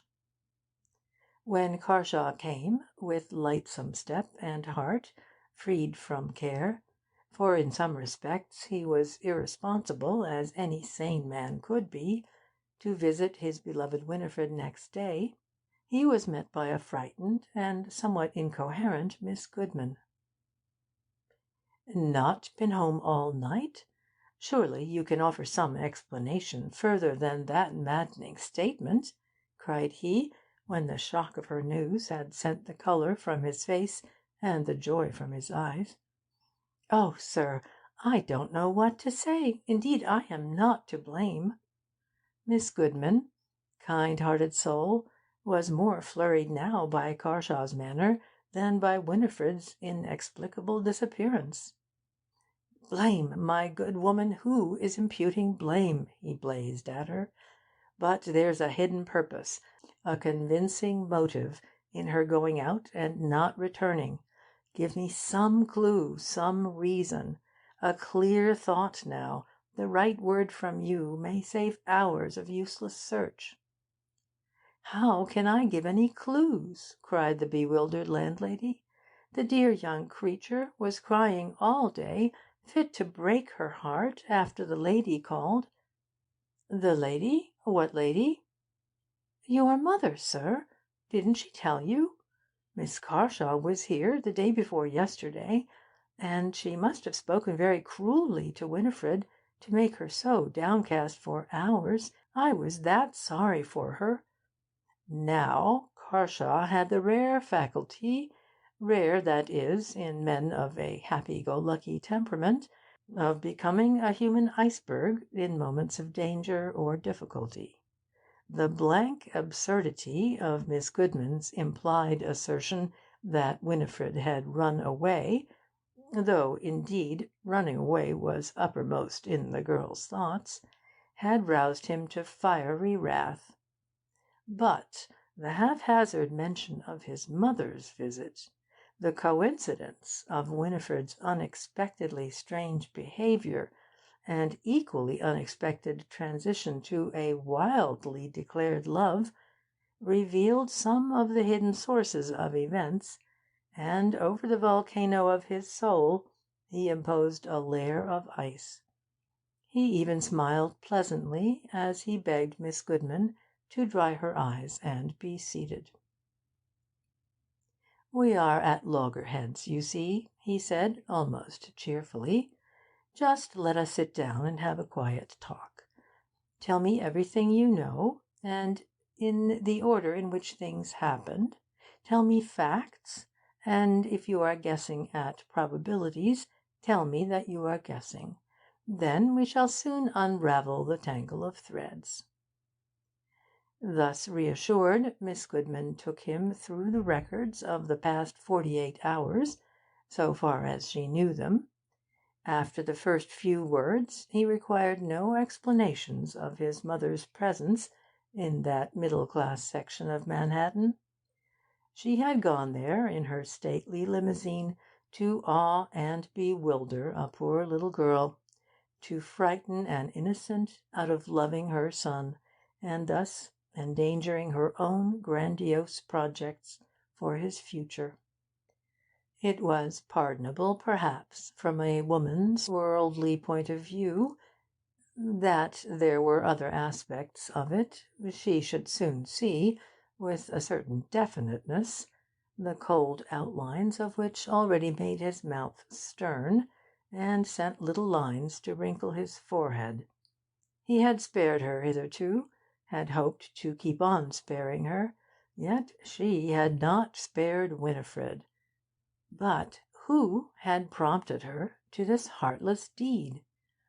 He loved his mother. Her faults were those of society, her virtues were her own. She had lived too long in an atmosphere of artificiality not to have lost much of the fine American womanliness that was her birthright. That could be cured, he alone knew how. The puzzling query, for a little while, was the identity of the cruel, calculating, ruthless enemy who struck by her hand. There was less light shed on Winifred's own behaviour. He recalled her words. "You want to know if I love you? Yes, yes. I want you to stay a long time this afternoon. Don't ask me why I told you that awful fib." And then her confession to Miss Goodman. "I'm going away to-morrow, for always, I'm afraid." What did that portend? Ah, yes, she was going to some place where he could not find her, to bury herself away from his love, and because of her love for him. It was no new idea in woman's heart, this. For long ages in India, sorrowing wives burned themselves to death on the funeral pyres of their lords. Poor Winifred only reversed the method of the sacrifice. Its result would be the same. But today, that is, you are quite sure of her words? He persisted. Oh, yes, sir, quite sure. Besides, she has left her clothes and letters and little knick-knacks of jewellery. Would you care to see them? For an instant he hesitated, for he was a man of refinement, and he hated the necessity of prying into the little secrets of his dear one. Then he agreed, and Miss Goodman took him from her own sitting-room to that tenanted by Winifred. Her presence seemed to linger in the air. His eyes travelled to the chair from which she rose with that glad crooning cry when he came to her so few hours earlier. On the table lay her tiny writing-case. In it, unopened, and hidden by the discouraging missive from the bookbinders, rested the note from the dramatic agent with the thrice important clue of its plain statement: I have made no appointment for you at any house near East Orange. But Miss Goodman had already thrown open the door which led to Winifred's bedroom. You can see for yourself, sir, she said, the room was not occupied last night, nor that she could be in the house without me knowing it, poor thing. There are her clothes in the wardrobe, and the dressing-table is tidy. She's extraordinarily neat in her ways, is Miss Bartlett, quite different from the empty-headed creatures girls mostly are nowadays. Miss Goodman spoke bitterly. She was 50, grey-haired, and a hopeless old maid. This point of view sours the appearance of saucy 18 with the sun shining in its tresses. Carshaw swallowed something in his throat. The sanctity of this inner room of Winifred's overwhelmed him. He turned away hastily. All right, Mrs. Goodman, he said. We can learn nothing here. Let us go back to your apartment, and I'll tell you what I want you to do now. Passing the writing-desk, he again looked more carefully at its contents. A small packet of bills caught his eye. There were the receipts for such simple articles as Winifred had bought with his money. Somehow the mere act of examining such a list struck him with a sense of profanation. He could not do it. His eyes glazed. Hardly knowing what the words meant, he glanced through the typed document from the bookbinder. It was obviously a business letter. He committed no breach of etiquette governing private correspondence by reading it. So great was his delicacy in this respect that he did not even lift the letter from the table, but noted the address and the curt phraseology. Here, then, was a little explanation. He would inquire at that place.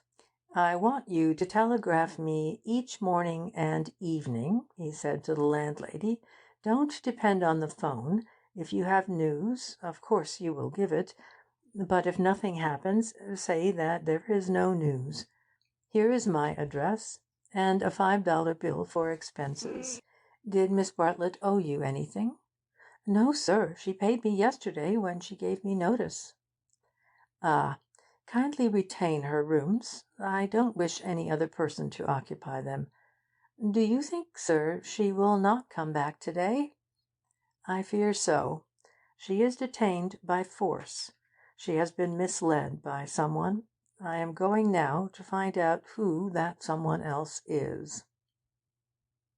He drove his car, now rejuvenated, with the preoccupied gaze of one who seeks to pierce a dark and troubled future. From the garage he called up the Long Island estate, where his hacks and polo ponies were housed for the winter.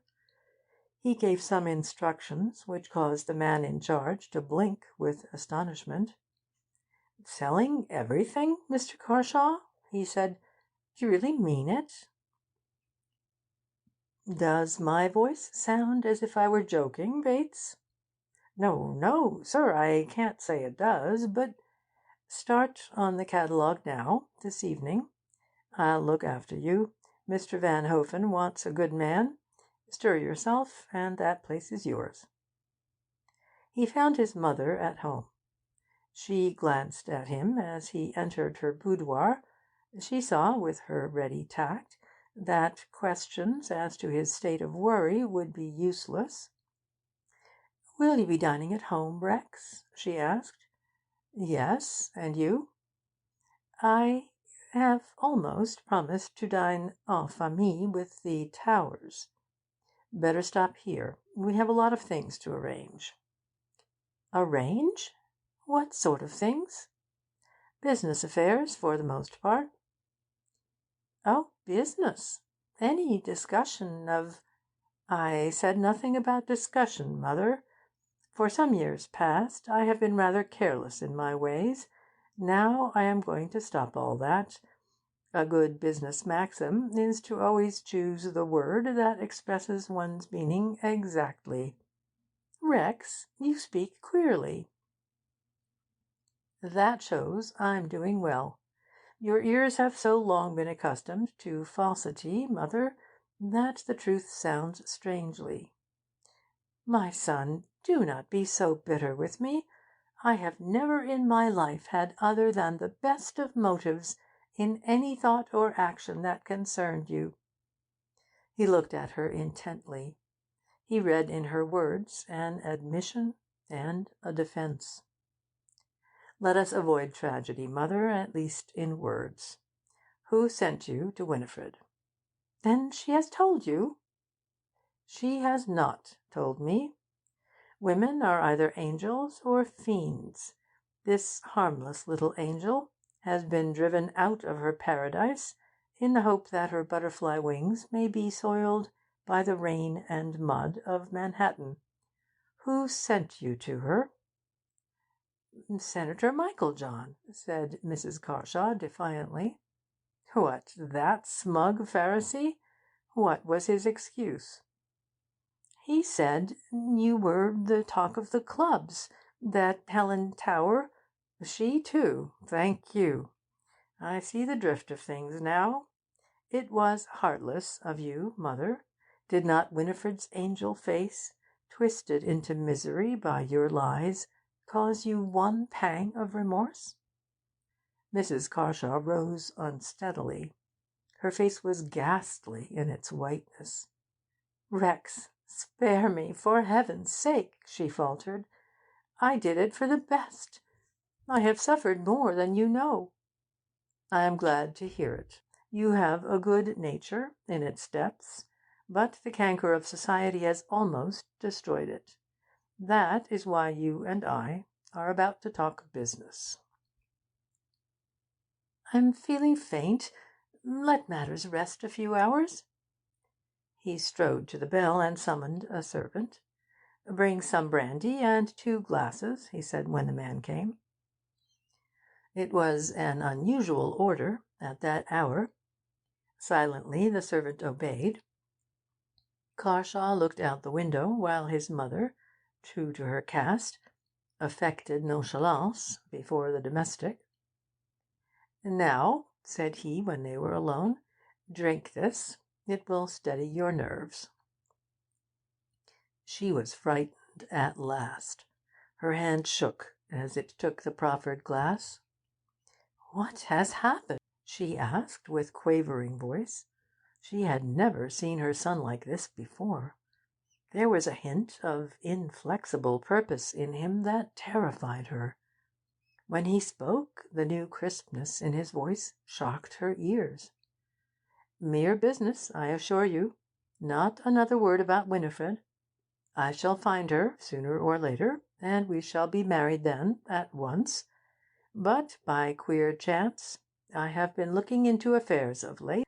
The manager of our Massachusetts mills tells me that trade is slack. We have been running at a loss for some years. Our machinery is antiquated, and we have not the accumulated reserves to replace it. We are in debt, and our credit begins to be shaky. Think of that, Mother. The name of Carshaw pondered over by bank managers and discounters of trade bills. Senator Michael John mentioned this vaguely. Dear me, what an interest he takes in us. I wonder why. But as a financial magnate, he understands things.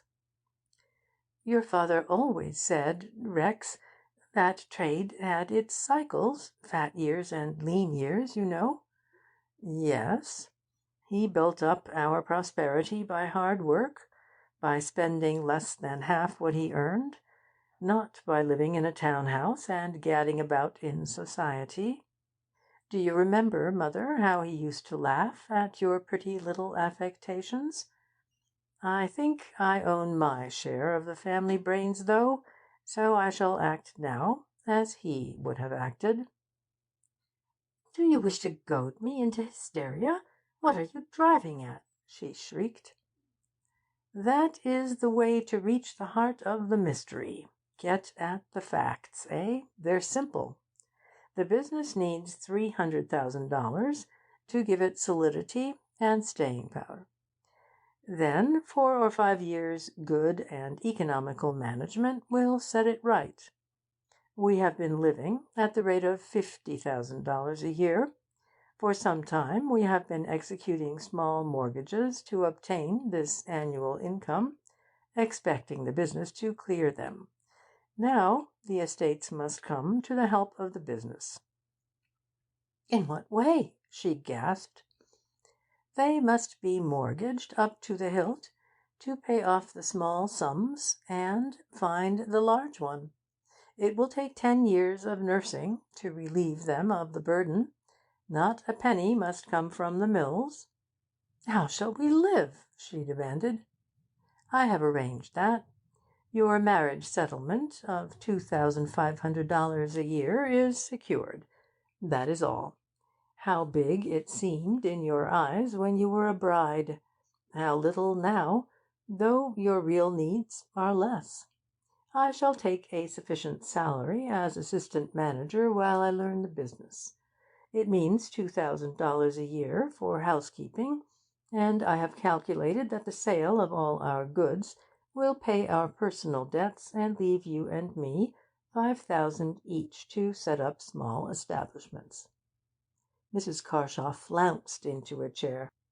You must be quite mad, she cried. No, Mother, sane, quite sane, for the first time. Don't you believe me? Go to your lawyers. The scheme is really theirs. They are good businessmen, and congratulated me on taking a wise step. So you see, Mother, I really cannot afford a fashionable wife. I am choking, she gasped. For the moment, anger filled her soul. Now be reasonable, there's a good soul. 5,000 in the bank, 2,500 a year to live on. Why, when you get used to it, you will say you were never so happy. What about dinner? Shall we start economizing at once? Let's pay off half a dozen servants before we sit down to a chop. Tears? Well, they'll help. Sometimes they're good for women. Send for me when you're calmer. With a look of real pity in his eyes, he bent and kissed her forehead. She would have kept him with her, but he went away. No, he said, no discussion, you remember, and I must fix a whole heap of things before we dine. End of chapter 18.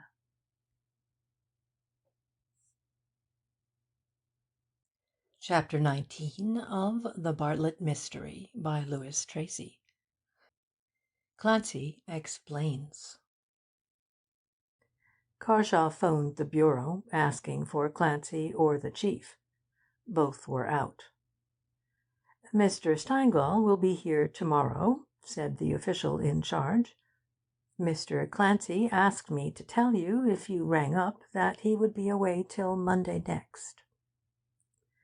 This was Wednesday evening. Carshaw felt that fate was using him ill. for Clancy was the one man with whom he wanted to commune in that hour of agony. He dined with his mother. She, deeming him crazy after a severe attack of calf-love, humoured his mood.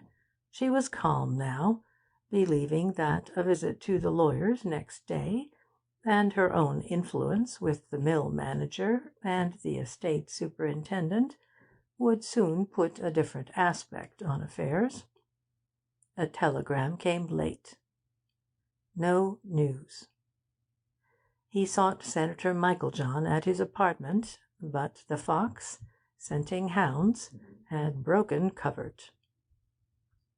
"The senator will be in Washington next week," said the discreet Phillips. "At present, sir, he is not in town." Carshaw made no further inquiry. He knew it was useless. In the morning, another telegram. No news. He set his teeth and smilingly agreed to accompany his mother to the lawyers. She came away in tears. Those serious men strongly approved of her son's project. "Rex has all his father's grit," said the senior partner. "In a little time you will be convinced that he is acting rightly." "I shall be dead," she snapped. The lawyer lifted his hands with a depreciating smile. "You have no secrets from me, Mrs. Carshaw," he said. "You are 10 years my junior, and insurance actuaries give women longer lives than men when they have attained a certain age." Carshaw visited Helen Tower. She was fluttered. By note he had asked for a tête-à-tête interview, but his first words undeceived her. "Where is Meiklejohn?" "Do you mean Senator Meiklejohn?" she corrected him. "Yes, the man who acted in collusion with you in kidnapping my intended wife. How dare you? Sit down, Helen. No heroics, please. Or perhaps you would prefer that Ronald should be present?" "This tone, Rex, to me?" She was crimson with surprise. "You are right. It is better that Tower should not be here. He might get a worse douche than his plunge into the river. Now, about Meiklejohn. Why did he conspire with you and my mother to carry off Winifred Bartlett?" "I don't know." "Surely there was some motive?" "You are speaking in enigmas. I heard of the girl from you. I have never seen her. If your mother interfered, it was for your good." He smiled cynically. The cold, far-away look in his eyes was bitter to her soul. Yet he had never looked so handsome, so distinguished, as in this moment when he was ruthlessly telling her that another woman absorbed him utterly. "What hold has Meiklejohn over you?" he went on. She simulated tears. "You have no right to address me in that manner," she protested. "There is a guilty bond somewhere, and I shall find it out," he said coldly. "My mother was your catspaw. You, Helen, may have been spiteful, but Meiklejohn, that sleek and smug politician, I cannot understand him. The story went that, owing to an accidental likeness to Meiklejohn, your husband was nearly killed. His assailant was a man named Voles. Voles was an associate of Rachel Craik, the woman who poses as Winifred's aunt. That is the line of inquiry. Do you know anything about it?" "Not a syllable." "Then I must appeal to Ronald." "Do so. He is as much in the dark as I am." "I fancy you are speaking the truth, Helen." "Is it manly to come here and insult me?" "Was it womanly to place those hounds on the track of my poor Winifred? I shall spare no one, Helen. Be warned in time. If you can help me, do so. I may have pity on my friends. I shall have none for my enemies." He was gone.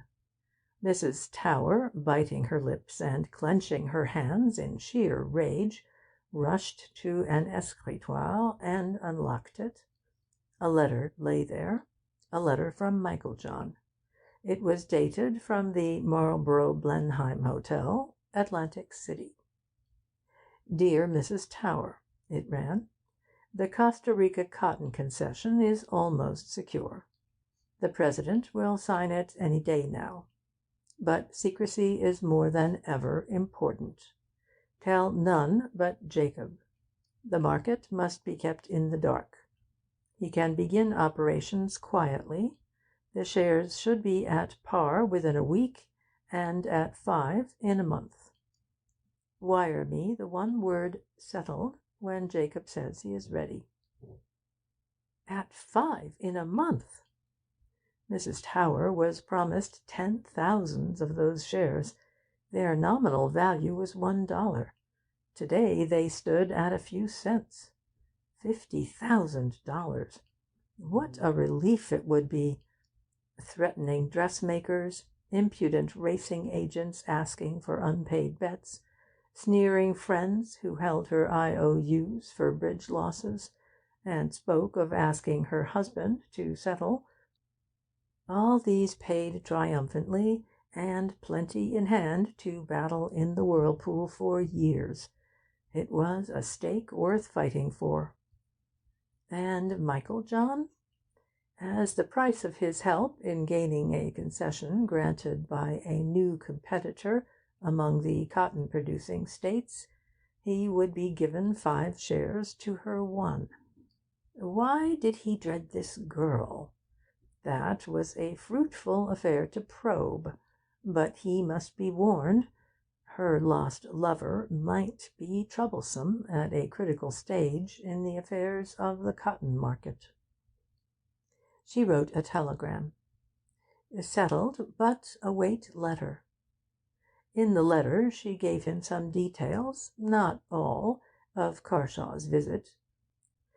No woman will ever reveal that she has been discarded by a man whom she boasted was tied to her hat-strings. Carshaw sought the detective bureau, but Steingall was away now, as well as Clancy. "You'll be hearing from one of them," was the enigmatic message he was given.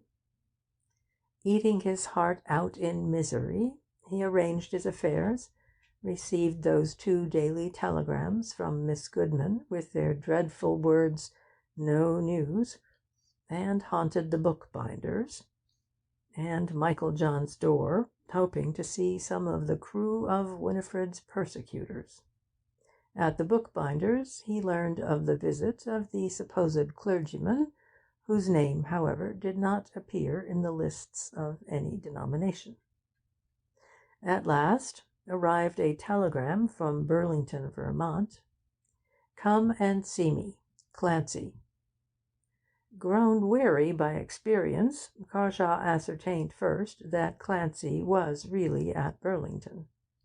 Then he instructed Miss Goodman to telegraph to him in the north, and quitted New York by the night train. In the sporting columns of an evening paper he read of the sale of his polo ponies. The scribe regretted the suggested disappearance from the game of one of the best number 1s he had ever seen. The Long Island estate was let already, and Mrs. Carshaw would leave her expensive flat when the lease expired. Early next day he was greeted by Clancy. "Glad to see you, Mr. Carshaw," said the little man. "Been here before? No? Charming town. None of the infernal racket of New York about life in Burlington. Anyone who got bitten by that bug here would be afflicted like the Gadarene swine and rush into Lake Champlain. Walk to the hotel? It's a fine morning, and you'll get some bully views of the Adirondacks as you climb the hill." "Winifred is gone. Hasn't the Bureau kept you informed?" Clancy sighed. "Well, well, why didn't you ask her sooner?" "I had to arrange my affairs. I am poor now. How could I marry Winifred under false pretenses?" "What then? Did she love you for your supposed wealth?" "Mr. Clancy, I am tortured. Why have you brought me here?" "To stop you from playing Michael John's game. I hear that you camp outside his apartment house. You and I are going back to New York this very day, and the Bureau will soon find your Winifred. By the way, how did you happen onto the Senator's connection with the affair?" Taking hope, Carshaw told his story. Clancy listened while they breakfasted. Then he unfolded a record of local events. "The Bureau has known for some time that Senator Michael John's past offered some rather remarkable problems," he said, dropping his bantering air and speaking seriously. "We have never ceased making guarded inquiries. I am here now for that very purpose. Some 30 years ago, on the death of his father, he and his brother, Ralph Vane Michael John, inherited an old established banking business in Vermont. Ralph was a bit of a rake, but local opinion regarded William as a steady-going, domesticated man who would uphold the family traditions. There was no ink on the blotter during upward of 10 years, and William was already a candidate for Congress when Ralph was involved in a scandal which caused some talk at the time. The name of a governess in a local house was associated with his, and her name was Bartlett." Carshaw glanced at the detective with a quick uneasiness which Clancy pretended not to notice.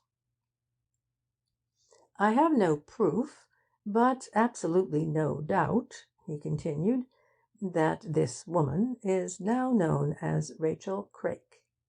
She fell into Ralph Michael John's clutches then, and has remained his slave ever since. 2 years later there was a terrific sensation here. A man named Marchbanks, who was found lying dead in a lakeside quarry, having fallen or been thrown into it. This quarry was situated near the Michael John house. Mrs. Marchbanks, a ward of Michael John's father, died in childbirth as the result of shock when she heard of her husband's death, and inquiry showed that all her money had been swallowed up in loans to her husband for stock exchange speculation. Mrs. Marchbanks was a noted beauty, and her fortune was estimated at nearly $500,000. It was all the more amazing that her husband should have lost such a great sum in reckless gambling, seeing that those who remember him say he was a nice-mannered gentleman of the old type, devoted to his wife, and with a passion for cultivating orchids. Again, why should Mrs. Marchbank's bankers and guardians allow her to be ruined by a thoughtless fool?" Clancy seemed to be asking himself these questions, but Carshaw, so far from New York, and with a mind ever dwelling on Winifred, said impatiently, "You didn't bring me here to tell me about some long-forgotten mystery." "Ah, quit that hair-trigger business," snapped Clancy. "You just listen, and maybe you'll hear something interesting. Ralph Vane Michael John left Vermont soon afterwards. 12 years ago, a certain Ralph Voles was sentenced to 5 years in a penitentiary for swindling. Mrs. Marchbank's child lived. It was a girl, and baptized as Winifred. She was looked after as a matter of charity by William Michael John, and entrusted to the care of Miss Bartlett, the ex-governess. Carshaw was certainly interested now. "Winifred, my Winifred?" he cried, grasping the detective's shoulder in his excitement. "Tut, tut," grinned Clancy. "Guess the story's beginning to grip. Yes, Winifred is the image of her mother," said Vholes. "She must be taken away from New York." Why? Why did this same Ralph vanish from Vermont after her father's death by accident? Why does a wealthy and influential senator join in the plot against her, invoking the aid of your mother and of Mrs. Tower? "These are questions to be asked, but not yet. First, you must get back your Winifred, Carshaw, and take care that you keep her when you get her." "But how? Tell me how?" came the fierce demand. "If you jump at me like that, I'll make you stop here another week," said Clancy. "Man alive, I hate humbug as much as any man, but don't you see that the Bureau must make sure of its case before it acts? We can't go before a judge until we have better evidence than the vague hearsay of 20 years ago. But for goodness sake, next time you grab Winifred, rush her to the nearest clergyman and make her Mrs. Carshaw, Jr. That'll help a lot. Leave me to get the senator and the rest of the bunch. Now, if you'll be good, I'll show you the house where your Winifred was born." End of chapter 19.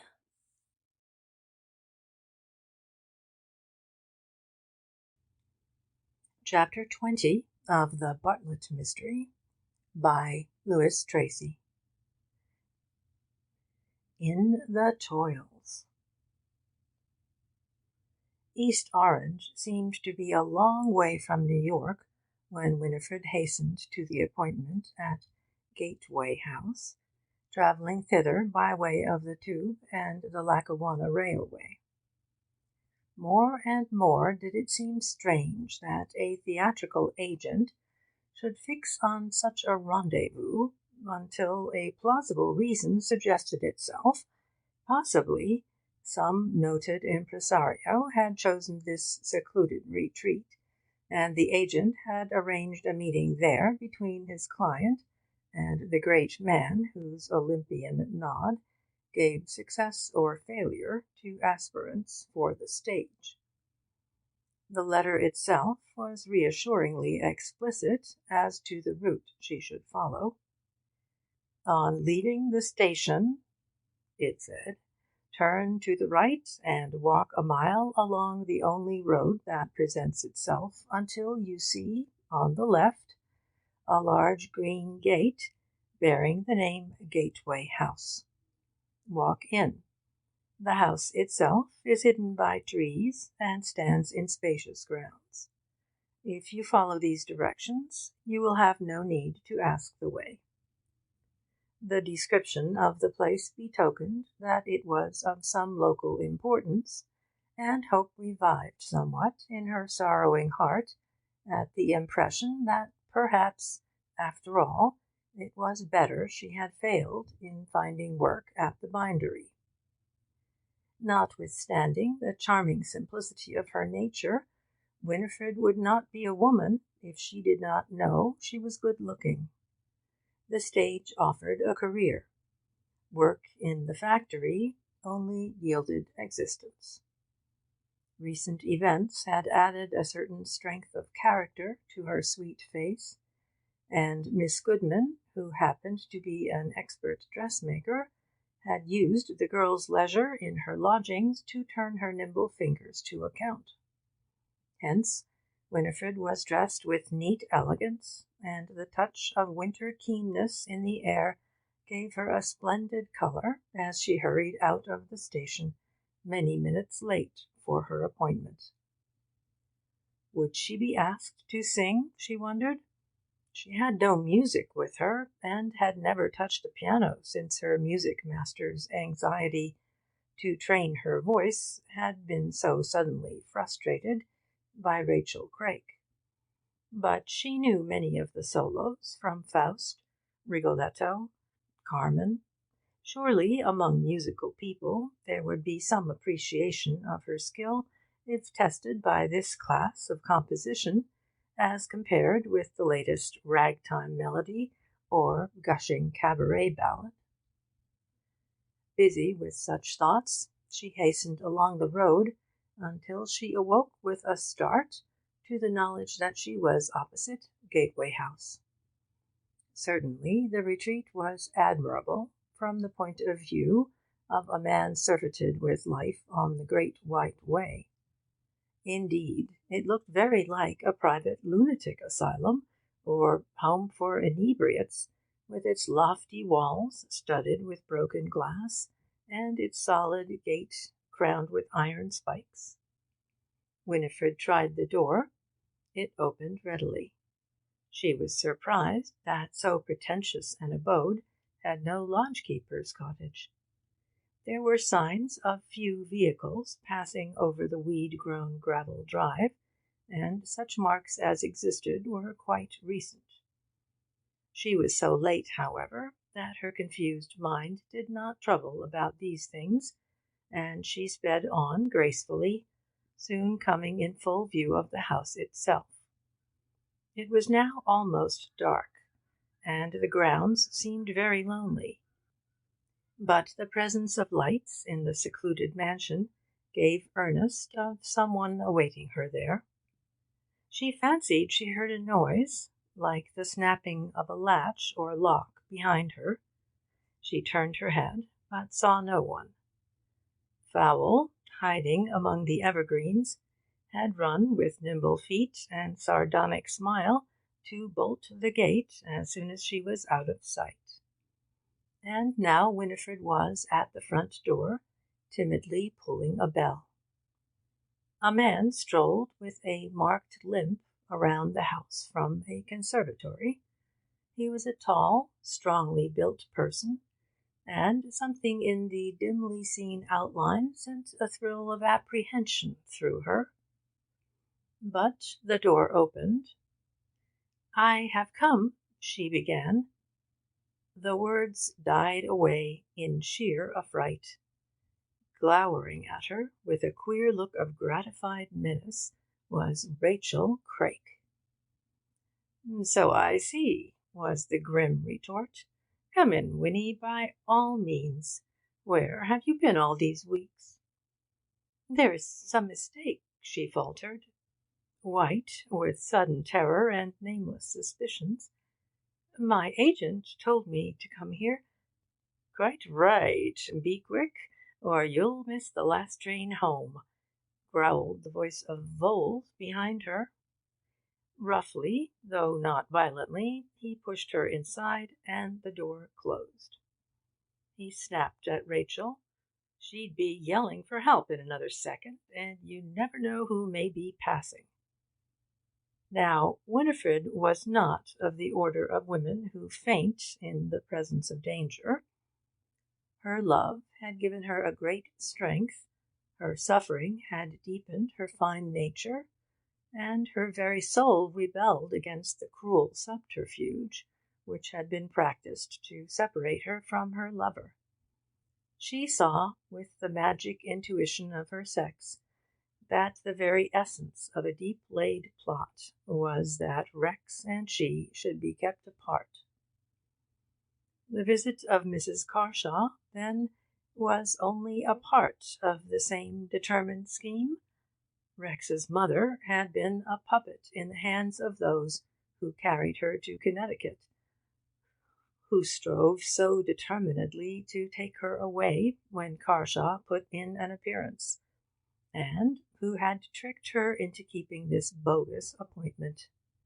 She would defy them, face death itself, rather than yield. In the America of today, nothing short of desperate crime could long keep her from Rex's arms. What a weak, silly, romantic girl she had been not to trust in him absolutely. The knowledge nerved her to a fine scorn. "What right have you to treat me in this way?" she cried vehemently. "You have lied to me, and brought me here by a forged letter. Let me go instantly, and perhaps my just indignation may not lead me to tell my agent how you have dared to use his name with false pretence." "Ho, ho!" sang out Voles. "The little bird pipes an angry note. Be pacified, my sweet linnet. You were getting into bad company. It was the duty of your relatives to rescue you." "My relatives! Who are they who claim kinship? I see here one who posed as my aunt for many years." "Posed, Winnie?" Mrs. Craik affected a croak of regretful protest. Winnie's eyes shot lightning. "Yes, I am sure you are not my aunt. Many things I can recall prove it to me.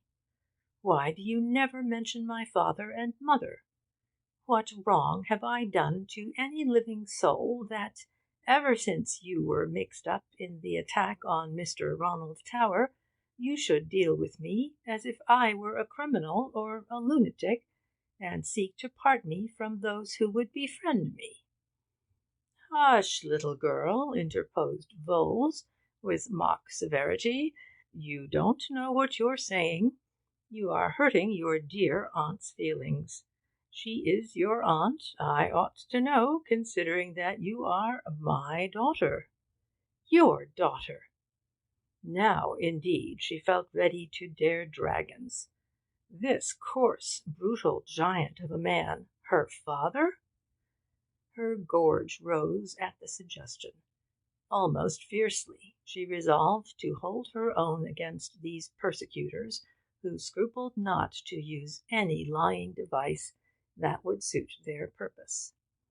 "Yes," he cried truculently, "don't I come up to your expectations?" "If you are my father," she said, with a strange self-possession that came to her aid in this trying moment, "where is my mother?" "Sorry to say she died long since." "Did you murder her as you tried to murder Mr. Tower?" The chance shot went home, though it hit her callous hearer in a way she could not then appreciate. He swore violently. "You're my daughter, I tell you," he vociferated, "and the first thing you have to learn is obedience. Your head has been turned, young lady, by your pretty Rex and his nice ways. I'll have to teach you not to address me in that fashion. Take her to her room, Rachel." "Let me go," she screamed. "I will not accompany you. I do not believe a word you say. If you touch me, I shall defend myself." "A spitfire, eh?" she heard Voles say. There was something of a struggle. She never knew exactly what happened. She found herself clasped in his giant arms, and heard his half-jesting protest. "Now, my butterfly, don't beat your little wings so furiously, or you'll hurt yourself." He carried her, screaming, upstairs, and pushed her into a large room.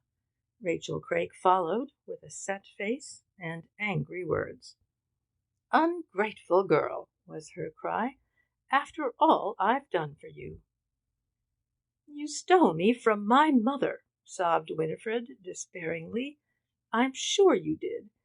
You are afraid now lest someone should recognize me. I am the image of my mother, that horrible man said, and I am to be taken away because I resemble her. It is you who are frightened, not I. I defy you. Even Mrs. Carshaw knew my face. I scorn you, I say, and if you think your devices can deceive me or keep Rex from me, you're mistaken. Before it is too late, let me go." Rachel Craik was, indeed, alarmed by the girl's hysterical outpouring. But Winifred's taunts worked harm in one way. They revealed most surely that the danger dreaded by both Voles and Michael John did truly exist. From that instant Rachel Craik, who felt beneath her rough exterior some real tenderness for the girl she had reared, became her implacable foe. "You had better calm yourself," she said quietly. "If you care to eat, food will soon be brought for you, and Mr. Gray, he is your fellow boarder for a few days." Then Winifred saw for the first time that the spacious room held another occupant. Reclining in a big chair, and scowling at her, was Mick the Wolf, whose arm Carshaw had broken recently. "Yes," growled that worthy, "I'm not the most cheerful company, missy, but my other arm is strong enough to put that fellow of yours out of gear if he butts in on me again. So just cool your pretty little head. I'm boss here, and if you rile me, it'll be sort of awkward for you." How Winifred passed the next few hours she could scarcely remember afterward. She noted, in dull agony, that the windows of the sitting-room she shared with Mick the Wolf were barred with iron. So, too, was the window of her bedroom. The key and handle of the bedroom lock had been taken away. Rachel Craik was her jailer, a maimed scoundrel her companion, and assistant warder. But when the first paroxysms of helpless pain and rage had passed, her faith returned. She prayed long and earnestly, and help was vouchsafed. Appeal to her captors was vain, she knew, so she sought the consolation that is never denied to all who are afflicted. Neither Rachel Craik, nor the sullen bandit, nor the loud-voiced rascal who had dared to say he was her father, could understand the cheerful patience with which she met them the next day. "She's a puzzle," said Voles, in the privacy of the apartment beneath. "I must dope out some way of fixin' things. She'll never come to heel again, Rachel. That fool Carshaw has turned her head." He tramped to and fro impatiently. His ankle had not yet forgotten the wrench it received on the Boston post road. Suddenly he banged a huge fist on a sideboard. "Gee!" he cried, "that should turn the trick. I'll marry her off to Fowl. If it wasn't for other considerations, I'd be almost tempted." He paused. Even his fierce spirit quailed at the venom that gleamed from Rachel Craik's eyes. End of chapter 20.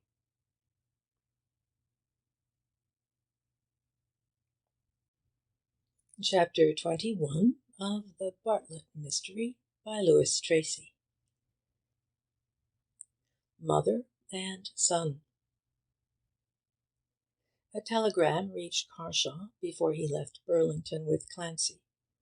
He hoped it contained news of Winifred, but it was of a nature that imposed one more difficulty in his path. Quote, "No later than the 20th," end quote, wired the manager of the Carshaw mills in Massachusetts. Carshaw himself had inquired the latest date on which he would be expected to start work, and he could not in honor begin the new era by breaking his pledge. The day was Saturday, November 11th. On the following Monday week he must begin to learn the rudiments of cotton spinning. "What's up?" demanded Clancy, eyeing the telegram, for Carshaw's face had hardened at the thought that, perhaps, in the limited time at his disposal, his quest might fail. He passed the typed slip to the detective. "Meaning?" said the latter, after a quick glance. Carshaw explained. "I'll find her," he added, with a catch of the breath. "I must find her. God in heaven, man, I'll go mad if I don't." "Cut out the stage stuff," said Clancy. "By this day week the Bureau will find a bunch of girls who are not lost yet, only planning it." Touched by the misery in Carshaw's eyes, he added, "What you really want is a marriage license. The minute you set your eyes on Winifred, rush her to the City Hall." "Once we meet, we'll not part again," came the earnest vow. Somehow the pert little man's overweening egotism was soothing, and Carshaw allowed his mind to dwell on the happiness of holding Winifred in his arms once more, rather than the uncertain prospect of attaining such bliss. Indeed, he was almost surprised by the ardor of his love for her. When he could see her each day, and amuse himself by playing at the pretense that she was to earn her own living, there was a definite satisfaction in the thought that soon they would be married, when all this pleasant make-believe would vanish. But now that she was lost to him, and probably enduring no common misery, the complacency of life had suddenly given place to a fierce longing for a glimpse of her, for the sound of her voice, for the shy glance of her beautiful eyes. "Now let's play ball," said Clancy, when they were in a train speeding south.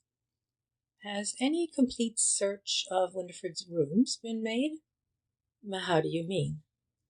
"Did you look in every hole and corner for a torn envelope, a twisted scrap of paper, a car transfer, any mortal thing that might reveal why she went out and did not return?" "I told you of the bookbinder's note." "You sure did," broke in Clancy. "You also went to the bookbinder's 15 times. Are you certain there was nothing else?" "No, I didn't like. How could I peer and pry?" "You'd make a bum detective. Imagine that poor girl crying her eyes out in a cold dark cell, all because you were too squeamish to give her belongings the once-over." Carshaw was not misled by Clancy's manner. He knew that his friend was only consumed by impatience to be on the trail. "You've fired plenty of questions at me," he said quietly, "and now it's my turn. I understand why you came to Burlington, but where is Steingall all this time?" "That big stiff? How do I know?" In a word, Clancy was uncommunicative during a whole hour. When the mood passed, he spoke of other things, but although it was 10 at night when they reached New York, he raced Carshaw straight to East 27th Street and Miss Goodman. There, in a few seconds, he was reading the agent's genuine note to Winifred, that containing the assurance that no appointment had been made for East Orange. The letter concluded, "At first I assumed that a message intended for some other correspondent had been sent to me by error. Now, on reperusal, I am almost convinced that you wrote me under some misapprehension. Will you kindly explain how it arose?" Clancy, great as ever on such occasions, refrained from saying, "I told you so." "We'll call up the agent Monday, just for the sake of thoroughness," he said. "Meanwhile, be ready to come with me to East Orange tomorrow at 8 a.m." "Why not tonight?" urged Carshaw, afire with a rage to be up and doing. "What, to sleep there? Young man, you don't know East Orange. Run away home to your ma." "Where have you been?" inquired Mrs. Carshaw, when her son entered. Her air was subdued. She had suffered a good deal these last days. "To Vermont." "Still pursuing that girl?" "Yes, mother." "Have you found her?" "No, mother." "Rex, Have you driven me wholly from your heart? No, that would be impossible. Winifred would not wish it, callous as you were to her. Don't be too hard on me. I am sore wounded. It is a great deal for a woman to be cast into the outer darkness. Nonsense, mother. You are emerging into light. If your friends are so ready to drop you because you are poor, with the exceeding poverty of 2,500 a year, of what value were they as friends? When you know Winifred, you will be glad. You will feel as Dante felt when he emerged from the Inferno. So you are determined to marry her? Unquestionably. And mark you, mother, when the clouds pass and we are rich again, you will be proud of your daughter-in-law. She will bear all your skill in dressing. Gad, how the women of your set will envy her complexion. Mrs. Carshaw smiled wanly at that. She knew her set, as Rex termed the 400. Why is she called Bartlett? She inquired after a pause, and Rex looked at her in surprise. I have a reason, she continued. Is that her real name? Now, he cried, I admit you are showing some of your wonted cleverness. Ah, then I am right.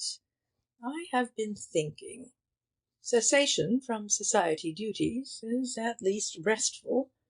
Last night, lying awake and wondering where you were, my thoughts reverted to that girl. I remembered her face.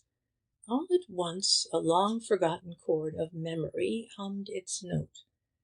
20 years ago, when you were a little boy, Rex, I met a Miss Marchbanks. She was a sweet singer. Does your Winifred sing? Carshaw drew his chair closer to his mother and placed an arm around her shoulder. Yes, he said. Rex, she murmured brokenly, hiding her face, do you forgive me? Mother, I ask you to forgive me if I said harsh things. There was silence for a while. Then she raised her eyes. They were wet, but smiling. This Mrs. Marchbanks, she went on bravely, had your Winifred's face. She was wealthy and altogether charming. Her husband, too, was a gentleman. She was a ward of the elder Michael John, the present senator's father. My recollection of events is vague, but there was some scandal in Burlington. I know all, or nearly all, about it. That is why I was called to Vermont. Mother, in future you will work with me, not against me. I will indeed, she sobbed. Then you must not drop your car. I have money to pay for that. Keep in with Helen Tower, and find out what hold she has on Michael John. You're good at that, you know. You understand your quarry. You will be worth 20 detectives. First, discover where Michael John is. He has bolted or shut himself up. You must trust me fully, or I shall not see the pitfalls. Tell me everything. He obeyed. Before he had ended, Mrs. Carshaw was weeping again, but this time it was out of sympathy with Winifred. Next morning, although it was Sunday, her smart limousine took her to the Towers house. Mrs. Tower was at home. I have heard dreadful things about you, Sarah, she purred. What on earth is the matter? Why have you given up your place in Long Island? A whim of Rex's, my dear. He is still infatuated over that girl. She must have played her cards well. Yes, indeed. One does not look for such skill in the lower orders. And how she deceived me! I went to see her, and she promised better behaviour. Now I find she has gone again, and Rex will not tell me where she is. Do you know? I? The creature never enters my mind. Of course not. She does not interest you. But I am the boy's mother, and you cannot imagine, Helen, how this affair worries me. My poor Sarah, it is too bad. Such a misfortune could not have happened had his father lived.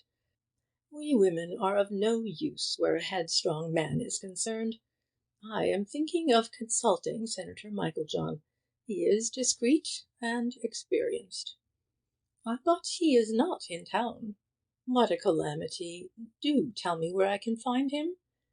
I have reason to know that Rex would not brook any interference from him. Oh, no, of course not. It would never do to permit his influence to appear. I was thinking that the senator might act with the girl, this wonderful Winifred. He might frighten her or bribe her or something of the sort. Now, Helen Tower was not in Meiklejohn's confidence. He was compelled to trust her in the matter of the Costa Rica concession, but he was far too wise to let her into any secret where Winifred was concerned. Anxious to stab with another's hand, she thought that Mrs. Carshaw might be used to punish her wayward son. I'm not sure. She paused doubtfully. I do happen to know Mr. Meiklejohn's whereabouts, but it is most important that he should not be troubled. Helen, you used to like Rex more than a little. With an effort, I can save him still. But he may suspect you. Have you watched your movements tracked? Mrs. Carshaw laughed. My dear, he is far too much taken up with his Winifred. Has he found her, then? Does he not see her daily? Here were cross purposes. Mrs. Tower was puzzled. If I tell you where the senator is, you are sure Rex will not follow you? Quite certain. His address is the Marlborough Blenheim, Atlantic City. Helen, you're a dear. I shall go there tomorrow, if necessary, but it would be best to write him first. Don't say I told you. Above all things, Helen, I am discreet.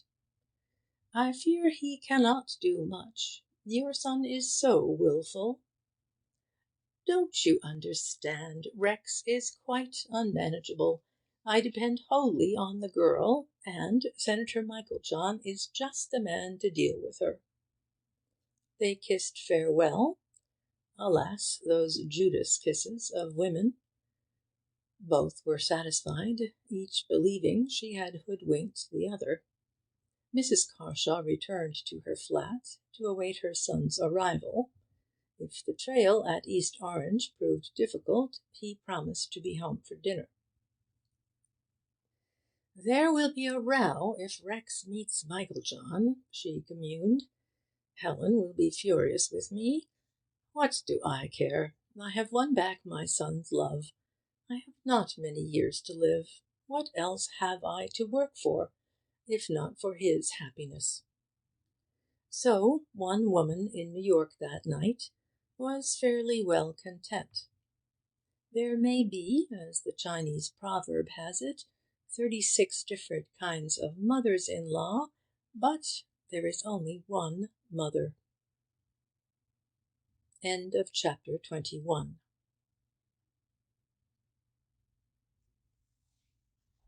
Chapter 22 of the Bartlett Mystery by Louis Tracy. The Hunt. Steingall, not Clancy, presented his bulk at Carshaw's apartment next morning. He contrived to have a few minutes' private talk with Mrs. Carshaw while her son was dressing. Early as it was, he lighted a second cigar as he stepped into the automobile, for Carshaw thought it an economy to retain a car. "Surprised to see me?" he began. "Well, it's this way. We may drop in for a rough house to-day. Between them, Voles and Mick the Wolf owned 3 sound legs and 3 strong arms. I can't risk Clancy. He's too precious. He kicked like a mule, of course, but I made it an order. What of the local police? Nix on the cops, laughed the chief. You share the popular delusion that a policeman can arrest anyone at sight? He can do nothing of the sort, unless he and his superior officers care to face a whacking demand for damages.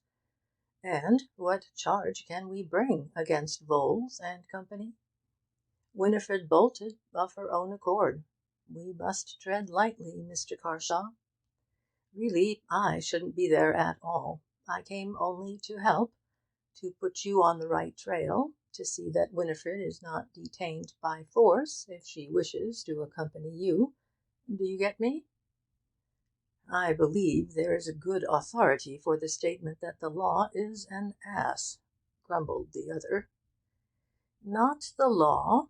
Personal liberty has to be safeguarded by the law. Millions of men have died to uphold that principle. Remember, too, that I may have to explain in court why I did so and so. Strange as it may sound, I've been taught wisdom by legal adversity. Now, let's talk of the business in hand.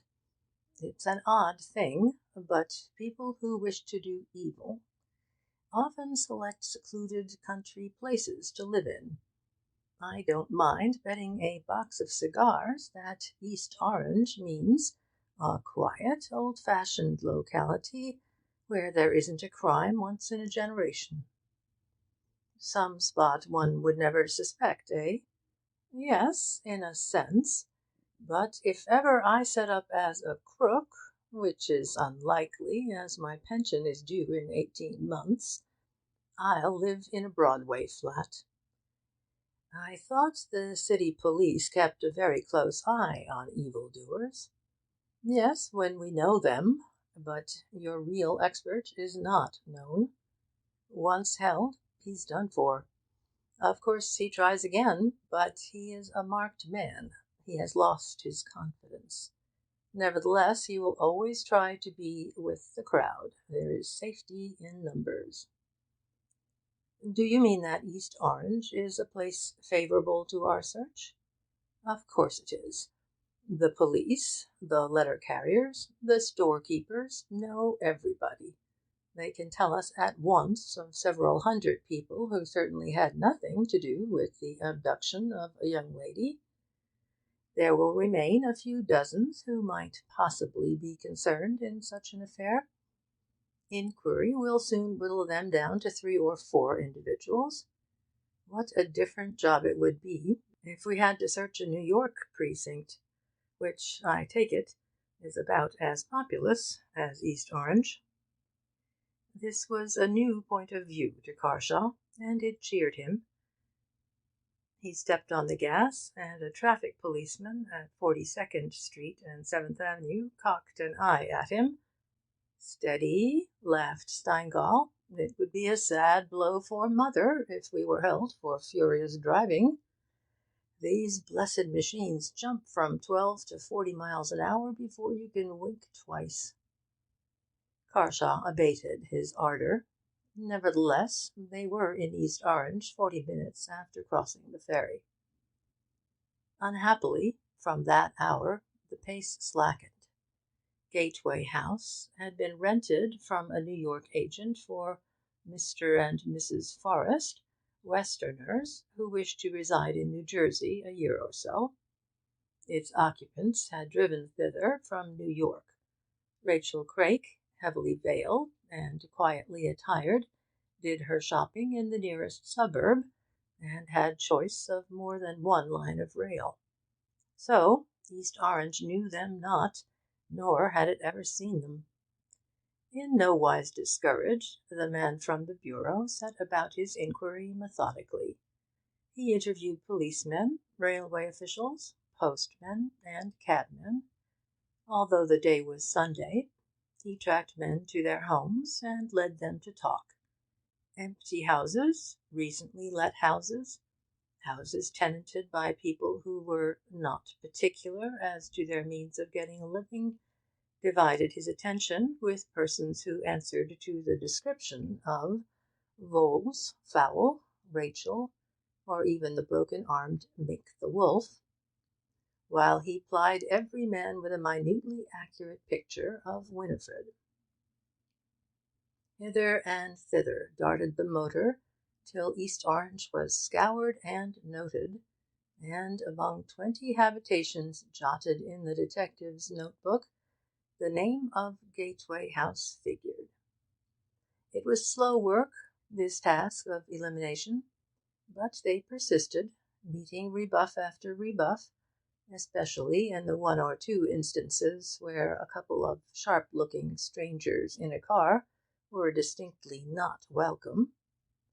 They had luncheon at a local hotel, and, by idle chance, were not pleased by the way in which the meal was served. So, when hungry again, and perhaps a trifle dispirited, as the day waned to darkness with no result, they went to another inn to procure a meal. This time they were better looked after. Instead of a jaded German waiter, they were served by the landlord's daughter, a neat, befrilled young damsel, who cheered them by her smile, though, to be candid, she was anxious to get out for a walk with her young man. "Have you travelled far?" she asked, by way of a talk, while laying the table. "From New York," said Steingall. "At this hour? In a car?" "Yes. Is that a remarkable thing here? Not the car, but people in motors either whiz through of a morning, going away down the coast, or whiz back again of an evening, returning to New York." "Ah," put in Carshaw, "here is a pretty head which holds brains. It goes in for ratiocinative reasoning. Now, I'll be bound to say that this pretty head which thinks can help us." A good deal of this was lost on the girl, but she caught the compliment and smiled. "It all depends on what you want to know," she said. "I really want to find a private prison of some sort," he said, "the sort of place where a nice-looking young lady like you might be kept in against her will by nasty, ill-disposed people. There is only one house of that kind in the town, and that is out of it, as an Irishman might say." "And where is it?" "It's called Gateway House, about a mile along the road from the depot." Steingall, inclined at first to doubt the expediency of gossip with the girl, now pricked up his ears. "Who lives in Gateway House?" he asked. "No one that I know of at the moment," she answered. "It used to belong to a mad doctor. I don't mean a doctor who was mad, but no matter about his sanity. Is he dead?" "No, in prison. There was a trial 2 years ago." "Oh, I remember the affair. A patient was beaten to death. So the house is empty." "It is, unless someone has rented it recently. I was taken through the place months ago. The rooms are all right, and it has beautiful grounds, but the windows frightened me. They were closely barred with iron, and the doors were covered with locks and chains. There were some old beds there, too, with straps on them. Oh, I quite shivered." "After we have eaten, will you let us drive you in that direction in my car?" asked Carshaw. She simpered and blushed slightly. "I've an appointment with a friend," she admitted, wondering if the swain would protest too loudly if she accepted the invitation. "Bring him also," said Carshaw. "I assume it's a he?" "Oh, that'll be all right," she cried. So, in the deepening gloom, the automobile flared with fierce eyes along the quiet road to Gateway House, and in its seat of honour sat the hotel maid and her young man. "That is the place," she said, after the, to her, all too brief run. "Is this the only entrance?" demanded the chief, as he stepped out to try the gate. Yes, the high wall runs right around the property. It's quite a big place. Locked, he announced. Probably empty, too. He tried squinting through the keyhole to catch a gleam of interior light. No use in doing that, announced the young man. The house stands way back and is hidden by the trees. I mean having a look at it, wall or no wall, insisted Carshaw. But the gate is spiked and the wall covered with broken glass, said the young man. Such obstacles can be surmounted by ladders and folded tarpaulins, or even thick overcoats, observed Steingall. I'm a plumber, said the East Orange man. If you care to run back to my place, I can give you a telescope ladder and a tarpaulin, but perhaps we may butt into trouble. For shame, Jim. I thought you'd do a little thing like that to help a girl in distress. First I've heard of any girl. My name is Carshaw, came the prompt assurance. Here's my card. Read it by the lamp there. I'll guarantee you against any consequences, pay any damages, and reward you if our search yields results. Jim, commenced the girl reproachfully, but he stayed her with a squeeze. Cut it out, Polly, he said. You don't wish me to start housebreaking, do you? But if there's a lady to be helped, and Mr. Carshaw says it's okay, I'm on. A fellow who was with Funston in the Philippines won't sidestep a little job of that sort. Polly, appeased and delighted with the adventure, giggled. I'd think not, indeed. It is law-breaking, but I am inclined to back you up, confided Steingall to Carshaw when the car was humming back to East Orange. At the worst, you can only be charged with trespass, as my evidence will be taken that you had no unlawful intent. Won't you come with me? Better not. You see, I am only helping you. You have an excuse. I, as an official, have none. If a row springs up, and doors have to be kicked open, for instance. Moreover, this is the state of New Jersey, and outside my bailiwick. Perhaps the joker behind us may be useful. He will be, or his girl will know the reason why. He may have fought in every battle in the Spanish War, but she has more pep in her. The soldierly plumber was as good as his word. He produced the ladder and the tarpaulin, and a steel wrench as well. If you do a thing at all, do it thoroughly. That's what Funston taught us, he grinned. Carshaw thanked him, and in a few minutes they were again looking at the tall gate and the dark masses of the garden trees silhouetted against the sky. They had not encountered many wayfarers during their 3 journeys. The presence of a car at the entrance to such a pretentious place would not attract attention, and the scaling of the wall was only a matter of half a minute. No use in raising the dust by knocking. Go over, counselled Steingall. Try to open the gate. Then you can return the ladder and tarpaulin at once. Otherwise, leave them in position. If satisfied that the house is inhabited by those with whom you have no concern, come away unnoticed, if possible. Carshaw climbed the ladder, sat on the tarpaulin, and dropped the ladder on the inner side of the wall. They heard him shaking the gate. His head reappeared over the wall. Locked, he said, and the key gone. I'll come back and report quickly. Jim, who had been nudged earnestly several times by his companion, cried quickly, Isn't your friend going along too, mister? No, I may as well tell you all that I am a detective, put in Steingall. Gee whiz! Why didn't you cough it up earlier? Hold on there. Lower that ladder. I'm with you. Good old U.S. Army, said Steingall, and Polly glowed with pride.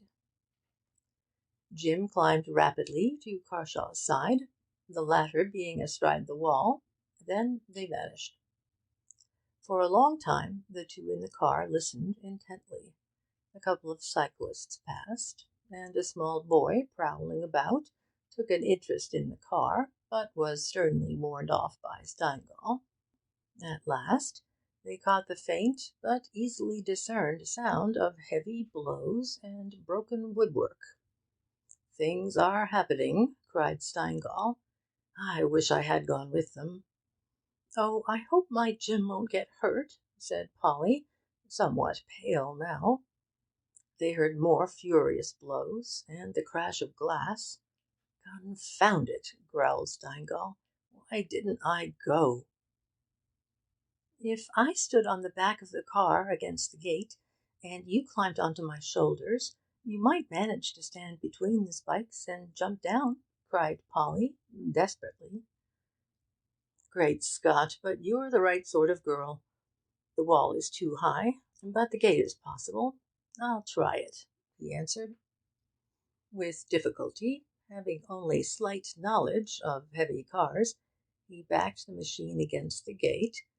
Then the girl caught the top with her hands, standing on the back cushions.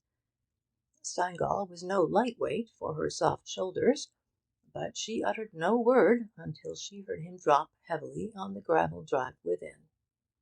"Thank goodness!" she whispered. "There are 3 of them now. I only wish I was there too." End of chapter 22.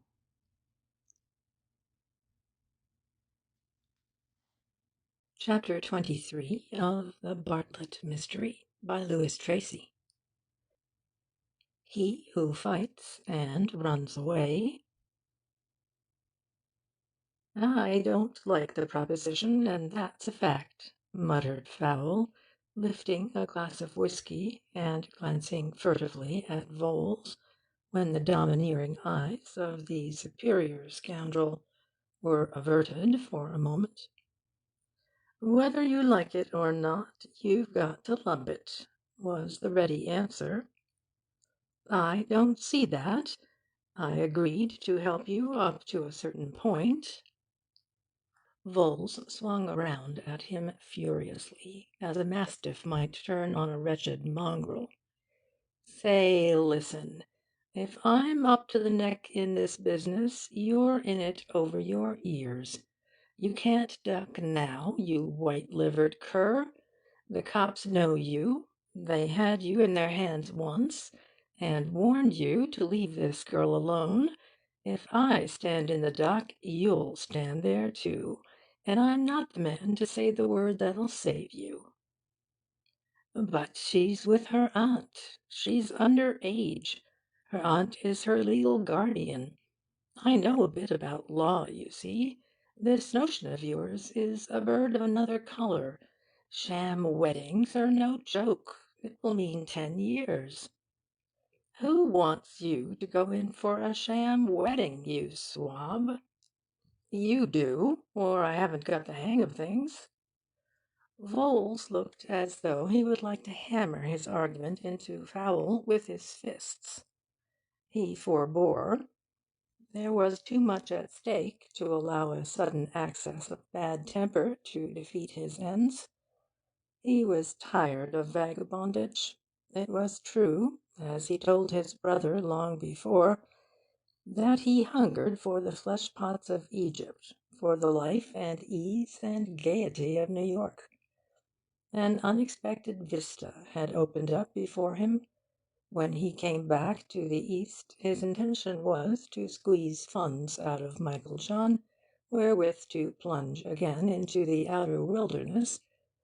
Now events had conspired to give him some chance of earning a fortune quickly, had not the irony of fate raised the winsome face and figure of Winifred as a bogey from the grave to bar his path.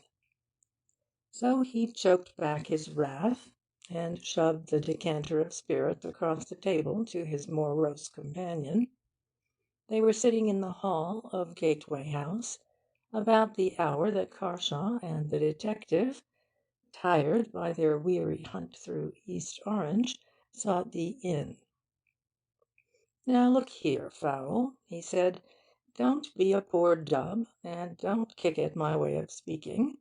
Por Dios, man, I've lived too long in the sage country to scrape my tongue to a smooth spiel like my friend, the senator. Let's look squarely at the facts. You admire the girl? Who wouldn't? A pippin, every inch of her. You're broke? Well, you were fired from your last job. You're in wrong with the police. You adopted a disguise and told lies about Winifred to those who would employ her. What chance have you of getting back into your trade, even if you've been satisfied with it, after having lived like a plute for weeks?" "That goes," said Fowl, waving his pipe. "You'd like to hand one to that fellow Carshaw? Wouldn't I? Yet you kick like a steer when I offer you the girl, a soft, well-paid job, and the worst revenge you can take on Carshaw. Yes, all damn fine, but the risk, the infernal risk."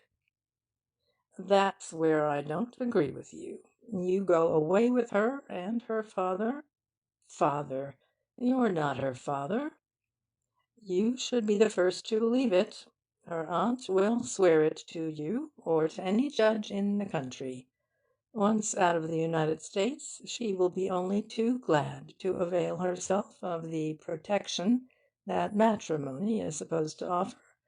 What are you afraid of?" "You talked of putting up some guy to pretend to marry us." "Forget it. We can't keep her insensible or dumb for days. But in the company of her loving father and her devoted husband, what can she do? Who will believe her? Depend on me to have the right sort of boys on the ship. They'll just grin at her. By the time she reaches Costa Rica, she'll be howling for a missionary to come aboard in order to satisfy her scruples. You can suggest it yourself. I believe she'd die sooner." "What matter? You only lose a pretty wife. There's lots more of the same sort, where your wad is thick enough. Why, man, it means a 3 months' trip and a fortune for life, however things turn out. You're tossing against luck with an eagle on both sides of the quarter." Fowl hesitated. The other suppressed a smile. He knew his man. "Don't decide in a minute," he said seriously, "but once settled, there must be no shirking. Make up your mind either to go straight ahead by my orders, or clear out to-night. I'll give you a 10 spot to begin life again. After that, don't come near me." "I'll do it," said Fowl, and they shook hands on their compact. It was not in Winifred's nature to remain long in a state of active resentment with any human being. A prisoner, watched diligently during the day, locked into her room at night, she met Rachel Craik's grim espionage, and Mick the Wolf's evil temper, with an equable cheerfulness that exasperated the one while mollifying the other. She wondered greatly what they meant to do with her. It was impossible to believe that in the state of New Jersey, within a few miles of New York, they could keep her indefinitely in close confinement. She knew that her wrecks would move heaven and earth to rescue her.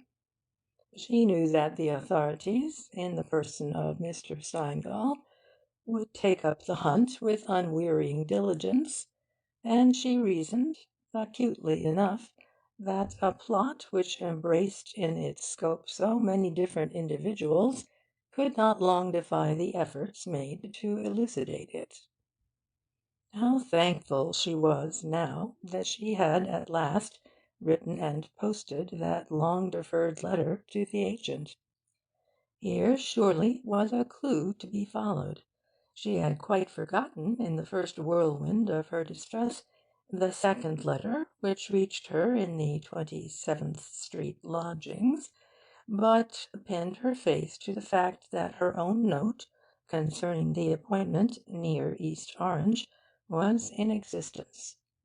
Perhaps her sweetheart was already rushing over every road in the place and making exhaustive inquiries about her. It was possible that he had passed Gateway House more than once. He might have seen amid the trees the tall chimneys of the very jail against whose iron bars her spirit was fluttering in fearful hope. Oh, why was she not endowed with the power she had read of, whose fortunate possessors could leap time and space in their astral subconsciousness and make known their thoughts and wishes to those dear to them? She even smiled at the conceit that a true wireless telegraphy did exist between Carshaw and herself.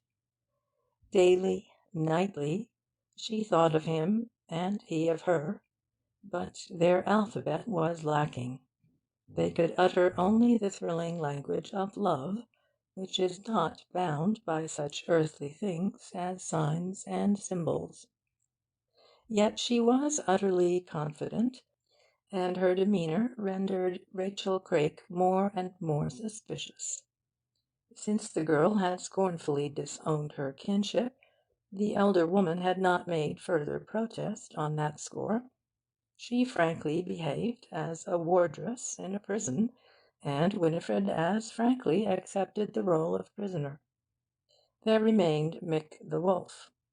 Under the circumstances, no doctor or professional nurse could be brought to attend his injured arm. The broken limb had, of course, been properly set after the accident, but it required skilled dressing daily, and this Winifred undertook. She had no real knowledge of the subject, but her willingness to help, joined to the instruction given by the man himself, achieved her object. It was well nigh impossible for this rough, callous rogue, brought in contact with such a girl for the first time in his life, to resist her influence. She did not know it, but gradually she was winning him to her side. He swore at her as the cause of his suffering, yet found himself regretting even the passive part he was taking in her imprisonment. On the very Sunday evening that Bowles and Fowle were concocting their vile and mysterious scheme, Mick the wolf, their trusted associate, partner of Vowles in many a desperate enterprise in other lands, was sitting in an armchair upstairs, listening to Winifred reading from a book she had found in her bedroom. It was some simple love story, an adventure story, and certainly its author had never dreamed that his exciting situations would be perused under conditions as dramatic as any pictured in the novel.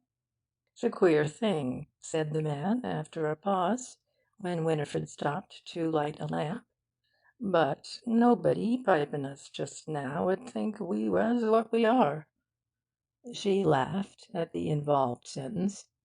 "I don't think you are half so bad as you think you are, Mr. Gray," she said softly. "For my part, I am happy in the belief that my friends will not desert me." "Look at here," he said with gruff sympathy, "why don't you pull with your people instead of agin 'em? I know what I'm talking about. This 'ere Vowles. But steady, maybe I best shut up." Winifred's heart bounded. If this man would speak, he might tell her something of great value to her lover and Mr. Steingall when they came to reckon up accounts with her persecutors. "Anything you tell me, Mr. Gray, shall not be repeated," she said. He glanced toward the door. She understood his thought. Rachel Craik was preparing their evening meal. She might enter the room at any moment, and it was not advisable that she should suspect them of amicable relations. Assuredly, up to that hour, Mick the Wolf's manner admitted of no doubt on the point. He had been intractable as the animal which supplied his oddly appropriate nickname. "It's this way," he went on in a lower tone. "Vholes and Michael John are brothers born. Michael John bein' a senator and well in with some of the top notchers, has a cotton concession in Costa Rica, which means a pile of money. Vholes is cute as a pet fox. He winded the turkey and has forced his brother to make him manager, with a whacking salary and an interest. I'm in on the deal, too. Bless your little heart, you just stand pat, and you can make a dress out of dollar bills. But what have I to do with all this? Why cannot you settle your business without pursuing me?" was the mournful question, for Winifred never guessed how greatly the man's information affected her. "I can't rightly say, but you're either with us or agin us. If you're on our side, it'll be a joy ride. If you stick to that guy Carshaw—" To their ears, as to the ears of those waiting in the car at the gate, came the sound of violent blows and the wrenching open of the door. In that large house, in a room situated, too, on the side removed from the road, they could not catch Carshaw's exulting cry after a peep through the window. "I have them, Vholes and Fowl! There they are! Now you, who fought with Funston, fight for a year's pay to be earned in a minute. Here, use this wrench. You understand it. Use it on the head of any one who resists you. These scoundrels must be taken red-handed." Vholes, at the first alarm, sprang to his feet and whipped out a revolver. He knew that a vigorous assault was being made on the stout door. Running to the blind of the nearest window, he saw Carshaw pull out an iron bar by sheer strength, and use it as a lever to pry open a sash. Tempted though he was to shoot, he dared not. There might be police outside. Murder would shatter his dreams of wealth and luxury. He must outwit his pursuers. Rachel Craik came running from the kitchen, alarmed by the sudden hubbub. "Fowl," he said to his amazed confederate, "stand them off for a minute or two. You, Rachel, can help. You know where to find me when the coast is clear. They cannot touch you. Remember that. They're breaking into this house without a warrant. Bluff hard, and they cannot even frame a charge against you if the girl is secured, and she will be if you give me time." Trusting more to Rachel than to the vacillating Fowl, he raced upstairs, though his injured leg made a rapid progress difficult. He ran into a room and grabbed a small bag which lay in readiness. Then he rushed toward the room in which Winifred and Mick the Wolf were listening with mixed feelings to the row which had sprung up beneath. He tried the door. It was locked. Rachel had the key in her pocket. A trifle of that nature did not deter a man like Bowles. With his shoulder he burst the lock, coming face to face with his partner in crime, who had grasped a poker in his serviceable hand. "Attaboy!" he yelled. "Downstairs and floor 'em as they come. You've one sound arm. Go for 'em. They can't lay a finger on you." Now, it was one thing to sympathize with a helpless and gentle girl, but another to resist the call of the wild. The dominant note in Mick the Wolf was brutality, and the fighting instinct conquered even his pain. With an oath he made his way to the hall, and it needed all of Steingall's great strength to overpower him, wounded though he was. It took Carshaw and Jim a couple of minutes to force their way in. There was a lively fight in which the detective lent a hand. When Mick the Wolf was down, groaning and cursing because his fractured arm was broken again, when Fowl was held to the floor, with Rachel Craik struggling and screaming, pinned beneath him by the valiant Jim, Carshaw sped to the first floor. Soon, after using handcuffs on the man and woman, and leaving Jim in charge of them and Mick the Wolf, Steingall joined him. But, search as they might, they could not find either Winifred or Voles. Almost beside himself with rage, Carshaw rushed back to the grim-visaged Rachel. "Where is she?" he cried. "What have you done with her? By heaven, I'll kill you!" Her face lit up with a malignant joy. "A nice thing," she screamed, "respectable folk to be treated in this way. What have we done, I'd like to know? Breaking into our house and assaulting us?" "No good talking to her," said the chief. "She's a deep one. Tough as they make 'em. Let's search the grounds."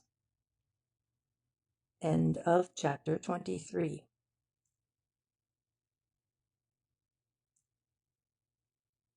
Chapter 24 of The Bartlett Mystery by Tracy. In full cry. Polly, the maid from the inn, waiting breathlessly intent in the car outside the gate, listened for sounds which should guide her as to the progress of events within. Steingall left her standing on the upholstered back of the car, with her hands clutching the top of the gate. She did not descend immediately. In that position she could best hear approaching footsteps, as she could follow the running of the detective nearly all the way to the house. Great was her surprise, therefore, to find someone unlocking the gate without receiving any preliminary warning of his advent. She was just in time to spring back into the tonneau when one half of the ponderous door swung open and a man appeared, carrying in his arms the seemingly lifeless body of a woman. It will be remembered that the lamps of the car spread their beams in the opposite direction. In the gloom, not only of the night, but of the high wall and the trees, Polly could not distinguish features. She thought, however, the man was a stranger. Naturally, as the rescuers had just gone toward the point whence the newcomer came, she believed that he had been directed to carry the young lady to the waiting car. Her quick sympathy was aroused. "The poor dear!" she cried. "Oh, don't tell me those horrid people have hurt her!"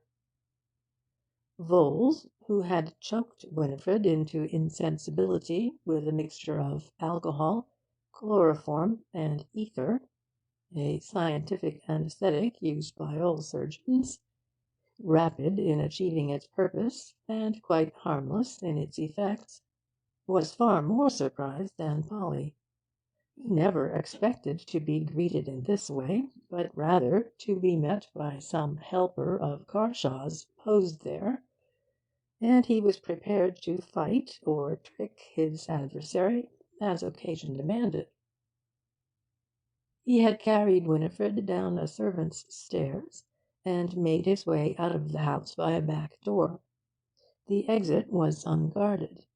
In this, as in many other country mansions, the drive followed a circuitous sweep, but a path through the trees led directly toward the gate. Hence his passage had been neither observed from the hall nor overheard by Polly. It was in precisely such a situation as that which faced him now that Voles was really superb. He was an adroit man, with ready judgment and nerves of steel. "Not much hurt," he said quietly. "She has fainted from shock, I think." Though he spoke so glibly, His brain was on fire with question and answer. His eyes glowered at the car and its occupant, and swept the open road on either hand. To Polly's nostrils was wafted a strange odour, carrying reminiscences of so-called painless dentistry. Winifred, reviving in the open air when that hateful sponge was removed from mouth and nose, struggled spasmodically in the arms of her captor. Polly knew that women in a faint lie death-like. That never-to-be-forgotten scent, too, caused a wave of alarm, of suspicion, to creep through her with each heart-beat. "Where are the others?" she said, leaning over and striving to see Vole's face. "Just behind," he answered. "Let me place Miss Bartlett in the car." That sounded reasonable. "Lift her in here, poor thing," said Polly, making way for the almost inanimate form. "No, on the front seat." "But why? This is the best place. Oh, help! Help!" For Voles, having placed Winifred beside the steering pillar, seized Polly and flung her headlong onto the grass beneath the wall. In the same instant he started the car with a quick turn of the wrist, for the engine had been stopped to avoid noise, and there was no time to experiment with self-starters. He jumped in, released the brakes, applied the first speed, and was away in the direction of New York. Polly, angry and frightened, ran after him, screaming at the top of her lungs. Voles was in such a desperate hurry that he did not pay heed to his steering, and nearly ran over a motorcyclist coming in hot haste to East Orange. The rider, a young man, pulled up and used language. He heard Polly, panting and shrieking, running towards him. "Good gracious, Miss Barnard, what's the matter?" he cried, for Polly was pretty enough to hold many an eye. "Is that you, Mr. Patch? Thank goodness! There's been murder done in Gateway House. That villain is carrying off the young lady he's killed. He has escaped from the police. They're in there now. Oh, catch him!" Mr. Patch, who had dismounted, began to hop back New Yorkward, while the engine emulated a machine-gun. "It's a big car, goes fast. I'll do my best," Polly heard him say, and he too was gone. She met Carshaw and the chief halfway up the drive. To them, in gasps, she told her story. "Cool hand, Voles," said Steingall. "The whole thing was bungled," cried Carshaw in a white heat. "If Clancy had been here, this couldn't have happened." Steingall took the implied taunt coolly. "It would have been better had I followed my original plan and not helped you," he said. "You, or our East Orange friend, might have been killed, it is true, but Voles could not have carried the girl off so easily." Carshaw promptly regretted his bitter comment. "I'm sorry," he said, "but you cannot realize what all this means to me, Steingall." "I think I can. Cheer up, your car is easily recognizable. We have a cyclist known to this young lady in close pursuit. Even if he fails to catch up with Voles, he will at least give us some definite direction for a search. At present there is nothing for us to do but lodge these people in the local prison, telephone the ferries and main towns, and go back to New York. The police here will let us know what happens to the cyclist. He may even call at the bureau. I can act best in New York." "Do you mean now to arrest those in the house?" "Yes, sure. That is, I'll get the New Jersey police to hold them." "On what charge?" "Conspiracy. At last we have clear evidence against them. Miss Polly here has actually seen Voles carrying off Miss Bartlett, who had previously been rendered insensible. If I am not mistaken in my man, Fowl will turn state's evidence when he chews on the proposition for a few hours in a cell. Ah, the wretch! I don't want these reptiles to be crushed. What I want is to recover Miss Bartlett. Would it not be best to leave them their liberty and watch them? I've always found a 7 days' remand very helpful, mused the detective. In ordinary crime, yes, but here we have Rachel Craik, who would suffer martyrdom rather than speak; Fowl, a mere tool, who knows nothing except what little he's told; and a thick-headed brute named Mick the Wolf, who does what his master bids him. Don't you see that in prison they're useless? At liberty they may help by trying to communicate with voles. I'm half inclined to agree with you. Now, to frighten them, keep your face and tongue under control. I'll try a dodge that seldom fails." They re-entered the house. Jim was doing sentry go in the hall. The prisoners were sitting mute, save that Mick the Wolf uttered an occasional growl of pain. His wounded arm was hurting him sorely. "We're not going to worry any more about you," said Steingall contemptuously, as he unlocked the handcuffs with which he had been compelled to secure Rachel and Fowl. "Yes, you will," was the woman's defiant cry. "Your outrageous conduct! Oh, pull that stuff on someone likely to be impressed by it. It comes a trifle late in the day, when Miss Winifred Marchbanks is in the hands of her friends and Voles on his way to prison. I don't even want you, Rachel Bartlett, unless the state attorney decides that you ought to be prosecuted." The woman's eyes gleamed like those of a spiteful cat. The detective's cool use of Winifred's right name, and of the name by which Rachel Craik herself ought to be known, was positively demoralizing.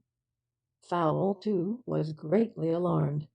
The police officer said nothing about not wanting him. With Vole's superior will withdrawn, he began to quake again. But Rachel was a dour New Englander of different metal to a man from the East Side. "If you're speaking of my niece," she said, "you have been misled by the hussy, and by that man of hers there. Mr. Voles is her father. I have every proof of my words. You can bring none of yours." Steingall, eyeing Fowl, laughed. "You will be able to tell us all about it in the witness box, Rachel Bartlett," he said.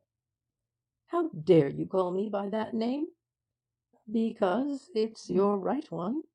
Craik was your mother's name. If friend Voles had only kept his hands clean, or even treated you honourably, you might now be Mrs. Ralph Michaeljohn, eh?" He was playing with her with the affable gambols of a cat toying with a doomed mouse. Each instant Fowl was becoming more perturbed. He did not like the way in which the detective ignored him. Was he to be swallowed at a gulp when his turn came? Even Rachel Craik was silenced by this last shot. She wrung her hands. This stern, implacable woman seemed to be on the point of bursting into tears. All the plotting and devices of years had failed her suddenly.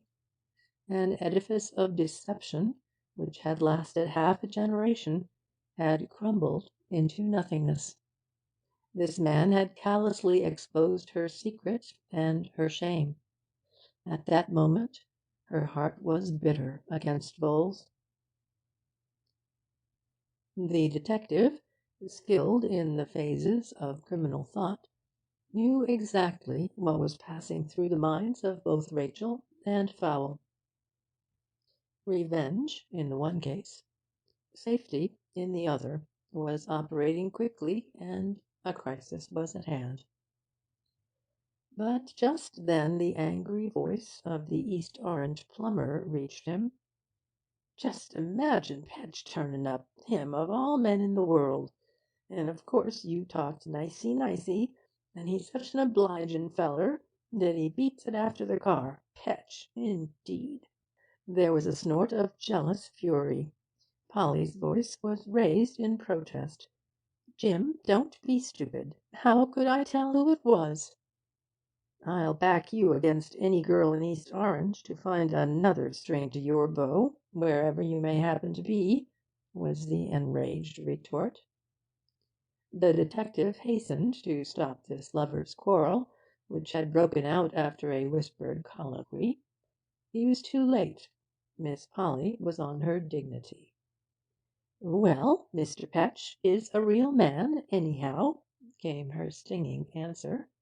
"He's after them now, and he won't let them slip through his fingers like you did." The sheer injustice of this statement rendered Jim incoherent. Petch was an old rival. When next they met, gore would flow in East Orange. But the detective's angry whisper restored the senses of both. "Can't you two shut up?" he hissed. "Your miserable quarrel has warned our prisoners. They were on the very point of confessing everything when you blurted out that the chief rascal had escaped. I'm ashamed of you, especially after you had behaved so well." His rebuke was merited. They were abashed into silence, too late. When he returned to the pair in the corner of the room, he saw Rachel Craik's sour smile and Fowle's downcast look of calculation. "A lost opportunity," he muttered, but faced the situation quite pleasantly. "You may as well remain here," he said. "I may want you, and you should realize, without giving further trouble, that you cannot hide from the police. Come, Mr. Carshaw, we have work before us in East Orange. Miss Winifred should be all right by this time." Rachel Craik actually laughed. She wondered why she had lost faith in Bowles for an instant. "I'll send a doctor," went on Steingall composedly. "Your friend there needs one, I guess." "I'd sooner have a 6-shooter," roared Mick the wolf. "Doctors are even more deadly sometimes." So the detective took his defeat cheerfully, and that is the worst thing a man can do in his opponent's interests. He was rather silent as he trudged with Carshaw and the others back to the train, however. He was asking himself what new jibe Clancy would spring on him when the story of the night's fiasco came out. End of chapter 24.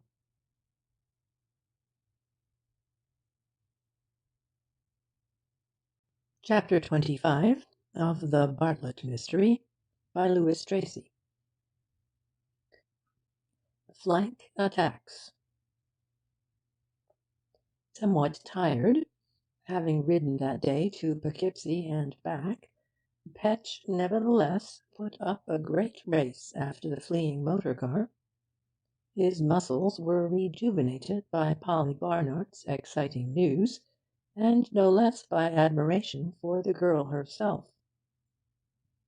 Little thinking that Jim, the plumber, was performing deeds of derring do in the hall of Gateway House, he congratulated himself on the lucky chance which enabled him to oblige the fair Polly. He dashed into the road to Hoboken, and found, to his joy, that the dust raised by the passage of the car gave an unfailing clue to its route. Now, a well-regulated motorcycle can run rings round any other form of automobile, no matter how many horses may be pent in the cylinders, if on an ordinary road and subjected to the exigencies of traffic. Bowles, breakneck driver though he was, dared not disregard the traffic regulations and risk a smash-up. He got the best out of his engine, but was compelled to go steadily through clusters of houses and around tree-shaded corners, To his great amazement, as he was tearing through the last habitations before crossing the New Jersey flats, he was hailed loudly from behind. "Hi, you! Pull up!" He glanced over his shoulder. A motorcyclist, white with dust, was riding after him with tremendous energy. "Hola!" cried Voles, snatching another look. "What's the matter?" Petch should have temporized, done one of 100 things he thought of too late, but he was so breathless after the terrific sprint in which he overtook Voles that he blurted out, "I know you! You can't escape! There's the girl herself! I see her!" Hell! Voles, urged on the car by foot and finger, after him pelted Petch with set teeth and straining eyes. The magnificent car, superb in its energies, swept through the night like the fiery dragon of song and fable, but with a speed never attained by dragon yet, else there would be room on earth for nothing save dragons. And the motorcycle leaped and bounded close behind, stuttering its resolve to conquer the monster in front. The pair created a great commotion as they whirred past scattered houses and emerged into the keen, cold air of the marshland. A few cars met en route actually slowed up, and heads were thrust out to peer and wonder. Women in them were scared, and enjoined drivers to be careful, while men explained laughingly that a couple of joy riders were being chased by a motor cop. It was neck or nothing now for Voles, and when these alternatives offered, he never hesitated as to which should be chosen. He knew he was in desperate case. The pace, the extraordinary appearance of a hatless man and a girl with her hair streaming wild, for Winifred's abundant tresses had soon shed all restraints of pins and twists before the tearing wind of their transit, would create a tumult in Hoboken. Something must be done. He must stop the car and shoot that pestiferous cyclist, who had sprung out of the ground as though one of Medusa's teeth had lain buried there throughout the ages, and become a panoplied warrior at a woman's cry. He looked ahead. There was no car in sight. He peered over his shoulder. There was no cyclist. Petch had not counted on this frenzied race, and his petrol tank was empty. He had pulled up disconsolately half a mile away, and was now borrowing a gallon of gas from an orange-bound car, explaining excitedly that he was after a murderer. Voles laughed. The fiend's luck, which seldom fails the fiend's votaries, had come to his aid in a highly critical moment. There remained Winifred. She, too, must be dealt with. Now, all who have experienced the effect of an anaesthetic will understand that after the merely stupefying power of the gas has waned, there follows a long period of semi-hysteria, when actual existence is dreamlike and impressions of events evanescent. Winifred, therefore, hardly appreciated what was taking place until the car stopped abruptly, and the stupor of cold passed almost simultaneously with the stupor of anaesthesia. But Voles had his larger plan now. With coolness and daring he might achieve it. All depended on the discretion of those left behind in Gateway House. It was impossible to keep Winifred always in durance, or to prevent her everlastingly from obtaining help.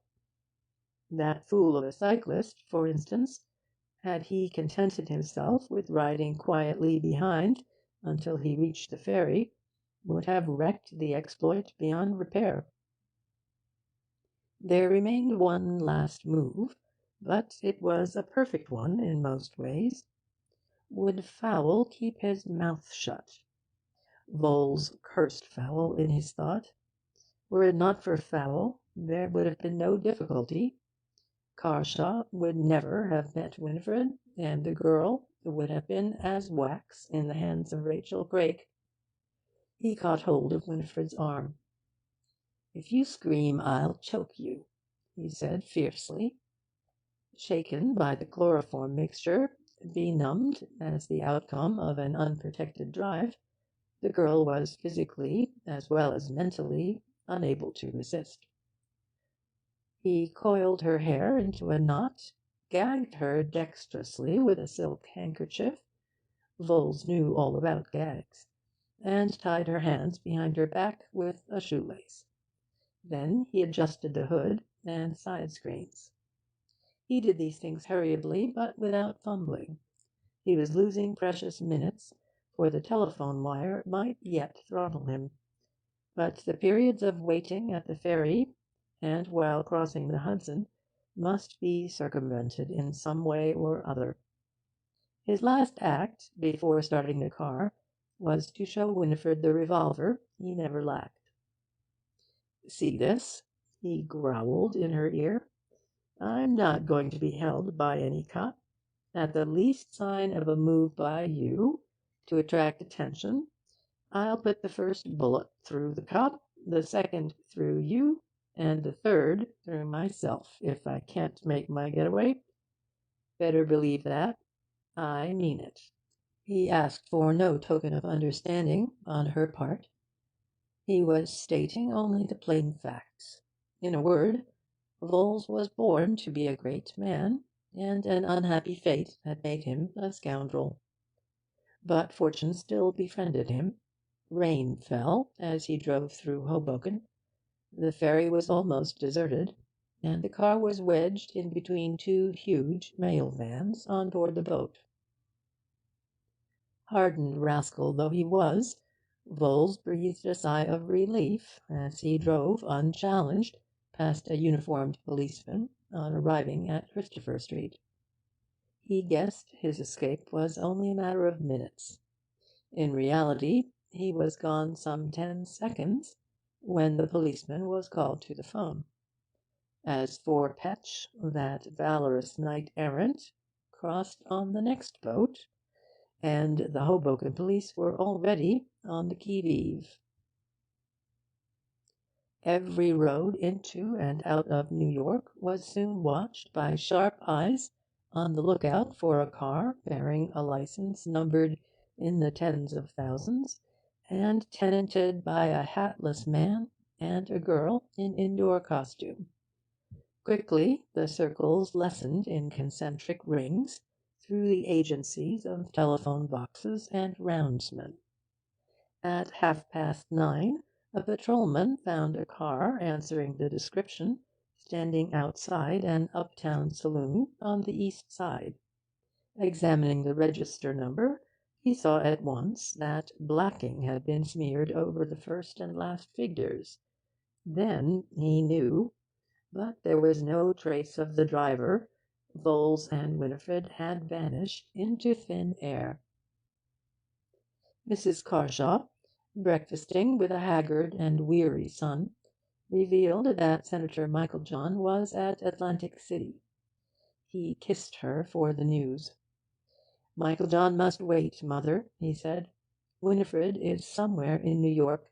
I cannot tear myself away to Atlantic City today. When I have found her, I shall deal with Meiklejohn." Then came Steingall, and he and Mrs. Carshaw exchanged a glance which the younger man missed.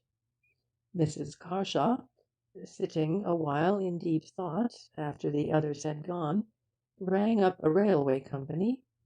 Atlantic City is 4 hours distant from New York. By hurrying over certain inquiries she wished to make, she might catch a train at midday. She drove to her lawyer's. At her request, a smart clerk was lent to her for a couple of hours. They consulted various records. The clerk made many notes on foolscap sheets in a large round hand, and Mrs. Carshaw, seated in the train, read them many times through her gold-mounted lorgnette. It was 5 o'clock when a taxi brought her to the Marlborough Blenheim Hotel, and Senator Michael John was the most astonished man on the Jersey coast at the moment when she entered unannounced, for Mrs. Carshaw had simply said to the elevator boy, "Take me to Senator Michael John's sitting room." Undeniably he was startled, but playing desperately for high stakes had steadied him somewhat. Perhaps the example of his stronger brother had some value, too, for he rose with sufficient affability. "What a pleasant rencontre, Mrs. Carshaw," he said. "I had no notion you were within 100 miles of the board walk." "That is not surprising," she answered, sinking into a comfortable chair. "I have just arrived. Order me some sandwiches and a cup of tea. I'm famished." He obeyed. "I take it you have come to see me," he said, quietly enough, though aware of a queer fluttering about the region of his heart. "Yes, I am so worried about Rex." "Dear me, the girl?" "It is always a woman. How you men must loathe us in your sane moments, if you ever have any." "I flatter myself that I am sane. Yet how could I say that I loathe your sex, Mrs. Carshaw?" "I wonder if your flattery will bear analysis. But there, no serious talk until I am refreshed. Do ring for some biscuits. Sandwiches are apt to be slow in the cutting." Thus, by pretext, she kept him from direct converse until a tea tray, with a film of pâté de foie gras coyly hidden in thin bread and butter, formed, as it were, a rampart between them. "How did you happen on my address?" he asked smilingly. It was the first shell of real warfare, and she answered in kind. "That was quite easy. The people at the Detective Bureau know it." The words hit him like a bullet. "The Bureau?" he cried. "Yes. The officials there are interested in the affairs of Winifred Marchbanks." He went ashen grey, but essayed nevertheless to turn emotion into mere amazement. He was far too clever a man to pretend a blank negation. The situation was too strenuous for any species of ostrich device. "I seem to remember that name," he said slowly, moistening his lips with his tongue. "Of course you do. You have never forgotten it. Let us have a friendly chat about her, Senator. My son is going to marry her. That is why I am here." She munched her sandwiches and sipped her tea. This experienced woman of the world, now boldly declared on the side of romance, was far too astute to force the man to desperation unless it was necessary. He must be given breathing time, permitted to collect his wits. She was sure of her ground. Her case was not legally strong. Michael John would discover that defect, and indeed it was not her object to act legally. If others could plot and scheme, she would have a finger in the pie, that was all. And behind her was the clear brain of Steingall, who had camped for days near the senator in Atlantic City, and had advised the mother how to act for her son. There was a long silence. She ate steadily. "Perhaps you will be good enough to state explicitly why you are here, Mrs. Carshaw?" said Michael John at last. She caught the ring of defiance in his tone. She smiled. There was to be verbal sword play, and she was armed cap à pie. "Just another cup of tea," she pleaded, and he wriggled uneasily in his chair. The delay was torturing him. She unrolled her big sheets of notes. He looked over at them with well simulated indifference. "I have an engagement," he began, looking at his watch. "You must put it off," she said with sudden heat. The most important engagement of your life is here now in this room, William Michaeljohn. I mentioned the Detective Bureau when I entered.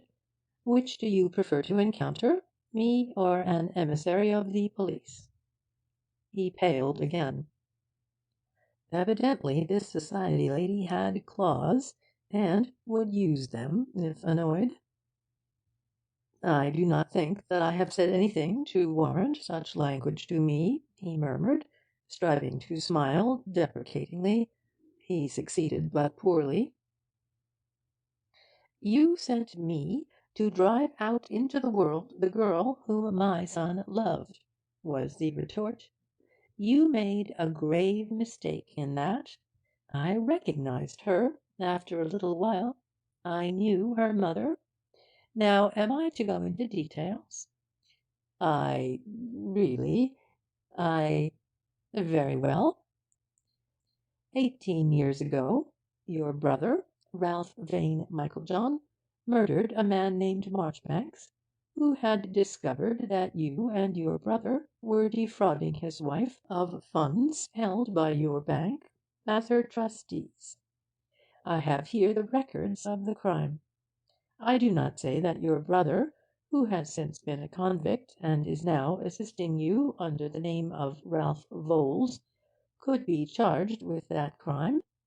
Maybe murderer is too strong a word for him where Marchbanks was concerned, but I do say that any clever lawyer could send you and him to the penitentiary for robbing a dead woman and her daughter, the girl whom you and he have kidnapped within the last week."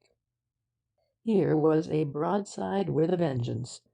Michaeljohn could not have endured a keener agony were he facing a judge and jury. It was one thing to have borne this terrible secret gnawing at his vitals during long years, but it was another to find it pitilessly laid bare by a woman belonging to that very society for which he had dared so much in order to retain his footing. He bent his head between his hands. For a few seconds thoughts of another crime danced in his surcharged brain.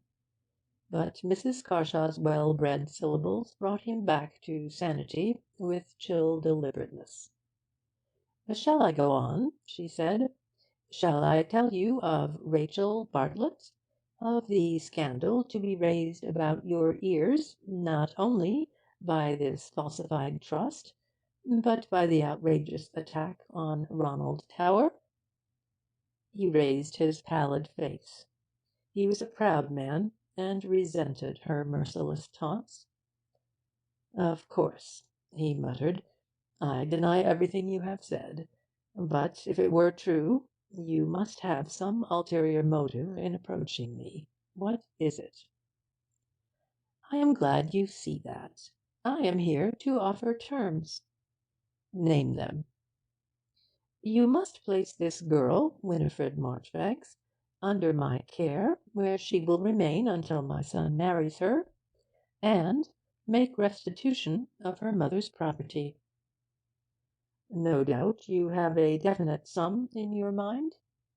"Most certainly. My lawyers tell me you ought to refund the interest as well, but Winifred may content herself with the principal. You must hand her $500,000.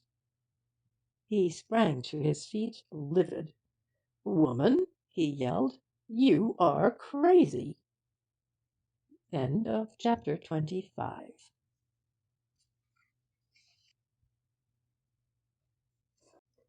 26 of The Bartlett Mystery by Louis Tracy. The biter bit. Mrs. Carshaw focussed him again through her gold-rimmed eyeglasses. "Crazy?" she questioned calmly. "Not a bit of it. Merely an old woman bargaining for her son. Rex would not have done it. After thrashing you, he would have left you to the law, and, were the law to step in, you would surely be ruined. I, on the other hand, do not scruple to compound a felony. That is what my lawyers call it." My extravagance and carelessness have contributed to encumber Rex's estates with a heavy mortgage.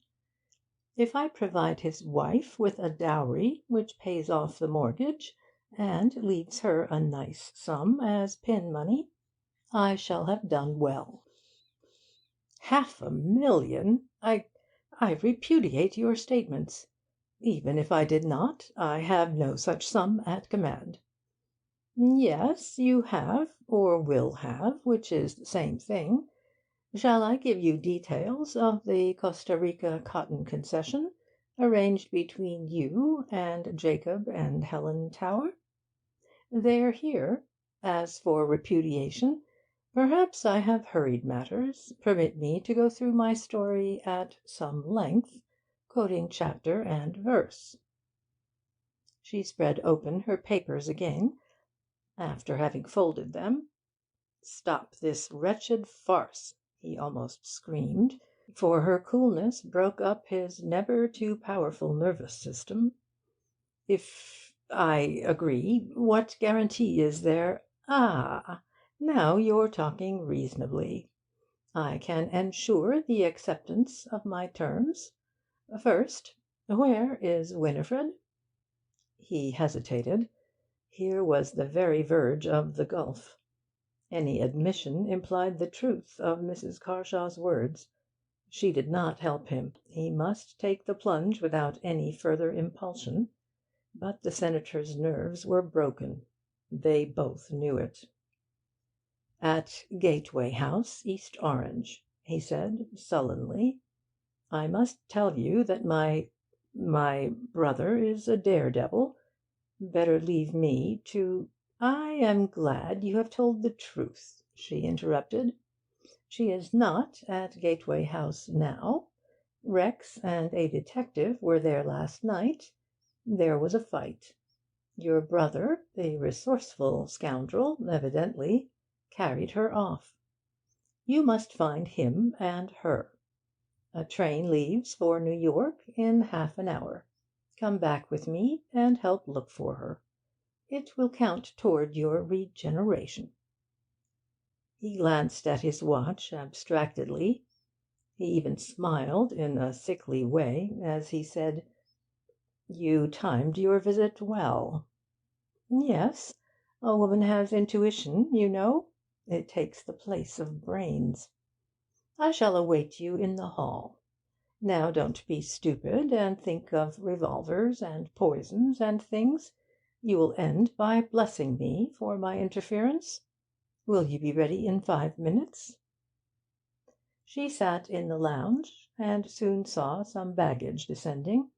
Then Michael John joined her. She went to the office and asked for a telegraph form. The senator had followed. "What are you going to do?" he asked suspiciously. "I'm wiring Rex to say that you and I are travelling to New York together, and advising him to suspend operations until we arrive. That will be helpful. You will not be tempted to act foolishly, and he will not do anything to prejudice your future actions." He gave her a wrathful glance. Mrs. Carshaw missed no point. A man driven to desperation might be tempted to bring about an accident, if he fancied he could save himself in that way. But, clever as a mother scheming for her son's welfare proved herself, there was one thing she could not do. Neither she nor any other human being can prevent the unexpected from happening occasionally. Sound judgment and astute planning will often gain a repute for divination, yet the prophet is decried at times. Steingall had discovered this, and Mrs. Carshaw experienced it now. It chanced that Mick the wolf, lying in Gateway House on a bed of pain, his injuries aggravated by the struggle with the detective, and his temper soured by Rachel Crake's ungracious ministrations, found his thoughts dwelling on the gentle girl who had forgotten her own sorrows and tended him, her enemy. Such moments come to every man, no matter how vile he may be, and this lone wolf was a social castaway from whom, during many years, all decent-minded people had averted their faces. His slow-moving mind was apt to be dominated by a single idea.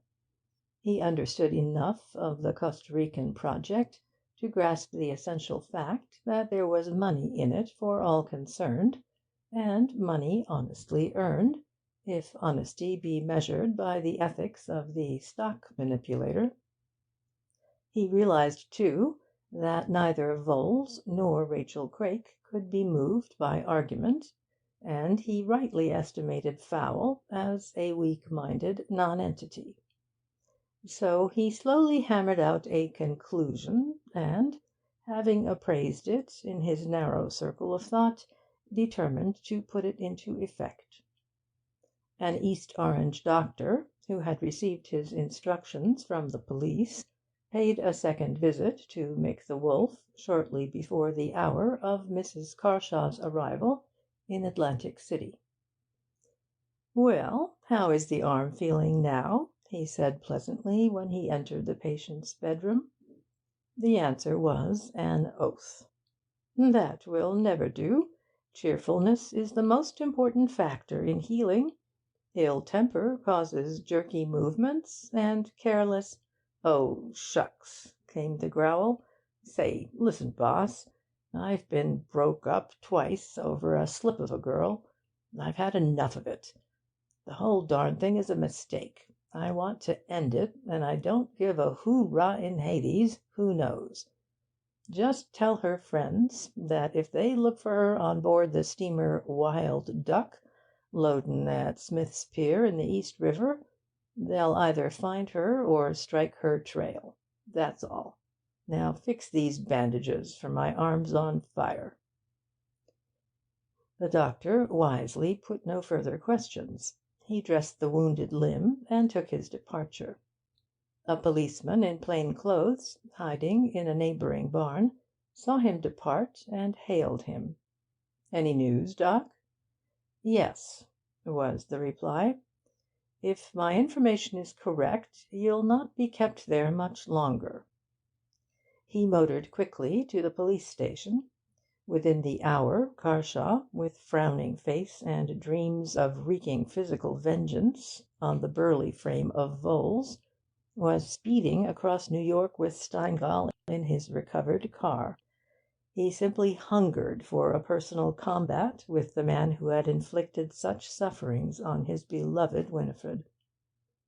The story told by Polly Barnard, and supplemented by Petch, revealed very clearly the dastardly trick practised by Vholes the previous evening, while the dodge of smearing out two of the figures on the automobile's license plate explained the success attained in traversing the streets unnoticed by the police. Steingall was inclined to theorize. "The finding of the car puzzled me at first, I admit," he said. "Now, assuming that Mick the Wolf has not sent us off on a wild goose chase, the locality of the steamer explains it. Vholes drove all the way to the east side, quitted the car in the neighbourhood of the pier, deposited Miss Bartlett on board the vessel under some plausible pretext, and actually risked the return journey into the only part of New York where the missing auto might not be noticed at once. He's a bold rogue, and no mistake." But Carshaw answered not. The chief glanced at him sideways and smiled. There was a lowering fire in his companion's eyes that told its own story. Thenceforth the run was taken in silence. But Steingall had decided on his next move. When they neared Smith's Pier, Carshaw wished to drive straight there. "Nothing of the sort," was the sharp official command. "We have failed once. Perhaps it was my fault. This time there shall be no mistakes. Turn along the next street to the right. The precinct station is 3 blocks down." Somewhat surprised by Steingall's tone, the other obeyed. At the station house, a policeman, called from the men's quarters, where he was quietly reading and smoking, stated that he was on duty in the neighbourhood between 8 o'clock the previous evening and 4 o'clock that morning. He remembered seeing a car, similar to the one standing outside, pass about 9:15 p.m. It contained 2 people, he believed, but could not be sure, as the screens were raised owing to the rain. He did not see the car again. Some drunken sailors required detention during the small hours. The local police captain and several men in plain clothes were asked to assemble quietly on Smith's Pier. A message was sent to the river police, and a launch requisitioned to patrol near the Wild Duck. Finally, Steingall, who was a born strategist, and whose long experience of cross-examining counsel rendered him wary before he took irrevocable steps in cases such as this, where a charge might fail on unforeseen grounds, made inquiries from a local ship's chandler as to the Wild Duck, her cargo, and her destination. There was no secret about her. She was loaded with stores for Costa Rica. The consignees were a syndicate, and both Carshaw and Steingall recognized its name as that of the venture in which Senator Meiklejohn was interested. "Do you happen to know if there is anyone on board looking after the interests of the syndicate?" asked the detective. "Yes. A big fellow has been down here once or twice. He's going out as the manager, I guess. His name was, let me see now—" "Voles," suggested Steingall. "No, that wasn't it. Oh, I've got it. Vane, it was." Carshaw, dreadfully impatient, failed to understand all this preliminary survey, but the detective had no warrant, and ship's captains become crusty if their vessels are boarded in a peremptory manner without justification. Moreover, Steingall quite emphatically ordered Carshaw to remain on the wharf while he and others went on board. "You want to strangle Voles, if possible," he said. "From what I've heard of him, he would meet the attempt squarely, and you two might do each other serious injury. I simply refuse to permit any such thing. You have a much more pleasant task awaiting you when you meet the young lady. No one will say a word if you hug her as hard as you like." Carshaw, agreeing to aught but delay, promised ruefully not to interfere. When the river police were at hand, a nod brought several powerfully built officers closing in on the main gangway of the Wild Duck. The police captain, in uniform, accompanied Steingall on board. A deckhand hailed them and asked their business. "I want to see the captain," said the detective. "There he is, boss, looking at you from the chart house now." They glanced up toward a red-faced, hectoring sort of person who regarded them with evident disfavour. Some ships, loading for Central American ports at out-of-the-way wharves, do not want uniformed police on their decks. The two climbed an iron ladder. Men at work in the forehold ceased operations and looked up at them. Their progress was followed by many interested eyes from the wharf. The captain glared angrily. He, too, had noted the presence of the stalwart contingent near the gangway, nor had he missed the police boat.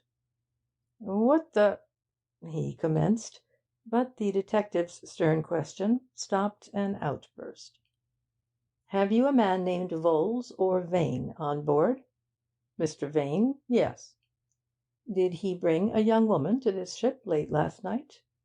"I don't see—" "Let me explain, Captain. I'm from the Detective Bureau. The man I'm inquiring for is wanted on several charges." The steady official tone caused the skipper to think. Here was no cringing foreigner or labourer to be browbeaten at pleasure. "Well, I'm—" he growled. "Here, you!" roaring at a man beneath. "Go aft and tell Mr. Vane he's wanted on the bridge." The messenger vanished. "I assume there is a young lady on board?" went on Steingall. "I'm told so. I haven't seen her." "Surely you know every one who has a right to be on the ship?" "Guess that's so, mister. And who has more right than the daughter of the man who puts up the dough for the trip? Strikes me you're making a hash of things. But here's Mr. Vane. He'll soon put you where you belong." Advancing from the after staterooms came Voles. He was looking at the bridge, but the police captain was hidden momentarily by the chart room. He gazed at Steingall with bold curiosity. He had a foot on the companion ladder when he heard a sudden commotion on the wharf. Turning, he saw Fowl, livid with terror, writhing in Carshaw's grasp. Then Voles stood still. The shades of night were drawing in, but he had seen enough to give him pause. Perhaps, too, other, less palpable shadows darkened his soul at that moment. End of chapter 26.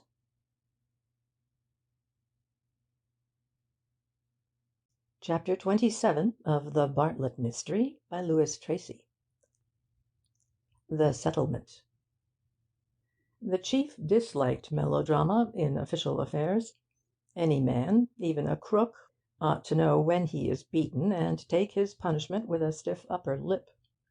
But Voles's face was white, and in one of his temperament that was as ominous a sign as the bloodshot eyes of a wild boar. Steingall had hoped that Voles would walk quietly into the chart room and, seeing the folly of resistance, yield to the law without a struggle. Perhaps under other conditions he might have done so. It was the coming of Fowl that had complicated matters. The strategic position was simple enough. Voles had the whole of the afterdeck to himself. In the river, unknown to him, was the police launch. On the wharf, plain in view, were several policemen whose clothes in no wise concealed their character. On the bridge, visible now, was the uniformed police captain. Above all, there was Fowl, wriggling in Carshaw's grasp, and pointing frantically at him. "Come right along, Mr. Vane," said Steingall encouragingly. "We'd like a word with you." The planets must have been hostile to the Meiklejohn family in that hour. Brother William was being badly handled by Mrs. Carshaw in Atlantic City, and Brother Ralph was receiving a polite request to come upstairs and be cuffed. But Ralph Vane Meiklejohn faced the odds creditably. People said afterward that it was a pity he was such a fire-eater. Matters might have been arranged much more smoothly. As it was, he looked back, perhaps through a long vista of misspent years, and the glance was not encouraging. Of late his mind had dwelt, with somewhat unpleasant frequency, on the finding of a dead body in the quarry near his Vermont home. His first great crime had found him out when he was beginning to forget it. He had walked that moment from the presence of a girl whose sorrowful, frightened face reminded him of another long-buried victim of that quarry tragedy. He knew, too, that this girl had been defrauded by him and his brother of a vast sum of money, and a guilty conscience made the prospect blacker than it really was. And then he was a man of fierce impulses, of ungovernable rage, a very tiger when his baleful passions were stirred. A wave of madness swept through him now. He saw the bright prospect of an easily earned fortune ruthlessly replaced by a more palpable vision of prison walls and silent, whitewashed corridors. Perhaps the chair of death itself loomed through the red mist before his eyes. Yet he retained his senses sufficiently to note the police captain's slight signal to his men to come on board, and again he heard Steingall's voice. "Don't make any trouble, Voles. It'll be all the worse for you in the end." The detective's warning was not given without good cause. He knew the faces of men, and in the blazing eyes of this man he read a maniacal fury. Voles glanced toward the river. It was nearly night. He could swim like an otter. In the sure confusion he might. Then, for the first time, he noticed the police launch. His right hand dropped to his hip. "Ah, don't be a fool, Voles," came the cry from the bridge. "You're only making matters worse." A bitter smile creased the lips of the man who felt the world slipping away beneath him. His hand was thrust forward, not toward the occupants of the bridge, but toward the wharf. Fowle saw him and yelled. A report, and the yell merged into a scream of agony. Voles was sure that Fowle had betrayed him, and took vengeance. There was a deadly certainty in his aim. Steingall, utterly fearless when action was called for, swung himself down by the railings. He was too late. A second report, and Voles crumpled up. His bold spirit had not yielded, nor his hand failed him in the last moment of his need. A bullet was lodged in his brain. He was dead ere the huge body thudded on the deck. When Carshaw found Winifred in a cabin, to open the door they had to obtain the key from Voles' pocket, the girl was sobbing pitifully. She heard the revolver shots, and knew not what they betokened. She was so utterly shaken by these last dreadful hours that she could only cling to her lover and cry in a frightened way that went to his heart, "Oh, take me away, Rex! It was all my fault. Why did I not trust you? Please take me away." He fondled her hair, and endeavoured to kiss the tears from her eyes.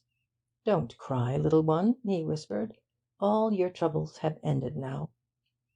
It was a simple formula, but effective.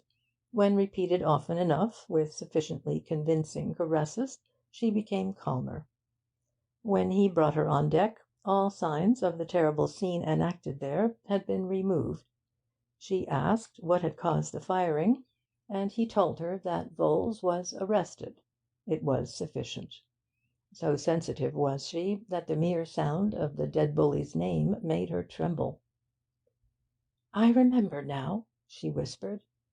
"I was sure he had killed you. I knew you would follow me, Rex. When I saw you, I forgot all else in the joy of it. Are you sure you're not injured?" At another time he would have laughed, but her worn condition demanded the utmost forbearance. "No, dearest," he assured her. "He did not even try to hurt me. Now let me take you to my mother." The captain, thoroughly scared by the events he had witnessed, came forward with profuse apologies and offers of the ship's hospitality. Carshaw felt that the man was not to blame, but the Wild Duck held no attractions for him. He hurried Winifred ashore. Steingall came with them.